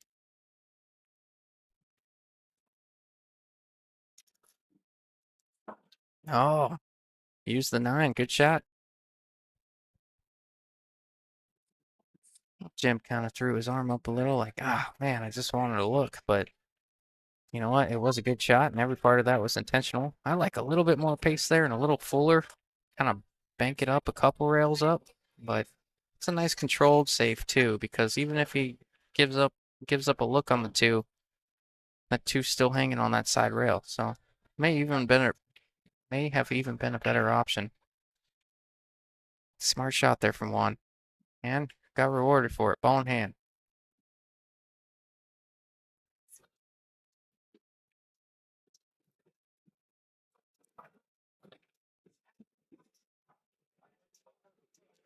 This was a fun tournament. Selfishly, I like Scotch doubles tournaments, but selfishly, I wanted to say that, at being a 630, there's a lot of 1,000 and unders, 1,050 and unders, and 1,100 and unders. And the higher you get up the totem pole, sometimes, it's fun to play with a variety of players, but sometimes, it's nice to have an 1180 and under, and you play with a guy that really loves the game and has played a lot, can really move the cue ball, and it gets a little fun. You can string together a few breaking runs, and I appreciate him for putting this thing on. Oh, Sergio says, let's go Yuma, boys. There we go. Got some Yuma in the chat.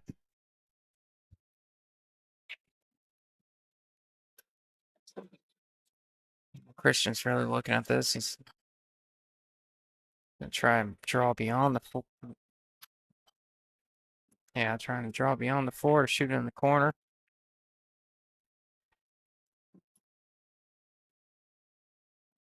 He kind of pointed on the other side of the five like he really decelerated on his stroke and didn't mean to get there.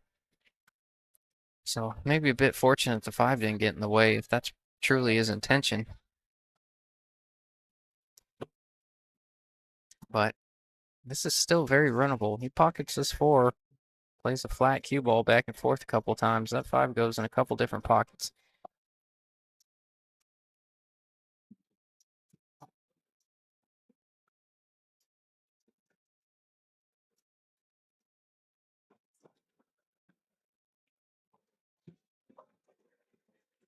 Oh, one touch more inside there. He may have hit the four a little fuller than he wanted. Touch more inside there gets you there. You just got to ensure that he has a look on the five. Can't bring that pocket into play. Man, that's brutal. Let's see what Seth comes up with here. You don't want to leave. Worst thing you can do is leave him straight in on this eight. Well, let him use the rails, get back down to the nine. See what he did there? I know I've played with a few 3 and 400s, and we all do it. I've done it. I'm guilty myself, but give him an angle. Let him use the rails. Don't make him force himself into position. Let him use the rails on the table to get back down on the nine, and you'll be rewarded with a better look on the nine. Those little subtle details, obviously, it comes natural to most of us, but some of us, oh my goodness, that was arguably not one of Jim's best efforts to get on the nine. I think he really tried to shorten that up and get over there by the side pocket. Came way wide. What? This is the luxury of having Seth shoot on your team. I think he miscued on that a little bit. I don't know if you guys saw that on the stream, but came off the tip really funny.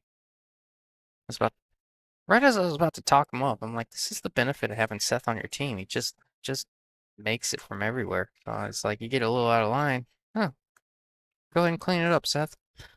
No worries. A little miscue cost him there. Yeah, meanwhile, Christian and Juan. This Christian is cut in this nine ball.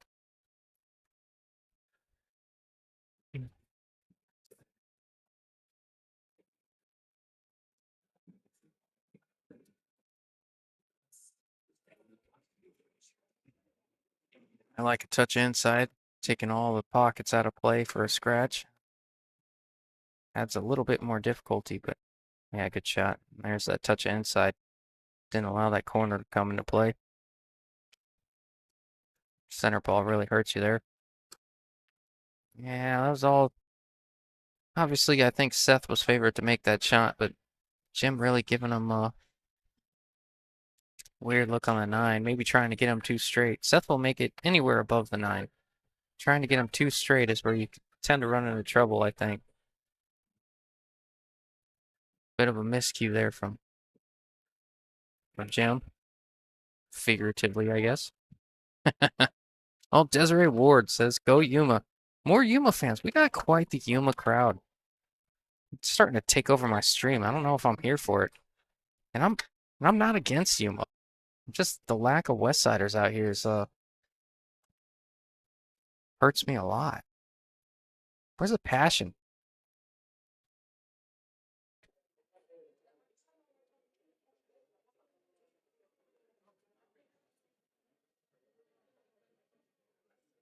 Tell you guys what, that three passes the nine. This rack is gravy, baby.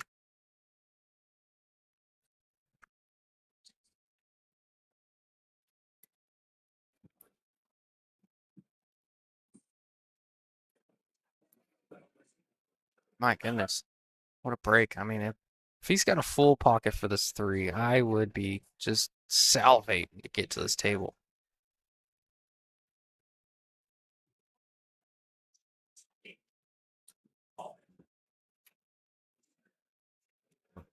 Who's got the hot seat? Christian and Juan from Yuma. Yep, sure thing. Good shot. Good look on the 4. What could go wrong?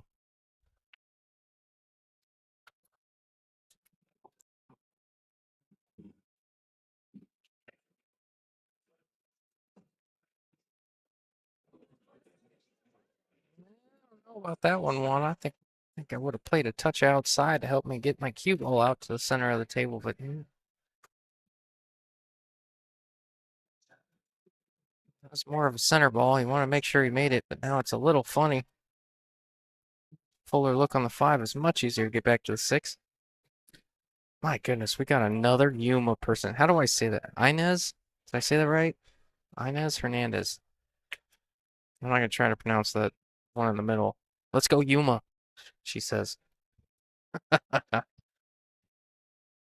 Yeah, yeah, whatever. Y'all are some passionate pool fans out there. I love it. A little jealous. I don't have a whole lot of that out here, apparently. Got any West guys representing outside of John Sanchez? My goodness. What about banking the 5 up, putting the cue ball on the 7? Is that a bad idea? I like it.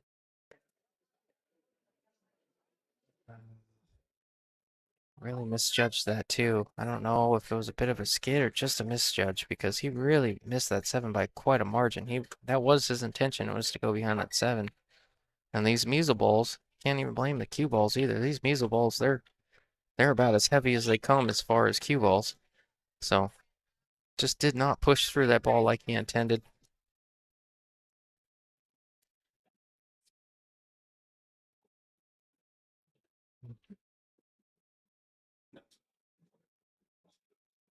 There we go, perfecto.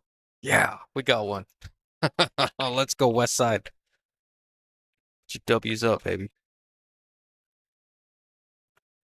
I wasn't pulling for the West Side because I don't have anything against Yuma, like I said. But the disrespect in this chat, man, the lack of passion, starting to put me over the edge. Zero loyalty out here, man.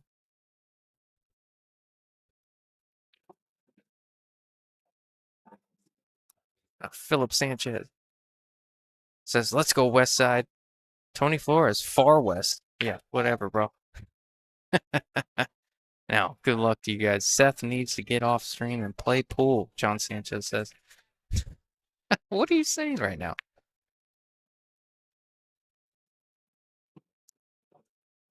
You thinking he's feeling the pressure of the stream table? Is that what you're trying to say? Or did I misread that completely? Uh-oh.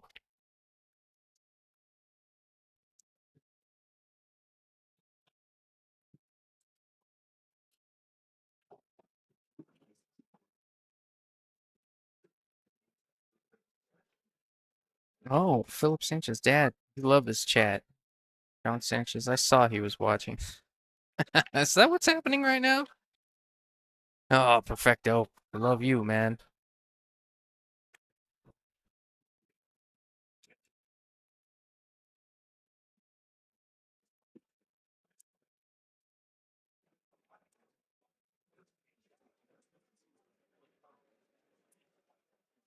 Once again, I only tries to figure out the 6 ball.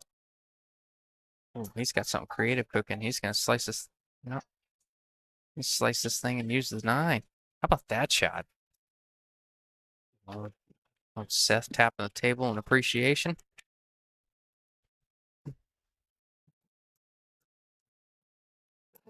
He's calling it over there just in case. It can go.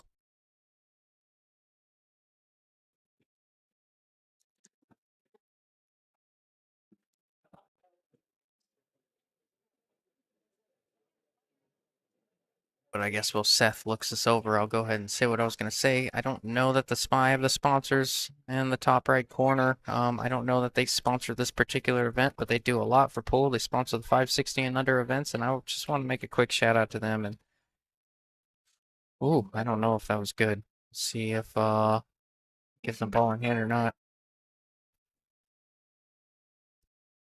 Anyways, we'd like to shout them out because they do so much for us in pool. Um,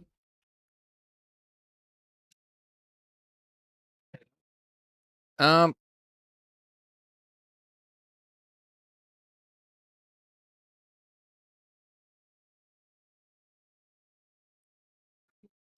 yeah, they came over and asked for my opinion. I don't know that I'm allowed to say anything, but it looked bad to me. Like it clipped the 9 just before the 6.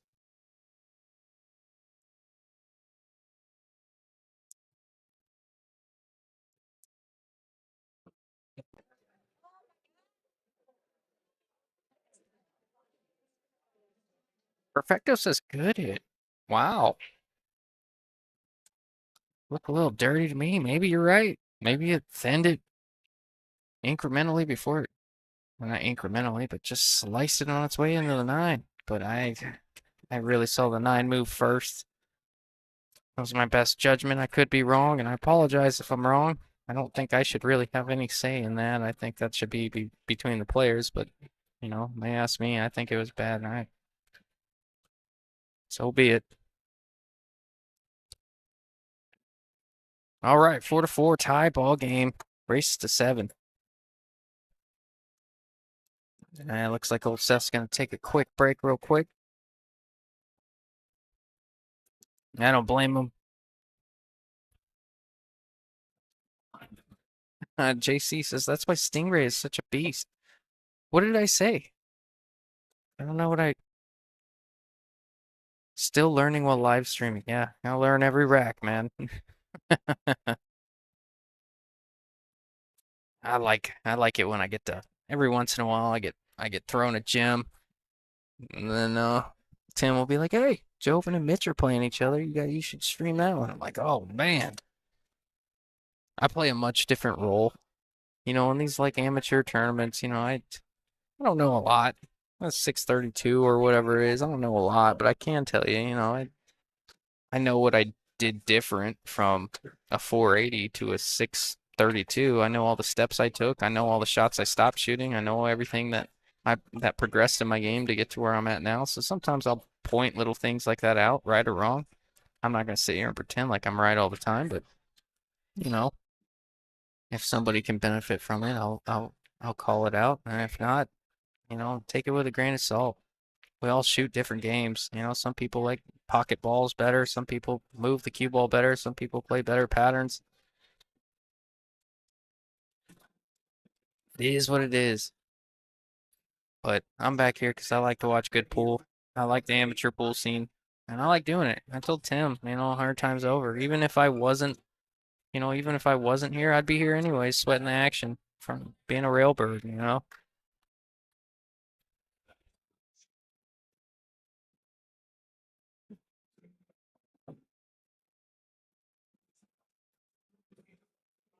But we got a tight match, 4-4. I think while they take a quick break, I'm going to take a quick break myself, and I will be back shortly.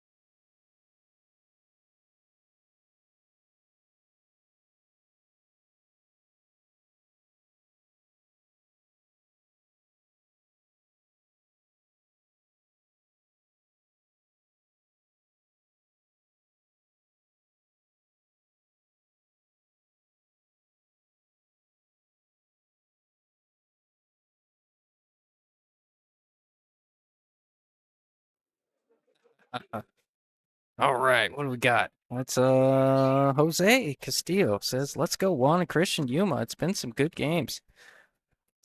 Uh, I'm not Ryan Patricia Trujillo. Oh, okay, whatever. I'm not gonna try and say a great match. Yes, it is a great match. Oh my, they got a little funny on this 5.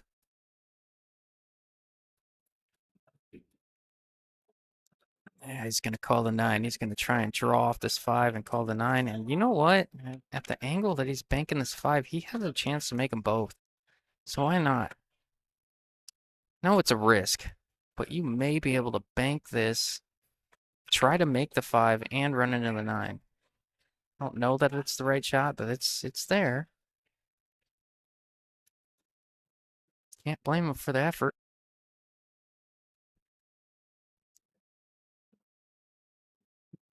And did he get away with it? He may have. I'm not sure. We'll see what Christian comes up with here. Yeah, he got down a little nod of the head saying, "Yeah, I think you got me."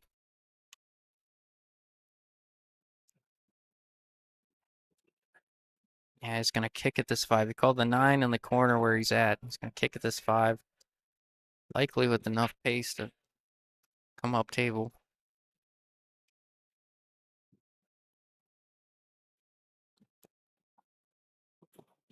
Now, sorry if I sound like a broken record. I just see viewership kind of bouncing up and down a little bit, and I just wanted to fill everyone in that's watching.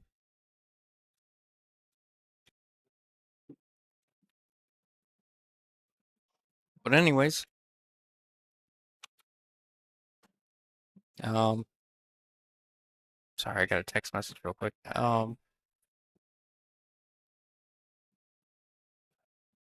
No, Christian and Juan been fighting back the whole time they've been on stream. Really, it seems like oh, oh, this is. Man,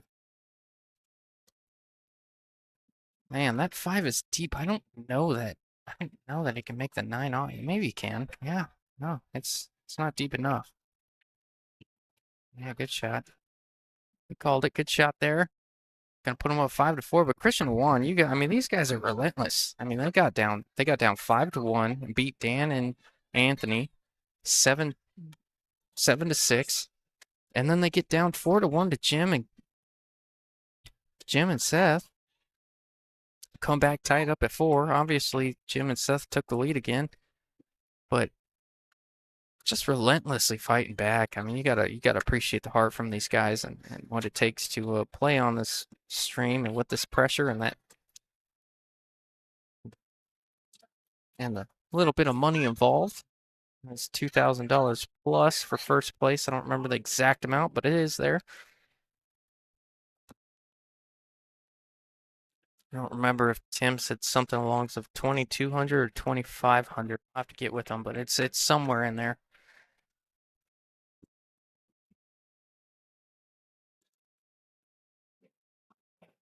Yeah, you see what I'm saying about Seth's break? Seth's breaking a little bit more middle table, and he's not getting that wing ball to drop. Whereas you see Jim breaking from the side rail, consistently making that wing ball. In that case, it was the 2 ball, just shooting right into the corner. I don't know if well, clearly they've made it this far, and it's whatever they have going for them, it's working for them. But I'm surprised Jim hasn't maybe made the recommendation or said something along the lines of I'm making a ball consistently on this wing ball, and you're breaking dry every once in a while. Maybe we can make a subtle adjustment here and yield a little bit more success.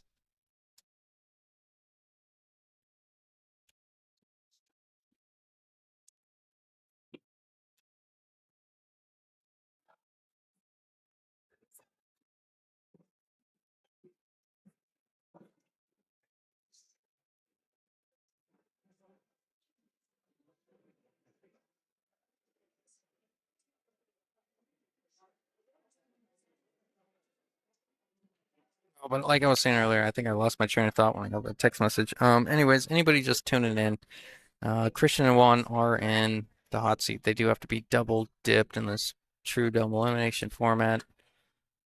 I know there's a lot of new viewers tuning in, so I just feel the need fill you in.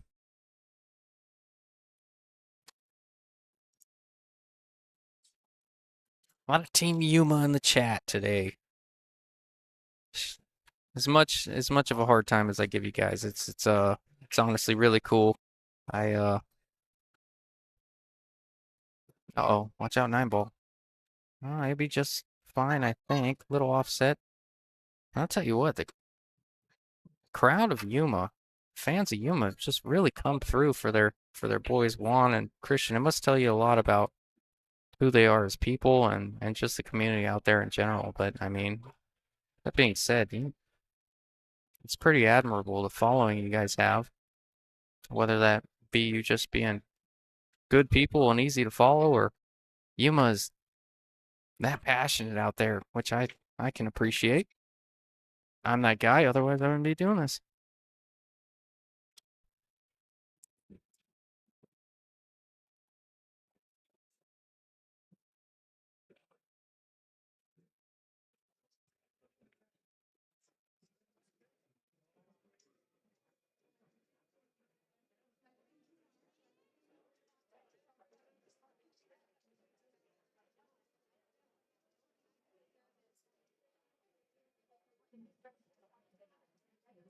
Trying to figure out which way to go. He thinks if he cuts it to the left, that side pocket comes into play.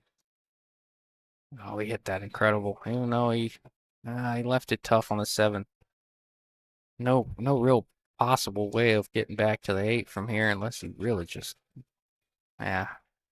Knowing Jim's game, he's a big percentage player. He's gonna look at this and he's gonna say, all right, I can make this. I can take the hero shot. I can try and jack up with some bottom left on this rail, try to spear it in and bring my cue ball 2 rails back.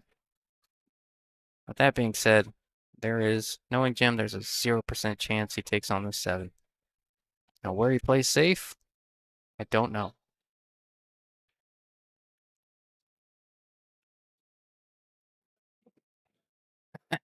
Prove me wrong. Uh, I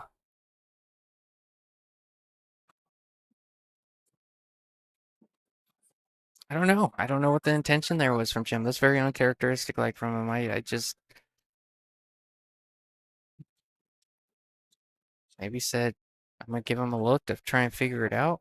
Maybe said Seth is one of the better bankers in Arizona. Maybe he'll try and bank it in. Oh, how about that for a shot?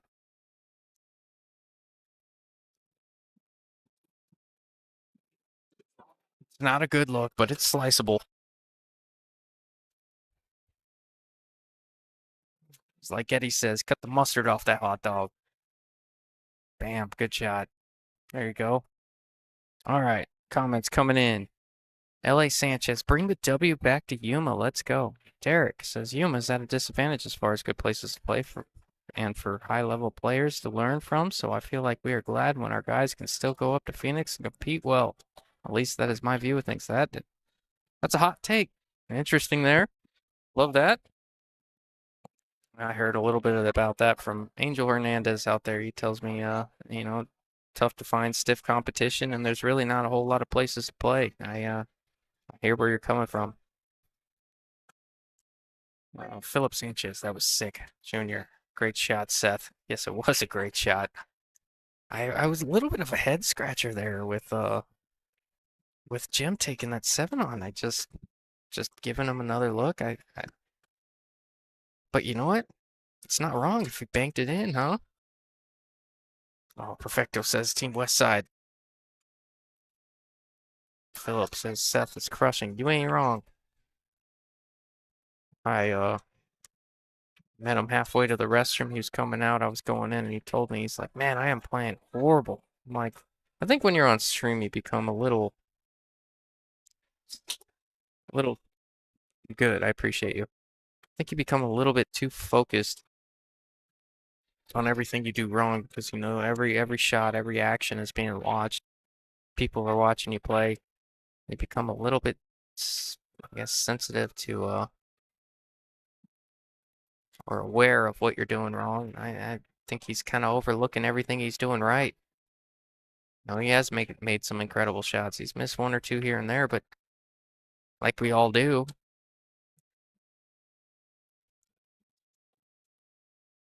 But anyways, Jim and Seth trying to force a second set here.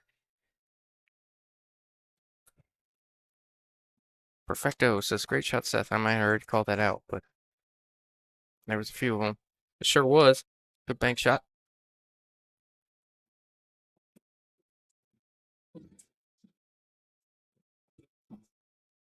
Oh, taking on the 1-9 right here. How about it? A little bit of a two-way too, because I think you can stop your cue ball on this 3, and the 1 ball's going up table a little bit.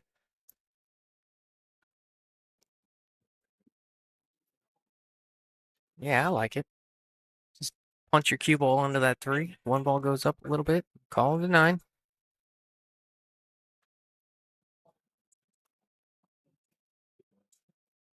Oh, how about that first shot? Great shot there from Juan. Like I said, these guys are relentless. 6-5, bringing it within 1.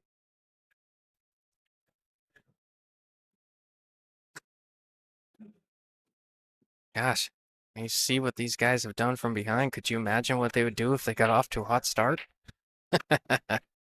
They wouldn't even know what to do.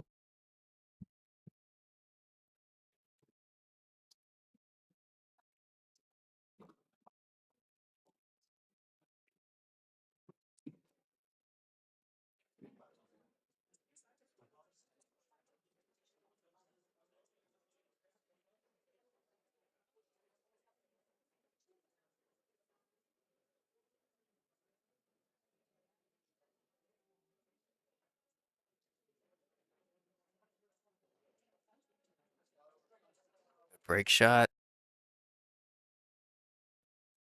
One's going to park on the rail. I don't think the bank is there either. I think it's a double kiss if you take it on.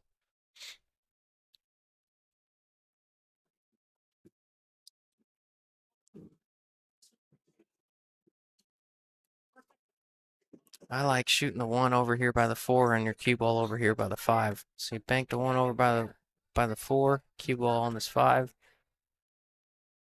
Kind of like that. Great shot there from Juan. Good speed control. That was always the shot.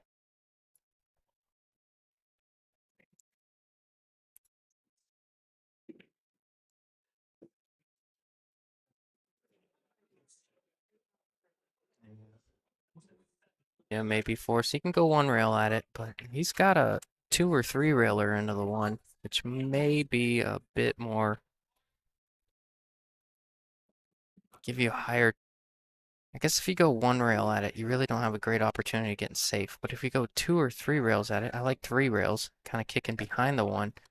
You have a chance, I don't want to say to get safe, but at least create that separation and maybe even create something.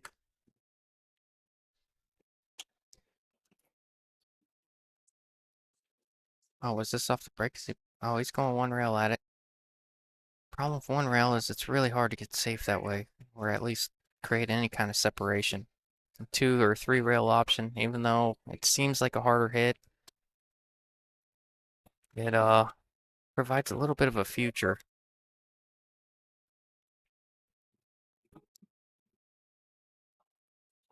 May not be wrong though. I mean, it is the 1 ball. We haven't seen a lot of teams run out from the 1 ball, at least on stream.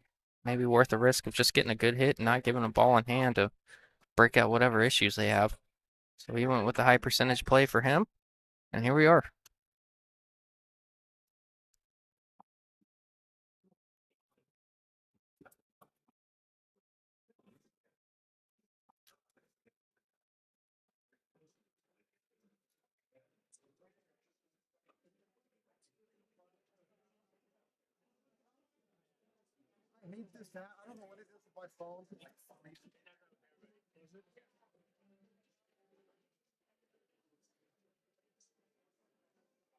Could we potentially be looking at a Hill thriller again?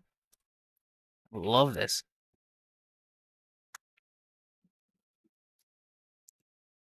I'll never forget the time we had it's me and Peter Sullivan were back here, and there was obviously you can see the bar in the background, you know. There was a fight at the bar. It was one of our first few streams. It was like a third stream. I've done a ton of them since then, but it was one of our first few streams. And there was a fight at the bar. And I'm not gonna call out names. I knew one of them, and there was one guy with some rando, and you saw some guy square up, and then they go out of picture, and they go back into the picture, and you see like swinging and whatnot, and then Kyle commented, he's like, "Yeah, baby," he's like, "This is why." It was so funny.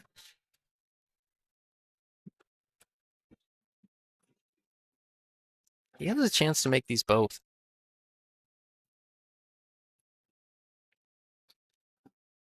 All right. Good luck, bro. You've got this. Stay focused and finish strong. That's from Carmina. I think I said that right. Carmina, I'm assuming because I don't know your name. You're pulling for one of these Christian or Juan boys. Some of the Yuma squad. Oh, did he make them both? He must have made them both. 4 ball down and the 3 balls down. Yeah, that's what I. My goodness, we're looking at a hill match here. Huge sweat for Jim and Seth coming down the stretch. These guys know they got a set to play with, so maybe they're playing with a little bit less pressure. But Jim and Seth, this is really going to test them. Remember, any angle on the 8 is a good angle here. Straight, still manageable. But you see what he's doing here. He's saying, I'm gonna let you work your cue ball down to the 9. I'm not gonna force you to force the cue ball into position. Love that. Yeah, perfect angle there.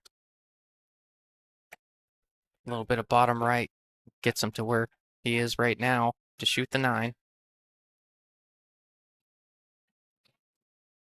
You miss the side. It's gravy, baby. Rack 'em. You missed the side. Oh, you let up on that stroke one. My goodness, he took some off of that. Oh, yeah, the deceleration, the nerves got to him there. He decelled on that shot, giving him ball in hand to force a second set. Huge.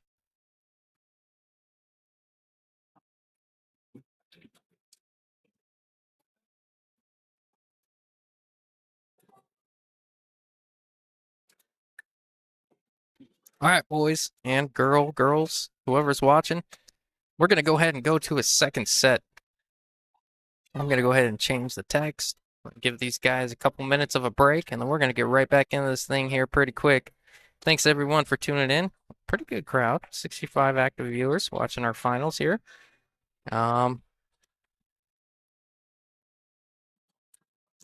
Anyways, let me adjust all this, and I will be back shortly.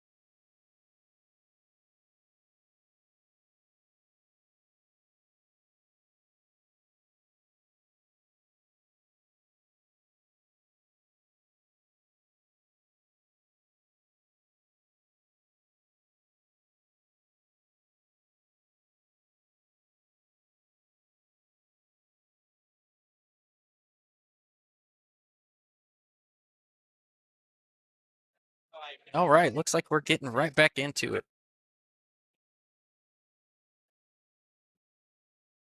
All right. Most exciting set in pool. Second set of the finals. I say it a lot. A lot of times. Excuse me for a sec. I say it a lot in pool.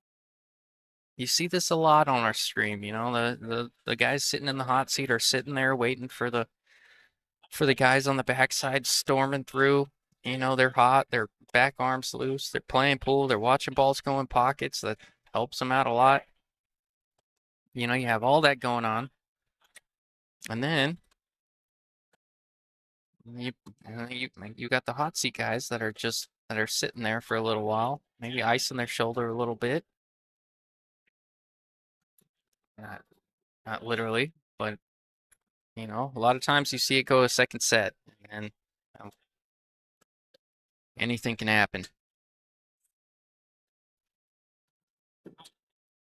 But anyways, those just tuning in, Christian and Juan sitting in the hot seat got beat the first match. Jim Rigney and Seth have to double dip them. Wow. Good stroke there from Christian. Just didn't slide over enough. He didn't want to compromise the pocket with the two, so got a little steep on the three. That's all right.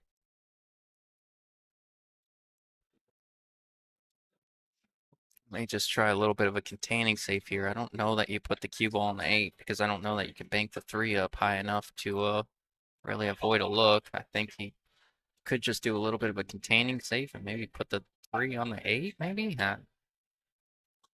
don't know. He's gonna think about it. Nothing nothing really stands out to me here. This is a tough spot for Juan.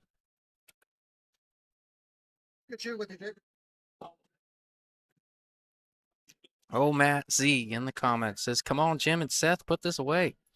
JC said, "You like to kick off long rail into six, pushing six off the short rail to opposite long rail, hiding behind the nine." Games ago. Oh, yeah.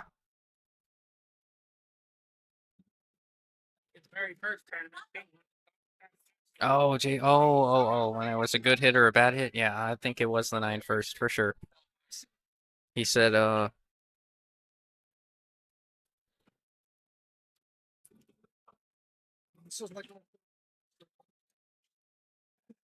I'm not sure. No, he was talking about a different thing. No, I'm confused. JC's got a few comments in there. I don't have timestamps on them, otherwise I would know exactly what he's talking about there. Oh, what a kick there from a little risky too, but what a kick there from Juan. Being jacked up on this eight is not easy to get back on the eight. Kind of got to pop this floor a little bit, I think. Unless he can roll forward. He's got more of a level cue. He can roll forward with this queuing he's got. And that's just fine. Two rails up for the eight. He's gonna leave a little bit of an angle on the eight. You don't want to hit it too hard. Yeah, that's good. Great shot there. I didn't know he could get so level on it. Really good queuing there from Christian. That's a underappreciated aspect of the game. Just clipping the top top quarter of that cue ball and getting where it needed to go. Great shot.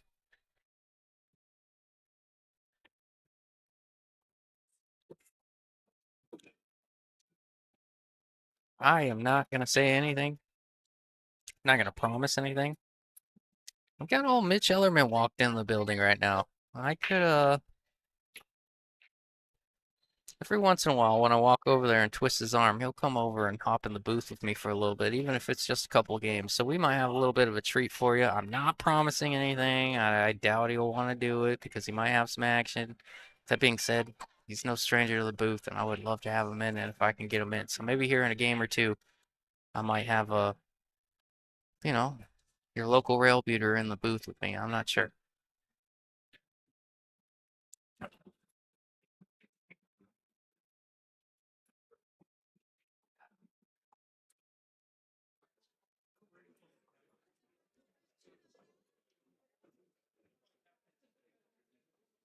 And guess what?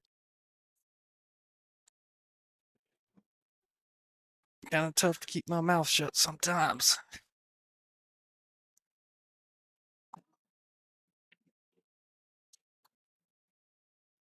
All right, first game going to Christian and Juan. Great. I mean, you gotta give the MVP of that rack to Juan kicking in that three ball. Not seeing a good safe. I say it all the time. Safe stuff, shot stuff. Go with the shot because sometimes the shot has a future even if you miss it. So I love that he went with a more offensive option and he was rewarded. You know, they say fortune favors the brave. That's a prime example right there.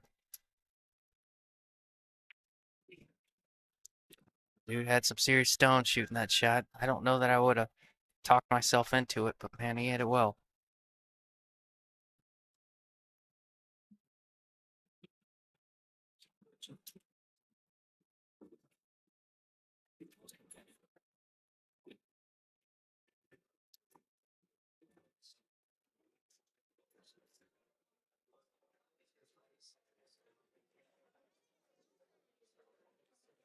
I'm not even gonna go over there. I'm just gonna text him.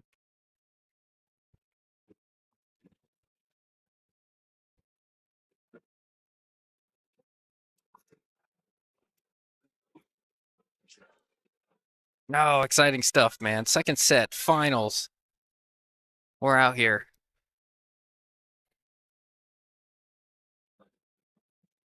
It's hard to contain myself sometimes because I'm such a fan of this stupid game that we play. Should have became a golfer. I like.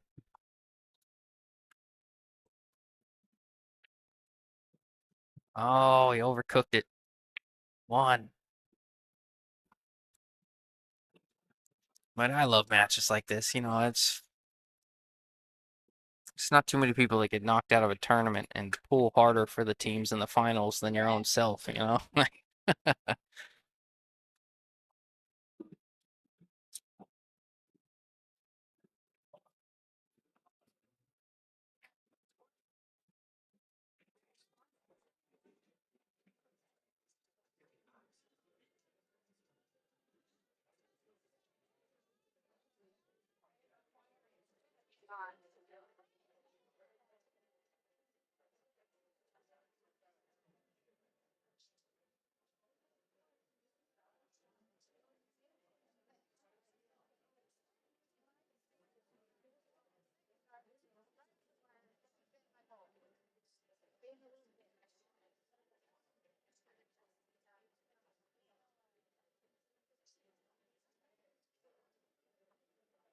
See what you can create here. I think you're aiming for a side of this five ball. I don't think you aim for this five full. I think you aim for a side of it to give yourself an opportunity to get safe. Yeah, just like that a little bit. Caught it a little bit too full. He catches a little thinner. He's got a great chance to get safe there. I think that's part of the idea. I think Seth will run into the seven here. A little inside. Use the seven to stop this cue ball. Oh, I think he tried to, and I didn't. He either just tried to roll it in or he tried to and just did not clip that seven at all.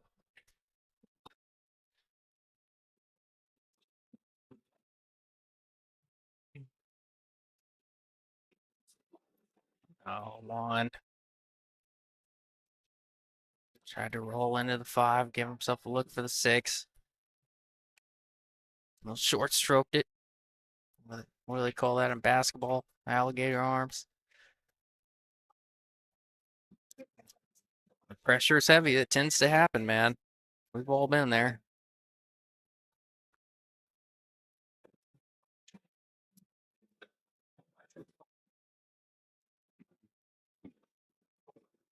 All right. Just that eight ball that can get a little tricky. You got to shoot it in the side, and that's what Seth's looking at here. He wants to leave. He wants to leave Jim an angle, kind of a full look on the seven, but kind of a little bit of an angle to kind of stop it and maybe slide over to the side rail and shoot that eight. Now that's a little bit too much angle there, Seth. Now you might see Jim run into this 8-9, which I think is the shot here. You split them, your high percentage, you get a look. I like splitting them here. Don't come into the 9 because you can put the cue ball on the 8. You don't come into the 8 because you can put the 8 on the side rail. You split them. The 8 ball either tracks towards the side or the corner, I think.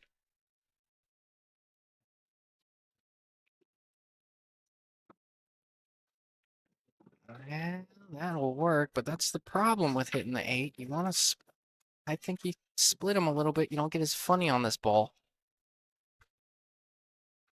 Obviously, that's just an opinion. I don't know I don't know what's right and what's wrong, but what I found that works for me, come between them.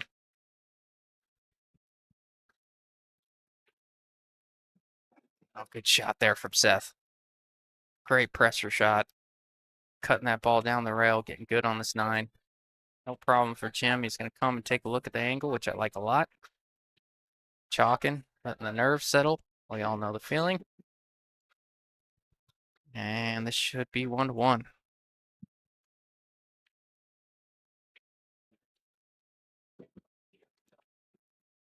Shot. Little fist bump. 1-1. We got action, boys. We're getting after it.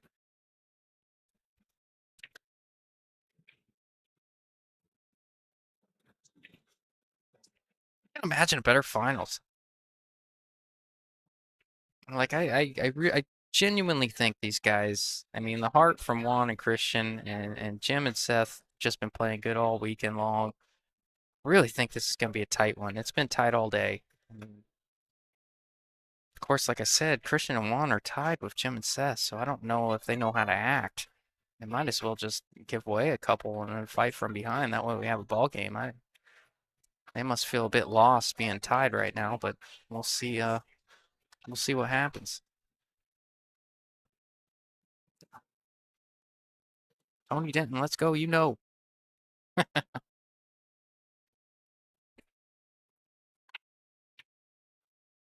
I don't even see you anymore, Tony. Are you still in town? Are you doing like the out of state trucking thing? Did you move? What are you doing, bro? Ooh, if Jim can see just 5% of the right side of this one ball, like if he can see more than half of it, I mean not more than half of it, if he can see more than a full ball, this is a 1-9 all day long. Carom. Nope. Can't see it. He's looking at the 1 past the 9. Sometimes that's just what you got. Gotta get on the 3 though.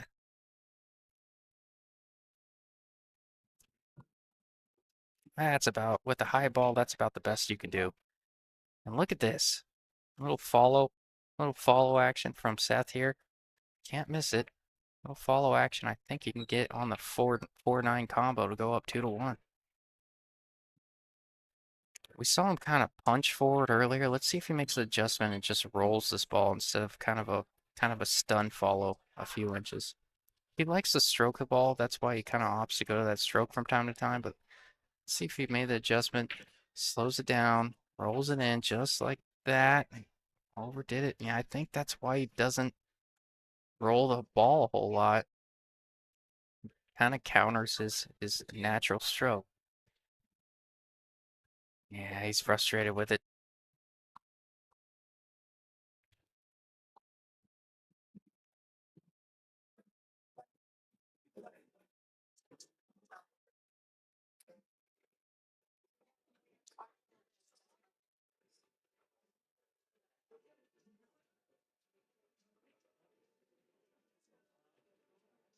Oh, good speed control there. We could see a 5-9 carom after this. Just don't want to be jacked up on the 6. If you're not jacked up on the 6, I think you might be all right. That's all you got to think here if you're one. Don't jack him up on the 6. Then you can't draw the ball off the 5 into the 9.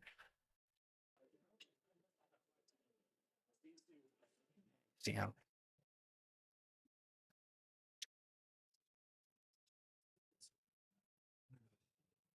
Man, what did I say? I just. Ugh. This is the one thing you can't do. When he's gonna try and jack up, they might have someone call and watch the shot now that he's gonna be jacked up and he's gonna be a little bit more inaccurate with the stroke. But man, Even if you got to suffer a little bit more angle, you gotta like that more than being jacked up here trying to make this 9. I just, and maybe it goes from there. Maybe you can clip the 5 first and then shoot the 9, but this 9's missable from here.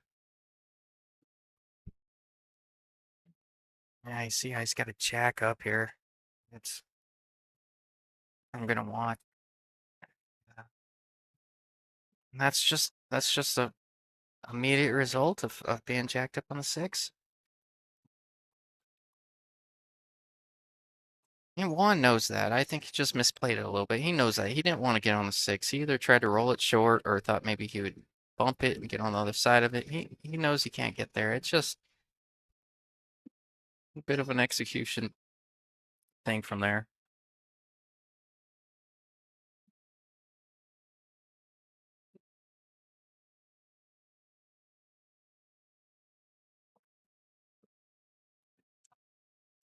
A lot of head movement there from Seth, even before the stroke was completed. You know, he generally has a little bit of that. He's coming over here.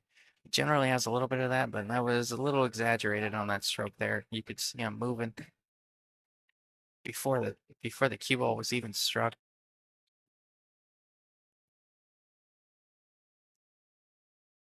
Might see a just in case call. He might not even come close to the 9 and still call it.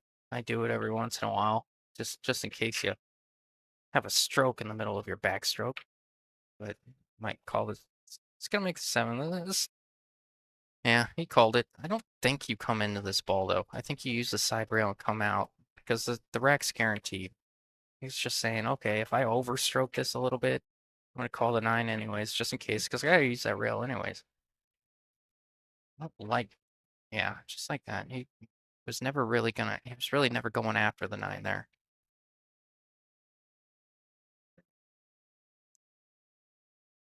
A little bit of insight from his pool players.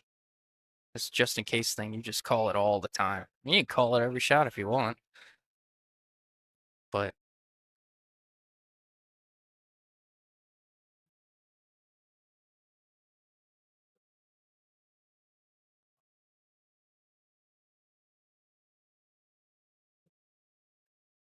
tell you what, guys, this bar's pop. See the bar in the background? There's a line. Gosh, if you don't know, almost to the ATM. You know that first ATM when you walk into bullshooters? If you're watching it, there's almost a line all the way to there.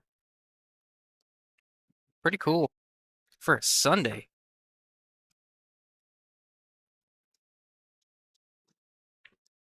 Yeah, bullshooters does a lot of things right. Whatever they did to promote themselves in a way to draw in a crowd every single night.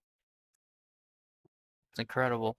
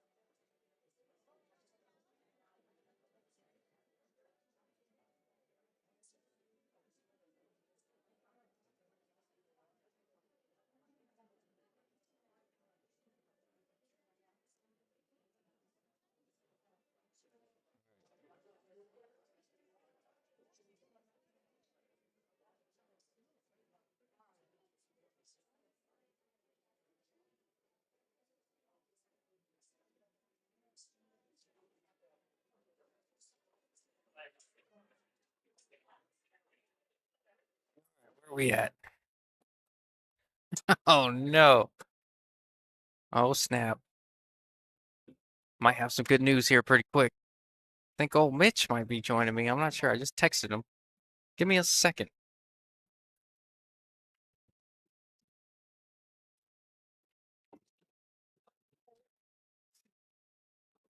Oh, nice. Sorry, I was taking a second to text Mitch. All right, give me 1 second, guys.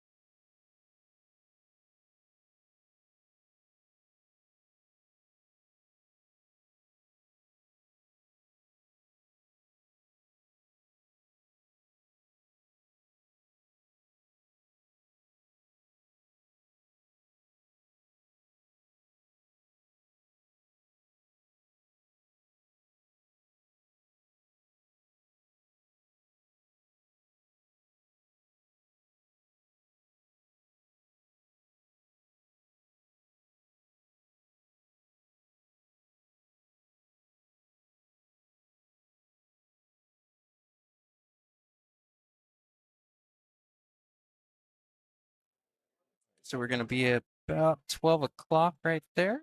How you doing, Mitch? Thanks for Oh, hopping I'm in, letting dude. this breath out, making sure you can't hear my overweight butt. Breathing all heavy. All right, cool. I'm good. Oh no, dude. We doing that? All right, so we got a good finals, Mitch. This is an 1180 and under 9-ball Scotch doubles tournament. Um, it's call nine.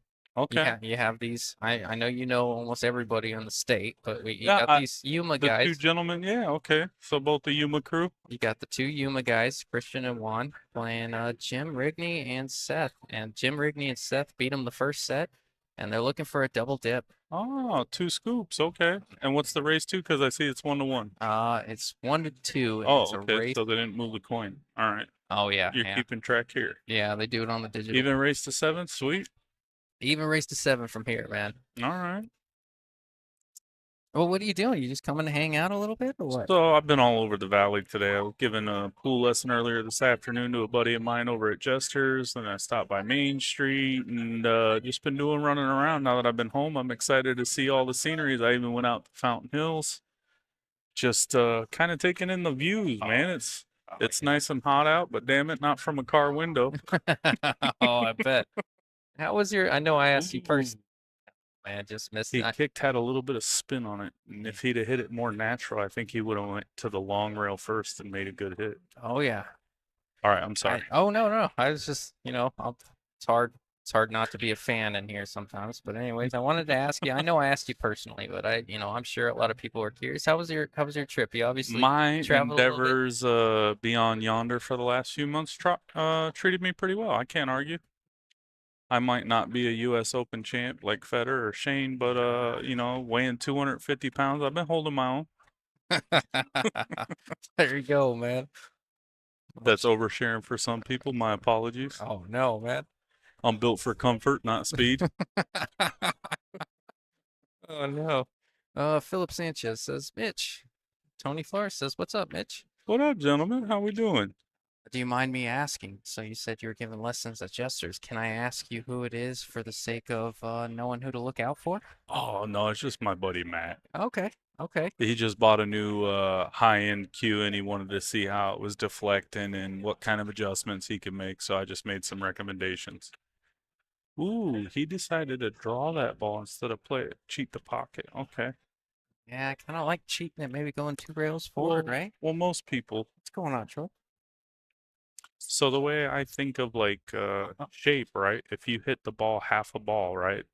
Mathematically, they go equal distance, right? Yep, So yep, the object ball suspended by the pocket, so you're just playing the cue ball. So like if the table extended to the table across from us, right? There's enough room for one more where they're walking. yep. So like they would go on for the same equal distance, and that's where the cue ball's slowly drifting over towards the 8. So if Hmm. you hit the 7 hard enough to go to the where this gentleman's going to be standing, Yep.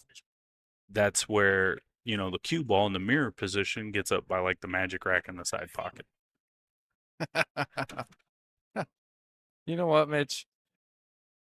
You know Mark Nelson, right? Obviously, you know Mark Absolutely. Nelson. Fantastic individual. You guys should have dinner, man. You guys, he I've built. been over there while he does some of my tip work. He's a pleasure. Oh yeah, you guys are cut from the same cloth in a sense. I mean, different skill sets, but definitely a Well, he lot of runs a fun. lathe the way I run my mouth. Oh I yeah, mean, that's yeah, that's you ain't wrong. You ain't wrong, man. Love that. Good look at the good look at the nine here. You like shooting this? I do a lot. Do you like shooting this with drawing coming around the table a little bit, putting a no stroke, or bar table, a little bit you of a high ball speed, guy? a little bit of middle left. The left helps complement the cut, throwing the nine ball to the right, and you are allowed to let your stroke out. So, and you said, So I would have hit it with more speed. yep, That way I know one, the table's not rolling off. Two, there's less likelihood for me hitting a skid on a shot. yeah, So that's why even if you guys were all tuned into the finals of the US Open, they're playing absolutely pristine conditions, clean balls, new felt, yep, yep. and they hit a lot of those balls at like a 40 to 50% pace of what, their physique is, right? Oh yeah. So that way, the same thing, it doesn't dress up, it doesn't roll off, it doesn't. They know they put a convincing stroke on it, and the ball has natural transfer energy ball to ball. That's awesome. Thank you so much. Thank you, Mitch. I appreciate you, brother. Just oppose me. What you do? Run off with your 20? Yeah, I think so. Get it squared away. All right, so he had a very good break, made three balls, but the eight ball, ooh, clusters. Yeah, my favorite. So, ooh, they're up 3-1. All right. Oh, and they're only a point difference between both ratings. All right, so we got some Yeah. good pool here. Yep, yep. We got action.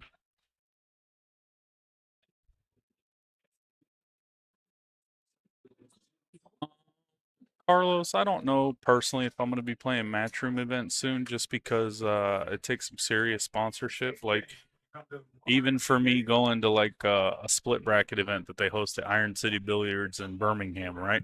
I had to float the bill between me and my buddy Chris Reinhold. So we split an Airbnb, the cost of gas, 3 days of food, which is what you're going to spend anywhere, and then entry fee. And heaven forbid, should you get some of your Calcutta. So now my thought process is, and for a lot of people that don't know, ooh, there was a good roll, about those tournaments, you're spending, even if you just get in the entry fee and you don't have a cent, a nickel of your own Calcutta, you're spending $100 to win 18,000 in a bar table tournament. So it's worth taking a look at, in my opinion. Oh man. Oh, he twisted it wide with a little bit of right. He should have hit it with straight low or maybe a hair of left to tighten up that four ball. He was too worried about shape on the five.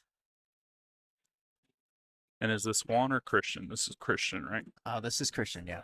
So if you hit this ball with maximum spin, but not necessarily speed, and put emphasis on right spin, see how the four ball's in the middle of the table? So the mirror image is where his cue stick was, but probably because the four ball's just left of the center diamond, so you're making like a triangle. If you put your 2 points right here, the cue ball and the four ball, so mirror where the cue ball's at on the opposite side, there's your triangle if you hit it with a buttload of right at like 3 o'clock. And yes, a buttload is a mathematical measurement on a pool I got table. I'm that. trying to keep it PG here. It's like, yeah, yeah. You do pretty good. We had Jack Circa in the booth a couple times, man, and he just lets it go, dude. I was Oh, he was trying to it's play all safe fun. and then ended up selling out. Okay, so now Seth, he is no slouch on any table, but particularly on the bar table. So I'm curious if he hits this real thin on the outside of the fork, cuts it to the left side of the pocket, and can slide under the eight, or if he just hits it with low and stuns over. So he did hit it with low, didn't mind bumping the eight, just leaves him a long shot on the five up the rail. So you hit this flat with like center ball, so the cue ball naturally travels off the long rail and goes toward the nine ball, but you obviously hit it lagging speed, so it falls in the pocket. It's about a 3/4 ball hit. So that means the majority of that hits the majority of the five ball, so all the momentum, most of it gets absorbed by the five, and your cue ball floating over for position on the seven. So again, you have a little bit of math using your fractions and dividing the ball into quarters, and a little bit of the physics. So I got a question for you, Mitch. If Yes, so, sir. so you find so obviously you process things very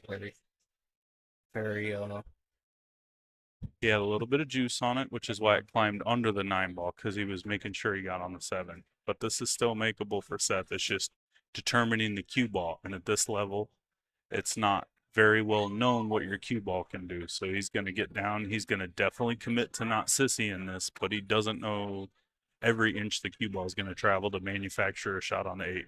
Yeah. So you process things very mathematically, and you look at angles, and you look at everything like that. When you go talking to other pros and stuff, do they all process it? Do you find that they process it in a similar or the same way, or do you feel that's just something that works for you, that you I process situations? I was not an A plus student in school because I did not have good working habits while I was in school. I was too Hmm. busy playing pool. I did graduate, only with a high school diploma, but my emphasis now, my PhD, my pool hall degree Oh is God. You just come with them, don't you, Mitch? my pool hall degree allows me to that's how I would want it interpreted to me. And I try to make it make sense. So if it sounds good and I get other people who have more of a novice to intermediate level of understanding and it starts to resonate, then I continue to use it. Okay, so you find that it works for you, and you find that it does resonate with other people, and that you found a way, especially in your teachings and your lessons, you found a way that kind of Sig- translates well for a Significantly. mass majority of people. Yes.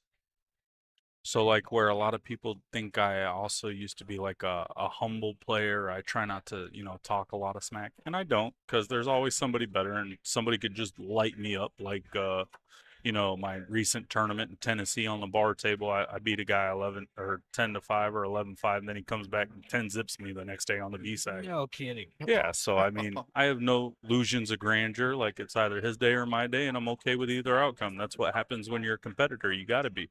Yeah, yeah. But in order to get better and improve, you need to be able to make adjustments.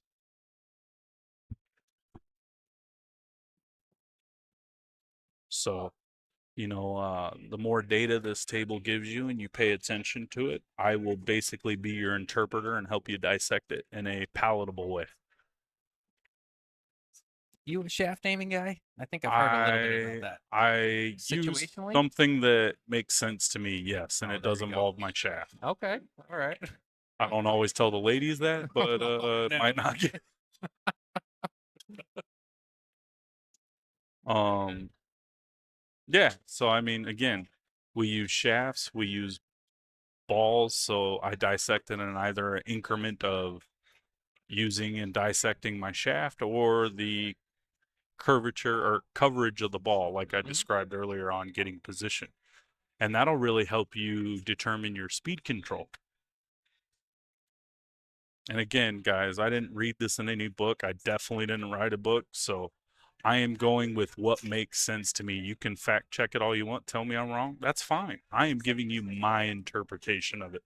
I'm not saying it's set in stone and concrete. It's just what resonates with me. I tell you what, you got a little credibility behind your name, and you've done pretty well with it, Mitch. I So I, appreciate it. I don't know. I couldn't imagine a better guy. How many teams were there at the start of this tournament? You know what? I want to say 33. Yeah, Jeez. So you had 66 people we did. individually teamed up into 30 plus teams for 2 days of cutthroat bar table. All right. I like it. I do believe that's what it was. Yep. Had a good tournament. It was a lot of fun, man.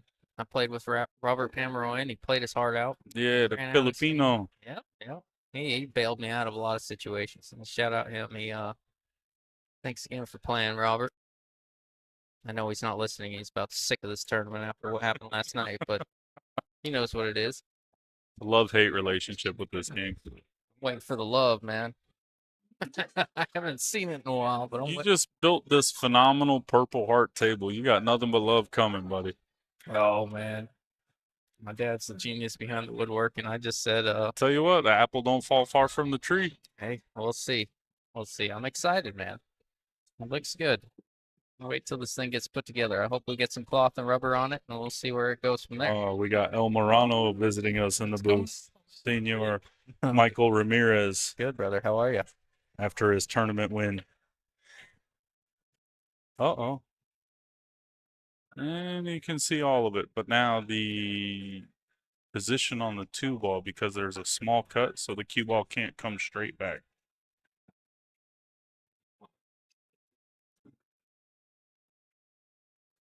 I'm curious.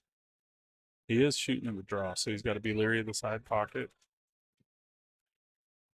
See, he didn't cut it enough because he was worried about getting back for the deuce. Yeah, hit a little full, trying to drag it back. This shot, I like hitting with straight low or even a hair low right. The right helps, again, complement the cut of the one to the left, stops the cue ball from going forward.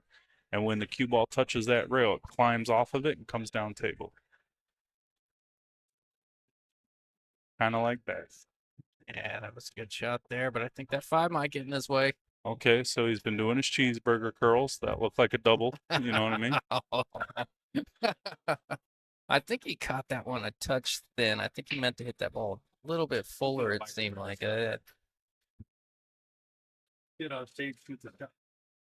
Well, looks like Christian's taking a good time measuring this. A lot of it is because of how close he is to the five ball, he's going to have to elevate.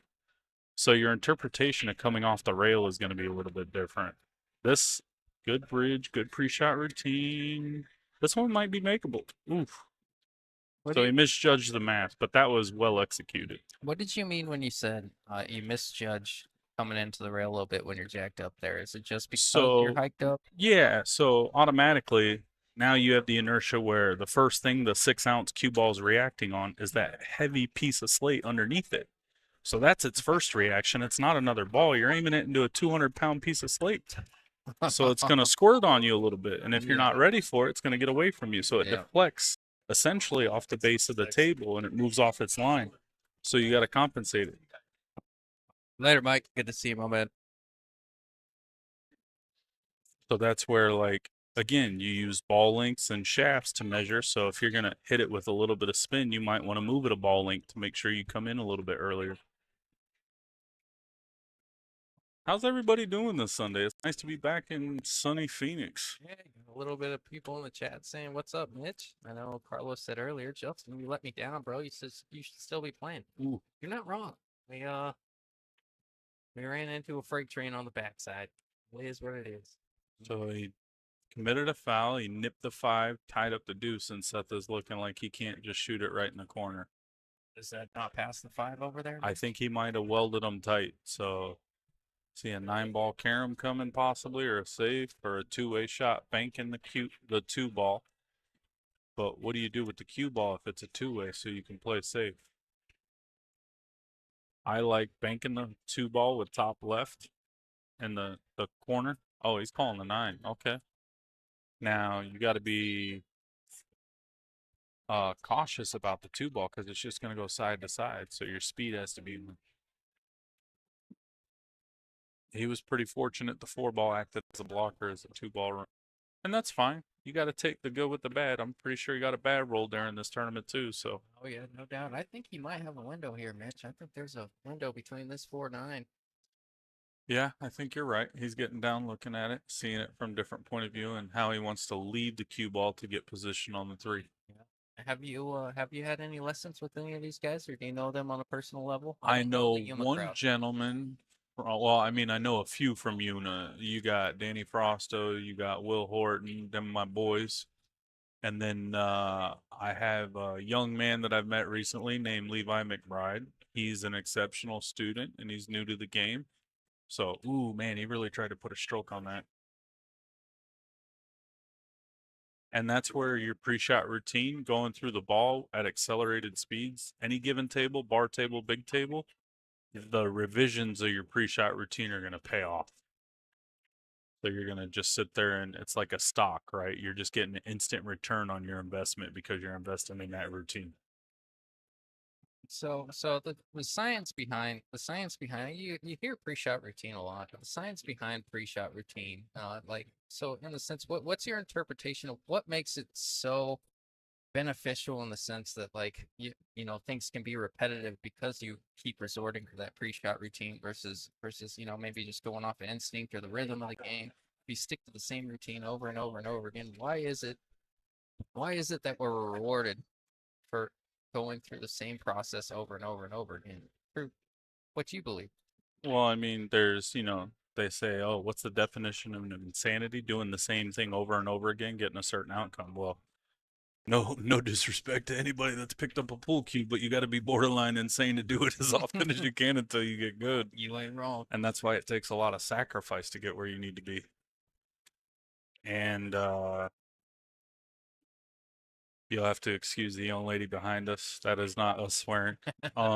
Just having a good time here playing darts. Yep, dark crowd, man. But more in a simple fact of, like why does going to the gym, why does your leg work matter when you're doing an upper body exercise so you don't hurt yourself, right? Yeah. Why does swinging a baseball bat that's heavier than a pool cue, shorter than a pool cue, why does your leg work matter to do that? Same thing, to be repetitive, to have consistency. I mean, I used to play ping pong at a rec center back in the day when I didn't have gray hair and my joints didn't crack when they moved. And that game was fun, so I got a break from pool. Yeah. And leg work matters there, so you can swing them hands. The same thing with a boxer. Leg work matters, so you can swing them hands. Now, granted, I don't do any of those things I just mentioned well. I'm just showing you a little bit the consistencies that resonate to me in other sports. Oh, that's a good comparison for sure. Hey, I'll tell you what, Jim and Seth. I don't know how straight he is on this eight, but they got a good chance. Put a crooked number on the board, make this thing within two. Yeah. I was definitely, he was straight the heck in, so he decided to roll forward and he hit it with really good speed. Yeah, yeah, made mine, bro. Now it's your turn.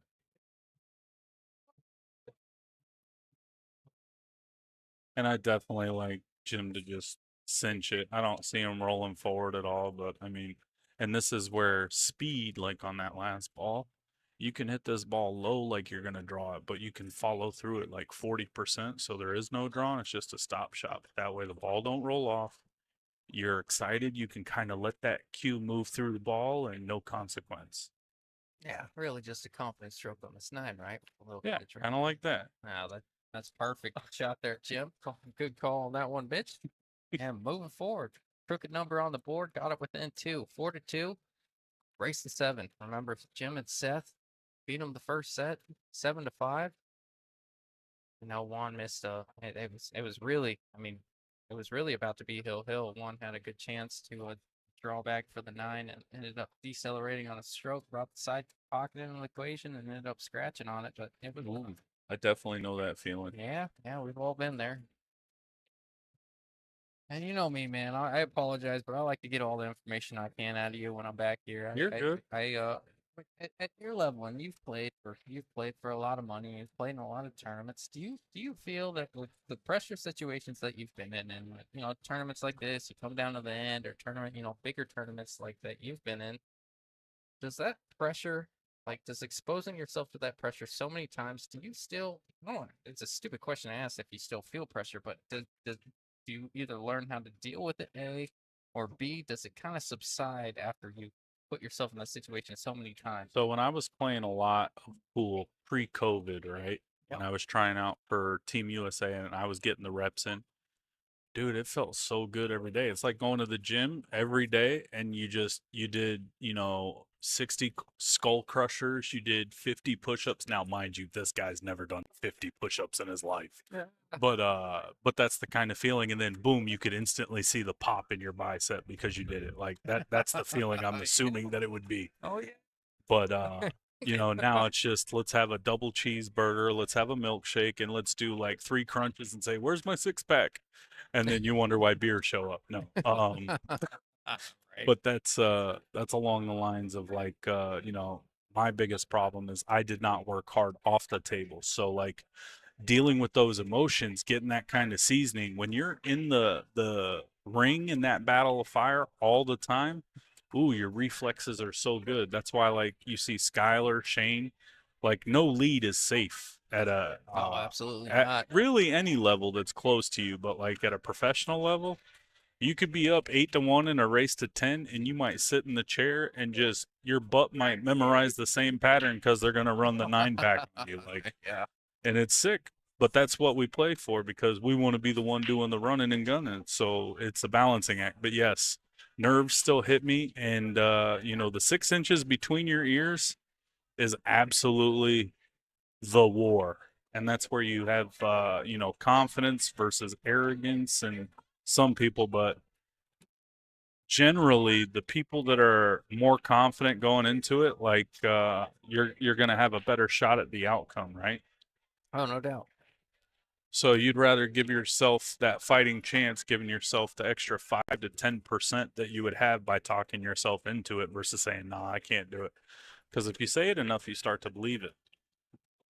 So you'd say you really kind of condition yourself a little bit, being out there and being in the pressure situation. You still feel it, but you kind of condition yourself in a sense by exposing yourself to that situation over and over and over again. Oh You yeah, handle it a lot better, right? oh yeah,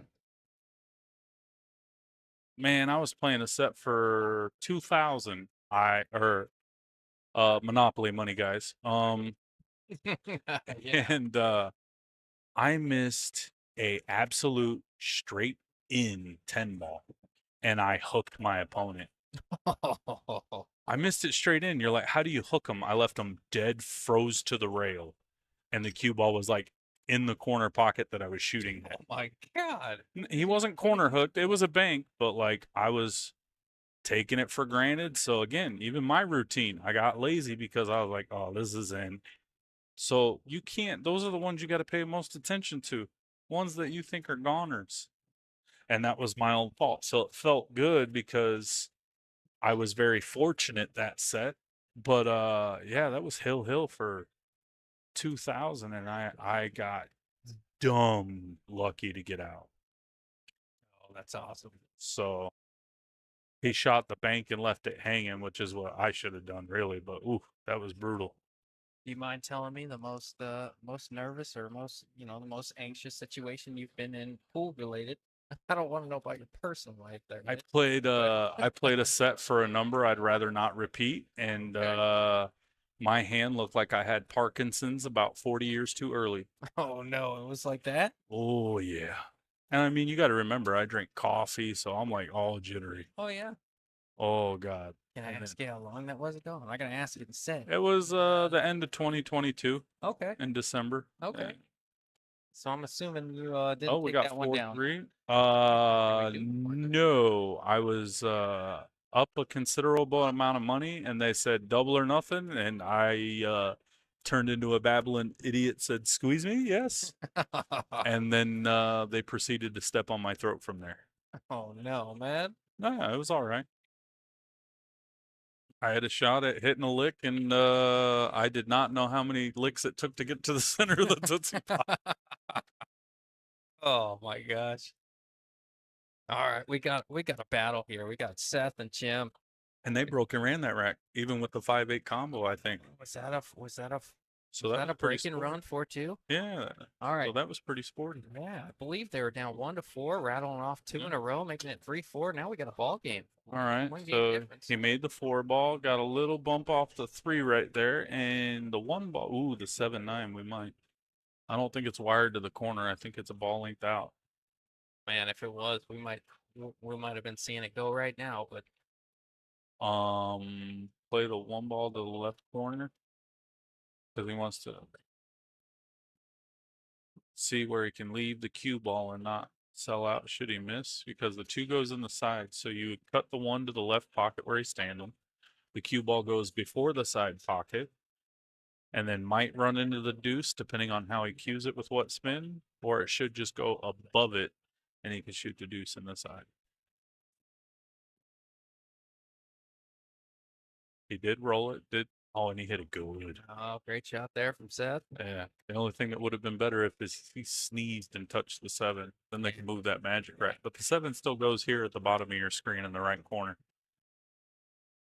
Yeah. So look, this is slow roll it in. We jacked up over a couple balls, just slow roll it in, touch the rail. The 3 straight in, the 5 in the side, the 6. So the rail 6 to the 7 is your issue. Yep. Yep. He going straight on the 6 or 3 rails from 6 to the 7? I personally like 3 rails better Okay. because again, here's the math. You see the 6 ball, how it's at like 1.25 diamonds. So Yeah. if you hit that ball with top left, the mirror position on the bottom of the table is right where Seth.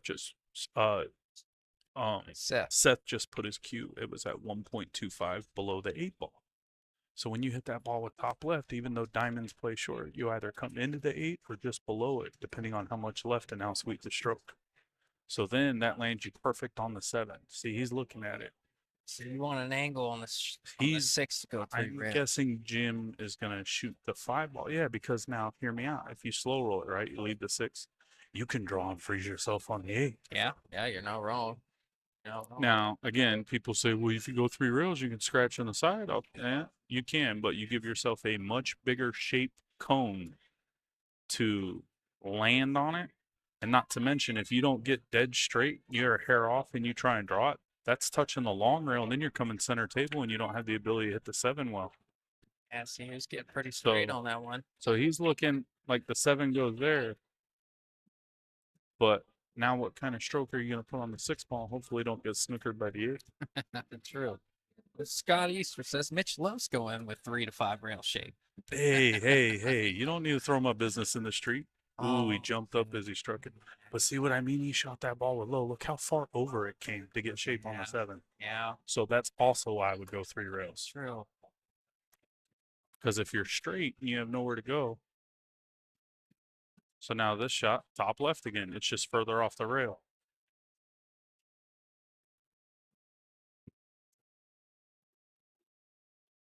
I think he may be asking a little bit about. No, they're going to go ask Tim to move the rack. So they need to mark it with chalk. I don't think you or I are going to do it. No. It's, Christian's telling them to hit it and get him shape on it. so you're not familiar with Christian or Juan's game at all? It's the first time I've seen them. Juan up here once. I have not seen Christian, I don't believe. Okay. Or if I've seen him, I didn't remember, so I apologize for that.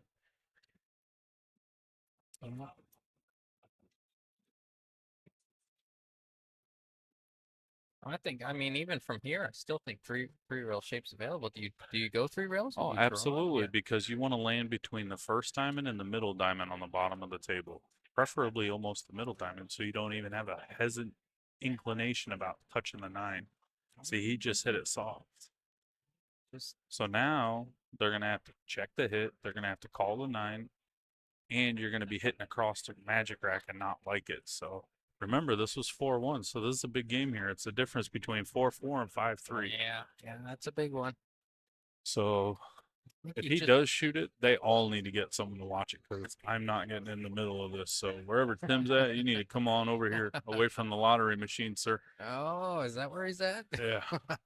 Oh, he is over there. He's getting a scratcher. Yeah.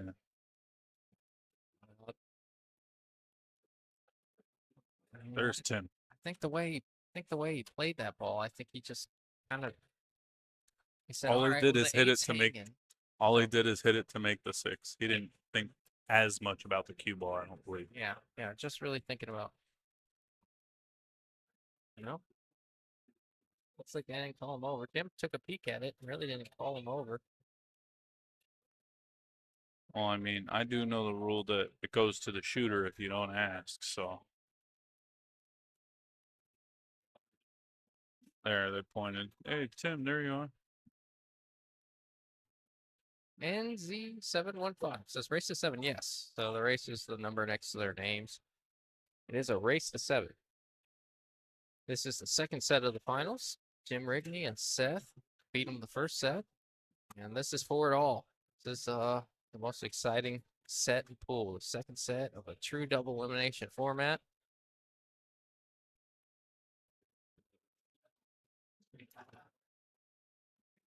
And here comes Tim to watch it, like you call him. You seem to be you seem to be right a lot back here. Well, you ever heard somebody doesn't miss a ball from their seat? Oh yeah, yeah. I've just had a lot of practice sitting.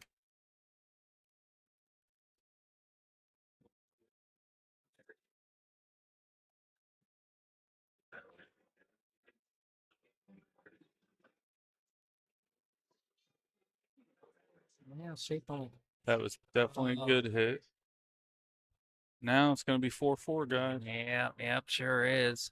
Straight in on the 7, 8's hanging, 9's right Now, there. the only way I would have played that is a two-way is hit it soft with middle left. Yeah, I really don't. I really don't And see. that way, if you miss it, it goes into the short rail. And then they have a bank, and then 9 ball touches the bottom rail, and the cue ball goes over towards the 8. I didn't see a whole lot of value in playing that with pace, Yeah. with draw and pace. I think he played it with bottom left. I maybe Yeah. trying to throw it in. Did you see And he value in overthrew that? it. That's why the 7 ball hit the long rail. Yeah. But judging from where the 9 went, it almost would have been a bad hit. But I can't sit there and say that I'm over here. I think the Oh, I'm not sure, man. Sorry.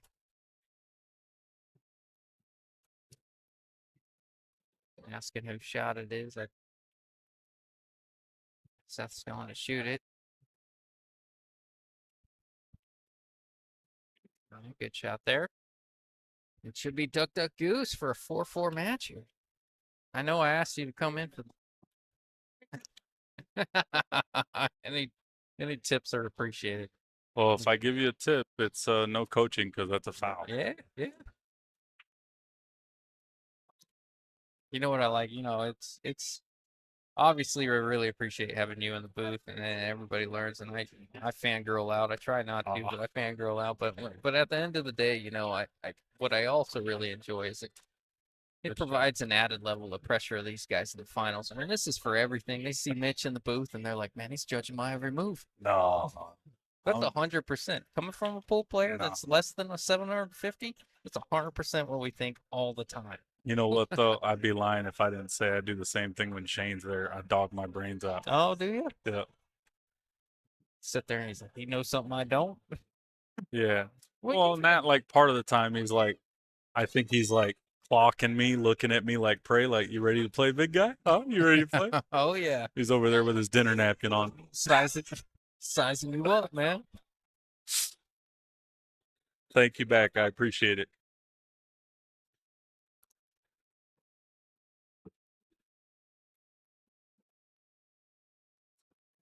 Yeah, I think they're having a little discussion on whose shot it really was, but they're saying the rack's over, and Yeah, you should have spoke up. One, after the first shot, and two, they asked you whose shot it was. yeah, I think after the first shot, there's not much you can really do about it. If you continue to shoot after that. Sure do have a nail biter here. John Sanchez says, "Welcome back, Mitch. Hope the trip was profitable." Nail biter. Says someone else. I don't know how to pronounce their name, but Ryan Patricia Trujillo, excuse me. all right. Well, they're figuring this out real quick. I'm gonna step away for just 1 second, Mitch. I'll Yeah, be no back in problem. 10 seconds. No Sorry problem. about that. I'll keep rolling this beautiful bean footage. Thanks, Chuck. Yeah, I stay out of it. It's not my tournament, not my money. I don't have a dollar invested. I'm just helping out commentating, so it's none of my business.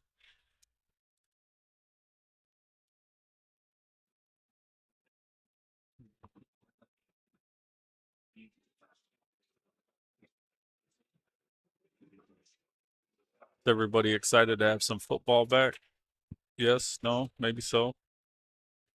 I mean, I'm not, born and raised in Arizona. I'm a lifetime Cardinals fan, so we just, get used to disappointment, unfortunately.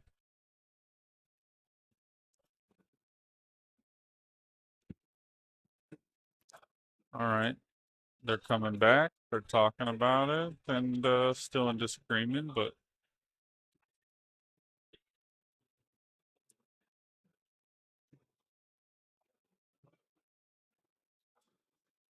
I have no idea to interpret, Matt, what is going on, but I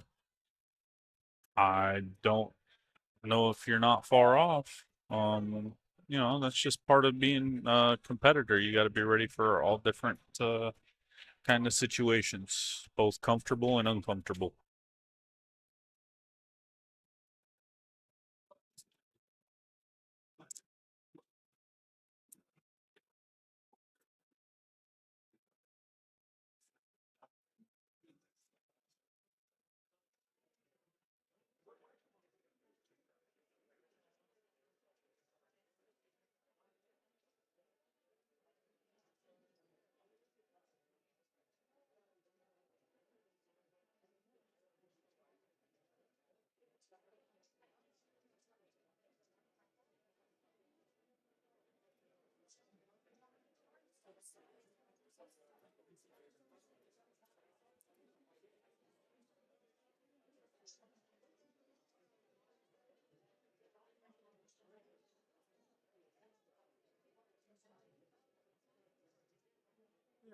I mean, even if you stumble and remember later, I mean, you kind of snooze, you lose because you let the game continue on the way that it is. So it's not tough to say after the fact.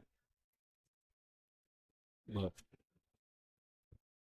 yeah, because I think I don't remember, but like Chuck mentioned, he said, "I have no idea. Justin's not here in the booth. I'm just happy spectator."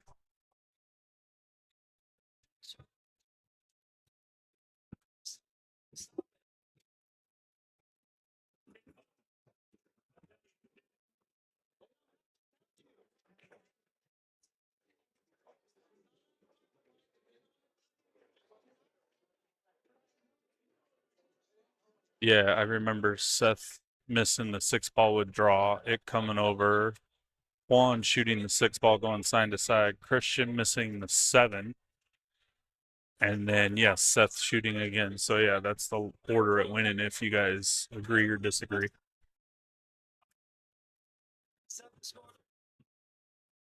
All right, so they're playing the game over. Just FYI, so they're breaking again. So they're just solving it the right way. Just replay it if you can't come to an agreement. Fair enough.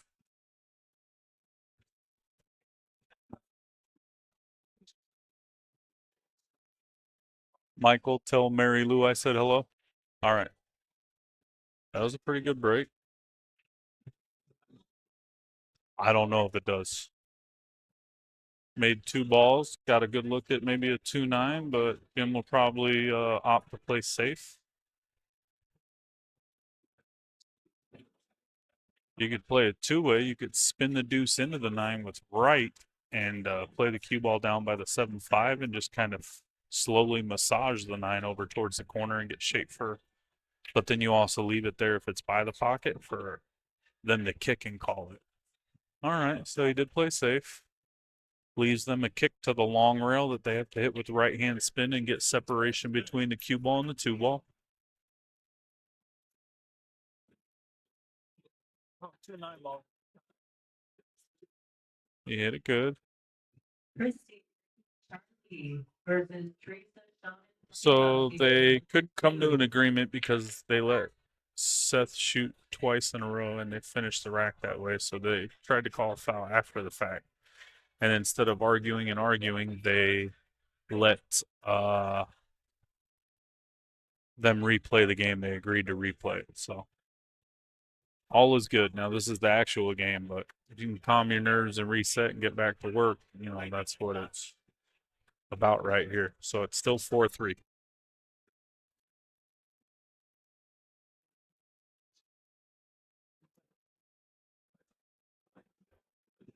Good hit. Ooh, good separation, and he got rewarded for a good hit. My man Justin with the plan back in the booth. Well, sorry about that, my man. So I got a little scoop on the discrepancy. Do you know the full details of it? Yes, sir. So they I already updated the folks. there you go. There you go. And they wanted me to go back and look at it. I'm like, I'd have to go on my phone and go to YouTube and look at it. Seth missed the six ball. That's the one that Juan shot. Christian shot the 7-9. They left the seven ball fortuitous, and then Seth got up and shot again. That's the way it happened. Yeah, it was a little unfortunate. Seth came over here and said, "Do you remember who shot last?" And I said, "No, I don't." And then he just went up and shot anyways. I think it was worth maybe looking at, maybe actually having a discussion and figuring out exactly where you're at. But Well, and you know what? Like, I mean, it's just like me going to a tournament, right? I need to know all the rules. I need to pay attention, and it's very tough nowadays for people to put the tournament mindset to where it needs to be all the time. And I'm not disrespecting these fellows here. It happens to all of us.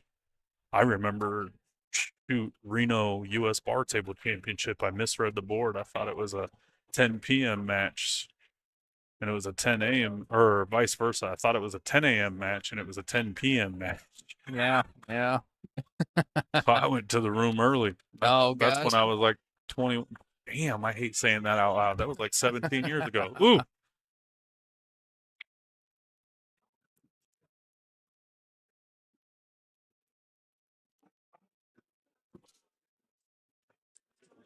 All right. He drew it back about a ball length, got him straight in on the sixth though. So unless he wants to Yeah, this is slow tough. roll it or elevate to do a little pump stop shot, you leave him straight on the seven. Yeah, he's got a little work from here. I'm looking right down the barrel of this shot. He doesn't have a whole lot of cheat. He may just have to take his medicine on this one here, Mitch. Yeah. Me, I'm elevating you just above my pectoral muscle, tip position as center as I can get it, so I shoot it like a stop shot. I pull back slow and I just drop it into the ball, kind of like this. He tried to hit it too hard and almost missed. See? Yeah. Ball's only traveling 3 feet. You just got to coast it in there and you can pay attention to your cue ball. Because if he'd have had a hair of spin on that, ooh, that ball's staying up and he's sick. Yeah, it almost makes me think he was trying to draw back to the rail and out with the speed he put on that ball. I don't know that he was Yeah. trying to stop that one at that pace. It was, Uh oh. oh, What a good never shot. doubt. What a good shot. Sure was.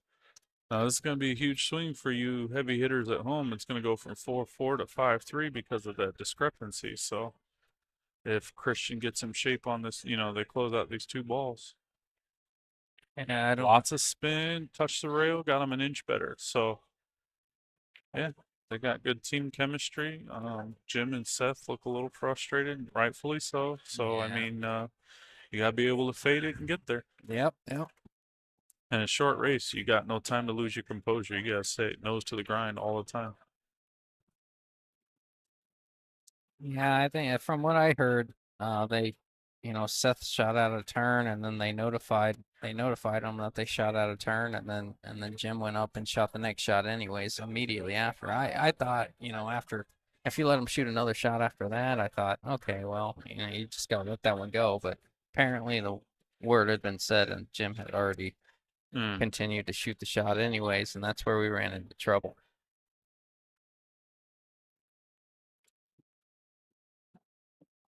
But anyways, Team Yuma going up 5-3. 2 games away and breaking.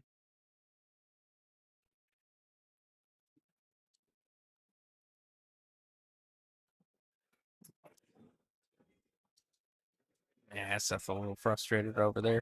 Like you said, rightfully so. I get it. But, it was almost worth maybe double checking before you knew it definitively.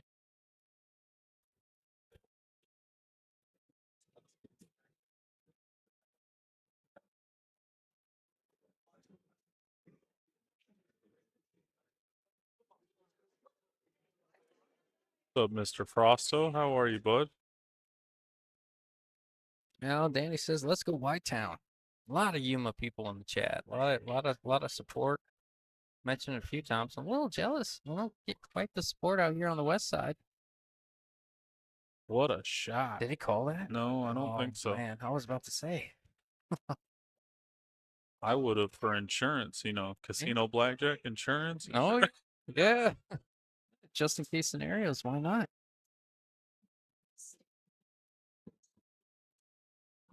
So, plus or minus to make the bank on the one. Do you shoot it or do you guys play safe? I like shooting it, but that's because, yeah, sweet shot, Jim. We all Shape on know the why you'd deuce. shoot it, Mitch. I live in the West, man. I'm a gunslinger. Yeah, Pow, pow. yeah. And I don't own a gun. Call it like it is. 764. Go, oh, yeah, I think I'm Oh, taking on this bank whatever. here. Whatever. I'm trying to get my credit score that high. That's definitely not the case. All right, so Seth ginned that ball, and it was a really tough shot. Now you can see why, because that cue ball just needs a little bit more TLC, so maybe a little softer or lower. And believe it or not, the lower would have killed it better, so it didn't have all that momentum when it touched the long rail.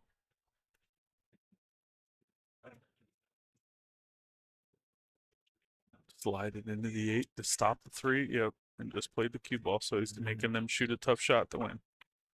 That's a good move. Rightfully so. So Jim makes a lot of great decisions all the time. He's very thought out, and he doesn't play beyond his means. Yeah, I mentioned that a little bit earlier. One thing I like about Jim a lot is he plays within himself, and I think he's a pretty well-rounded player for his Fargo. You know, he plays safe when he's supposed to play safe. He No, doesn't take on risky shots. well rounded for any Fargo. That's what decision making does for you. Yep, yep. Some of us, we got a little bit more octane in our blood. We want to see that Oh sucker yeah. roll. Oh yeah. See the But that's ball's also going where the pockets, variance man. comes in, yeah.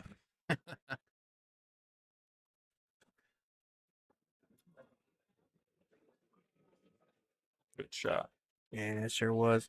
Good speed, too. So let's see what Kwon comes up with.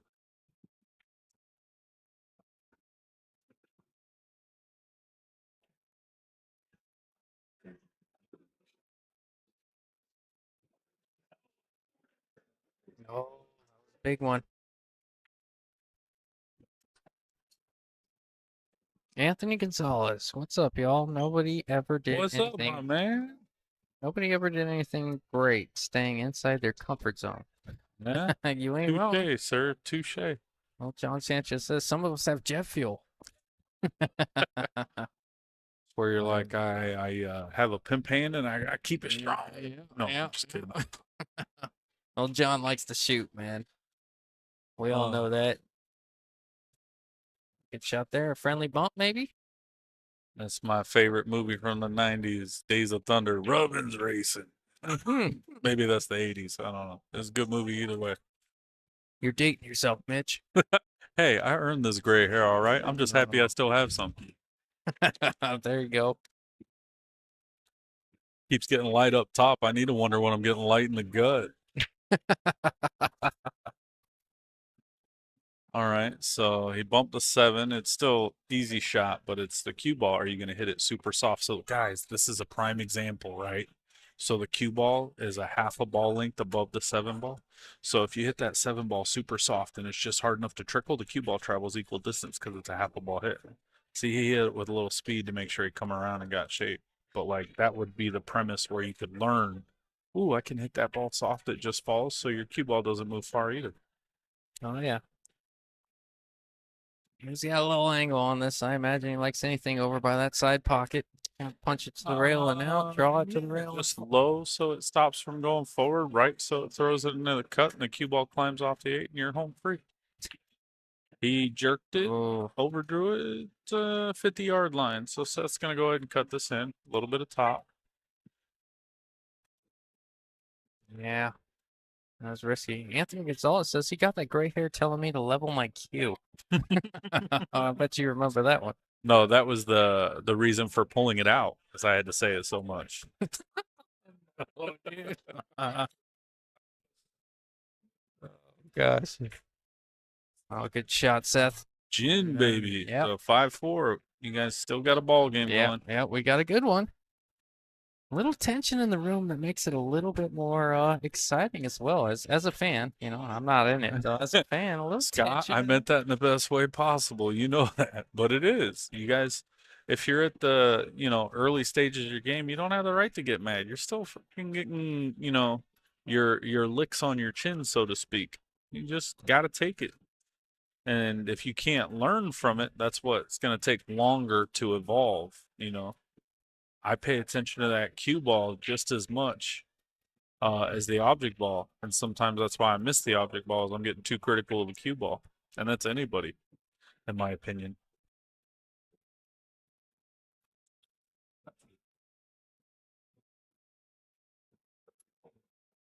I say it every time, Mitch. I can't thank you enough for hopping in the No, booth with absolutely, us, man. man. I'm happy to. Everybody loves you, and I love you even more, man. It's so much fun. See, that's why I try and put on all this weight for you guys. There's more to go around. No, Oh, there you go. I'm just kidding. Pass it out, baby. All right, so we got this, normal three ball combo with a little love from the seven, the 162. Yeah. I don't know if that's an area code, but it sounds like it. A good old standard 3-ball combo across Yeah, seven just out of feet. the gate. Yeah, yeah, just pump it in there like it owes you money. Where's the cue ball going? Forward, Yeah, I bet. right with it. There you go. Kind of like that. Now, did the seven ball snooker him, it looks like. So Jim's going to play it safe. I already know it. Yeah, He's just going to shoot a stop shot. The one's going to go up by the five.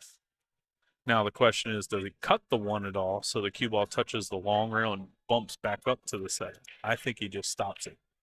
yeah, I like that. Right on the 7, nestle up on there. A little light for my liking, but I think it's gonna be the proper dose.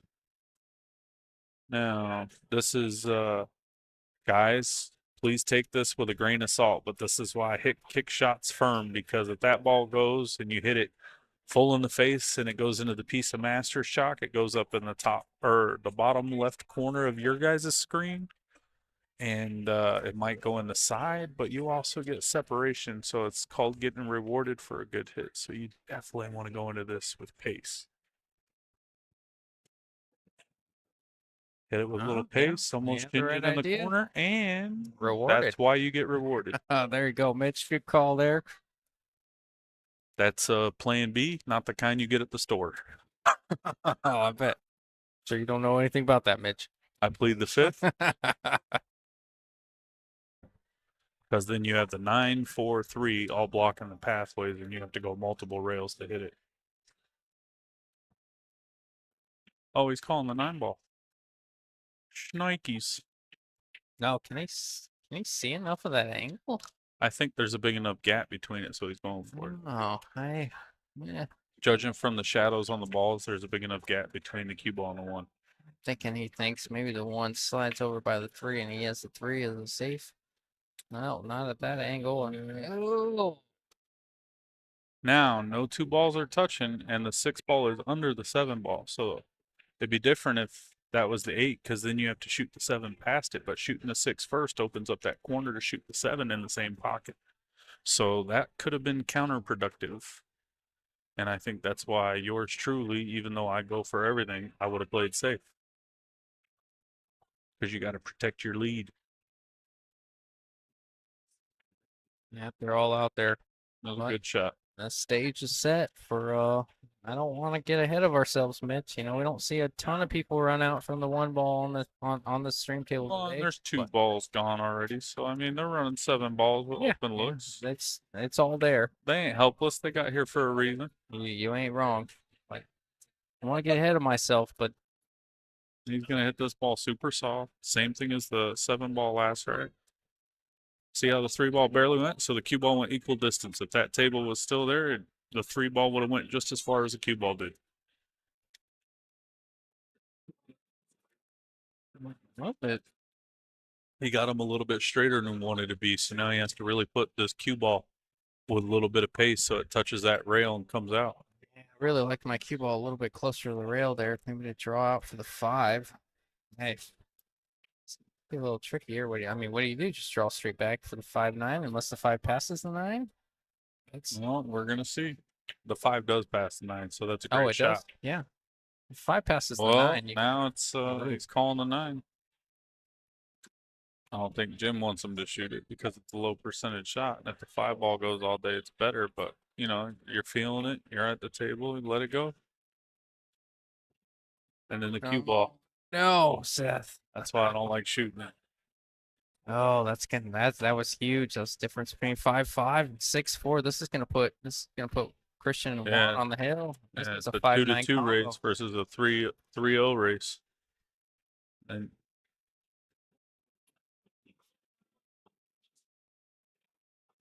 Tensions are high here. You better call this 9 with the way things have gone. he did. He pointed to it. Okay.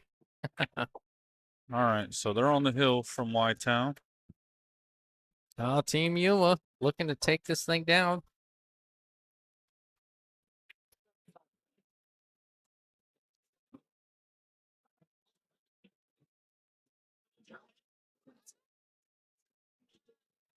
And regardless the outcome, thank you guys for letting me come in here and chat your ear off for a few games. Oh, I appreciate man. my buddy Justin letting You're, me know I was welcome. God, you're the best, man. I was like, I'm gonna text him.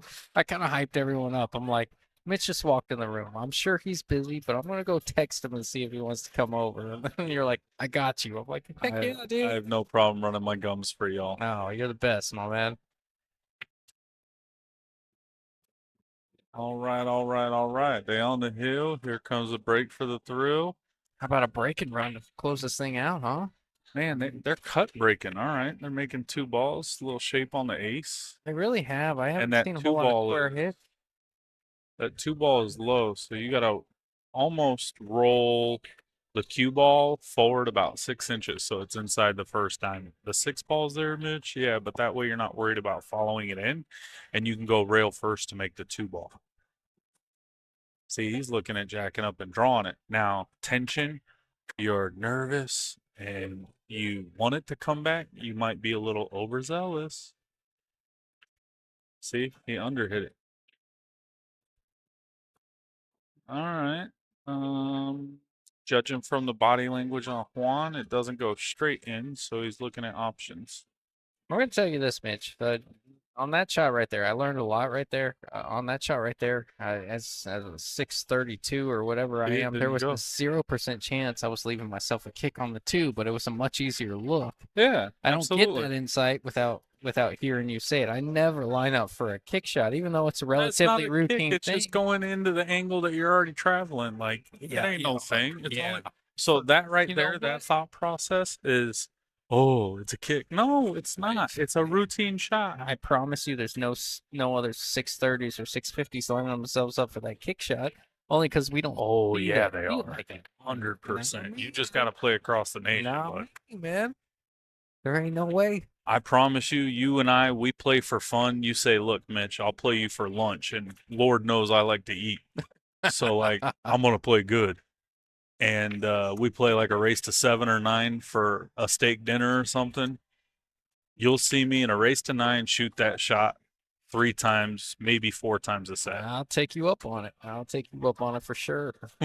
I learned something here right now, or All right, a right little here, bit right of now. running English, the left hand spin, and he got a little love bump. So Seth and Jim looking to get within 2, Are or you? they're within 2, excuse me, Yeah. within 1 game. Because if not, it's Are, game set match. are you running into the 8 off of 2 rails here? So it really depends on how the table's playing. I like shooting it with right, so it might even pinch into the 6, but yeah, it should come between them. That's a pretty sweet pattern, good speed. So now Seth has the same shot. You just got to worry about the cue ball. Judging because it's going to be a little bit of a thinner hit, cue ball is going to travel further and come under the 8 and shoot it in the same pocket. Oh, he's going opposite. That's no good. Look out for the scratch if you go that way. And there's no Yeah, he coaching, just saw otherwise it. they would have talked about it, huh? Yeah, I'm sure. Well, I think he just saw it. He pointed at it right now. He's still Maybe. lining up. He's going to shoot it with low and jerk it. Oh, All right. that might be So, it, Mitch. well, There's a lot of work this is a left. tester, you know. You just come off of under hitting the ball. Now you don't want to, over critique yourself. Just get down, look at the contact point, let it out. Your cue ball is going to go to the master's chalk. Go to the first diamond by the side pocket before it, and go up to the palm chalk, and you're going to shoot the 8 in the side pocket. See, 1, 2, and it's going to go. You want to hit it hard enough to go all the way up, because if you overcut it, the 6 runs into the 9, and the 6 ball absorbs the energy from the 9 ball, or the 9 ball absorbs the energy from the 6 ball. I said that in reverse. Sorry. Maybe even a hair left. So he's hitting a little bit lower, so he's got to be careful if he hits it underneath the x-axis, the horizontal axis, because then it'll have uh and he's got a long bridge, because it might go 2 rails up in the corner and scratch. He hit it with no left. He hit it soft. Ooh. Oh, he got there. All right, now if he's straight in, it's still tough to hit this ball because you want to think about not drawing it to the side. Juan likes it. He's looking at it. Tip positions draw. Here it comes. Yeah, must be pretty straight. Drawing the straight back where his hand is, I would imagine. Good convincing stroke. Good position. And this should do it here. And should this be the last shot, thank you guys for letting me tune in with y'all. I hope you guys have a wonderful Sunday. Thank you, Mitch. You're the man, brother. Everybody loves listening to you, and I appreciate it myself. And that'll do it. Congrats to the guys from Yuma. All right. Congratulations, Team Yuma, Christian, and Juan getting it done. Jim Rigney and Seth, you guys had a great tournament trying to double dip them. Anyways, shout out our sponsors. Thanks, everyone. We had a few. I threw up some sponsors, even though they're from the 560 and under event. We want to thank all of them. Avalon, that's Gil Franco, Qualtech, John Sanchez, Realty One, that's Mike Gwynn, Digital Pool. And to my man, Anthony Gonzalez. I didn't mean to cut you off, Oh, but go ahead. best wishes, kiss to Mama Bear, and cheers to the new baby on the way, all right? No, that's much love to you guys in Texas. That's awesome, man. And all right, I'll see y'all later. All right, appreciate you, Mitch. Thanks a lot, man. Thank you. Thank you, brother. And shout out to everyone. I might leave this thing running for a couple of minutes so you can watch them pass out money and all that good stuff. But, you know, Jim and Seth had a great tournament. Congratulations to them. I know it hurts right now, but there'll be a lot to take from this one. Anyways, thanks everyone for tuning in. See y'all at the next one.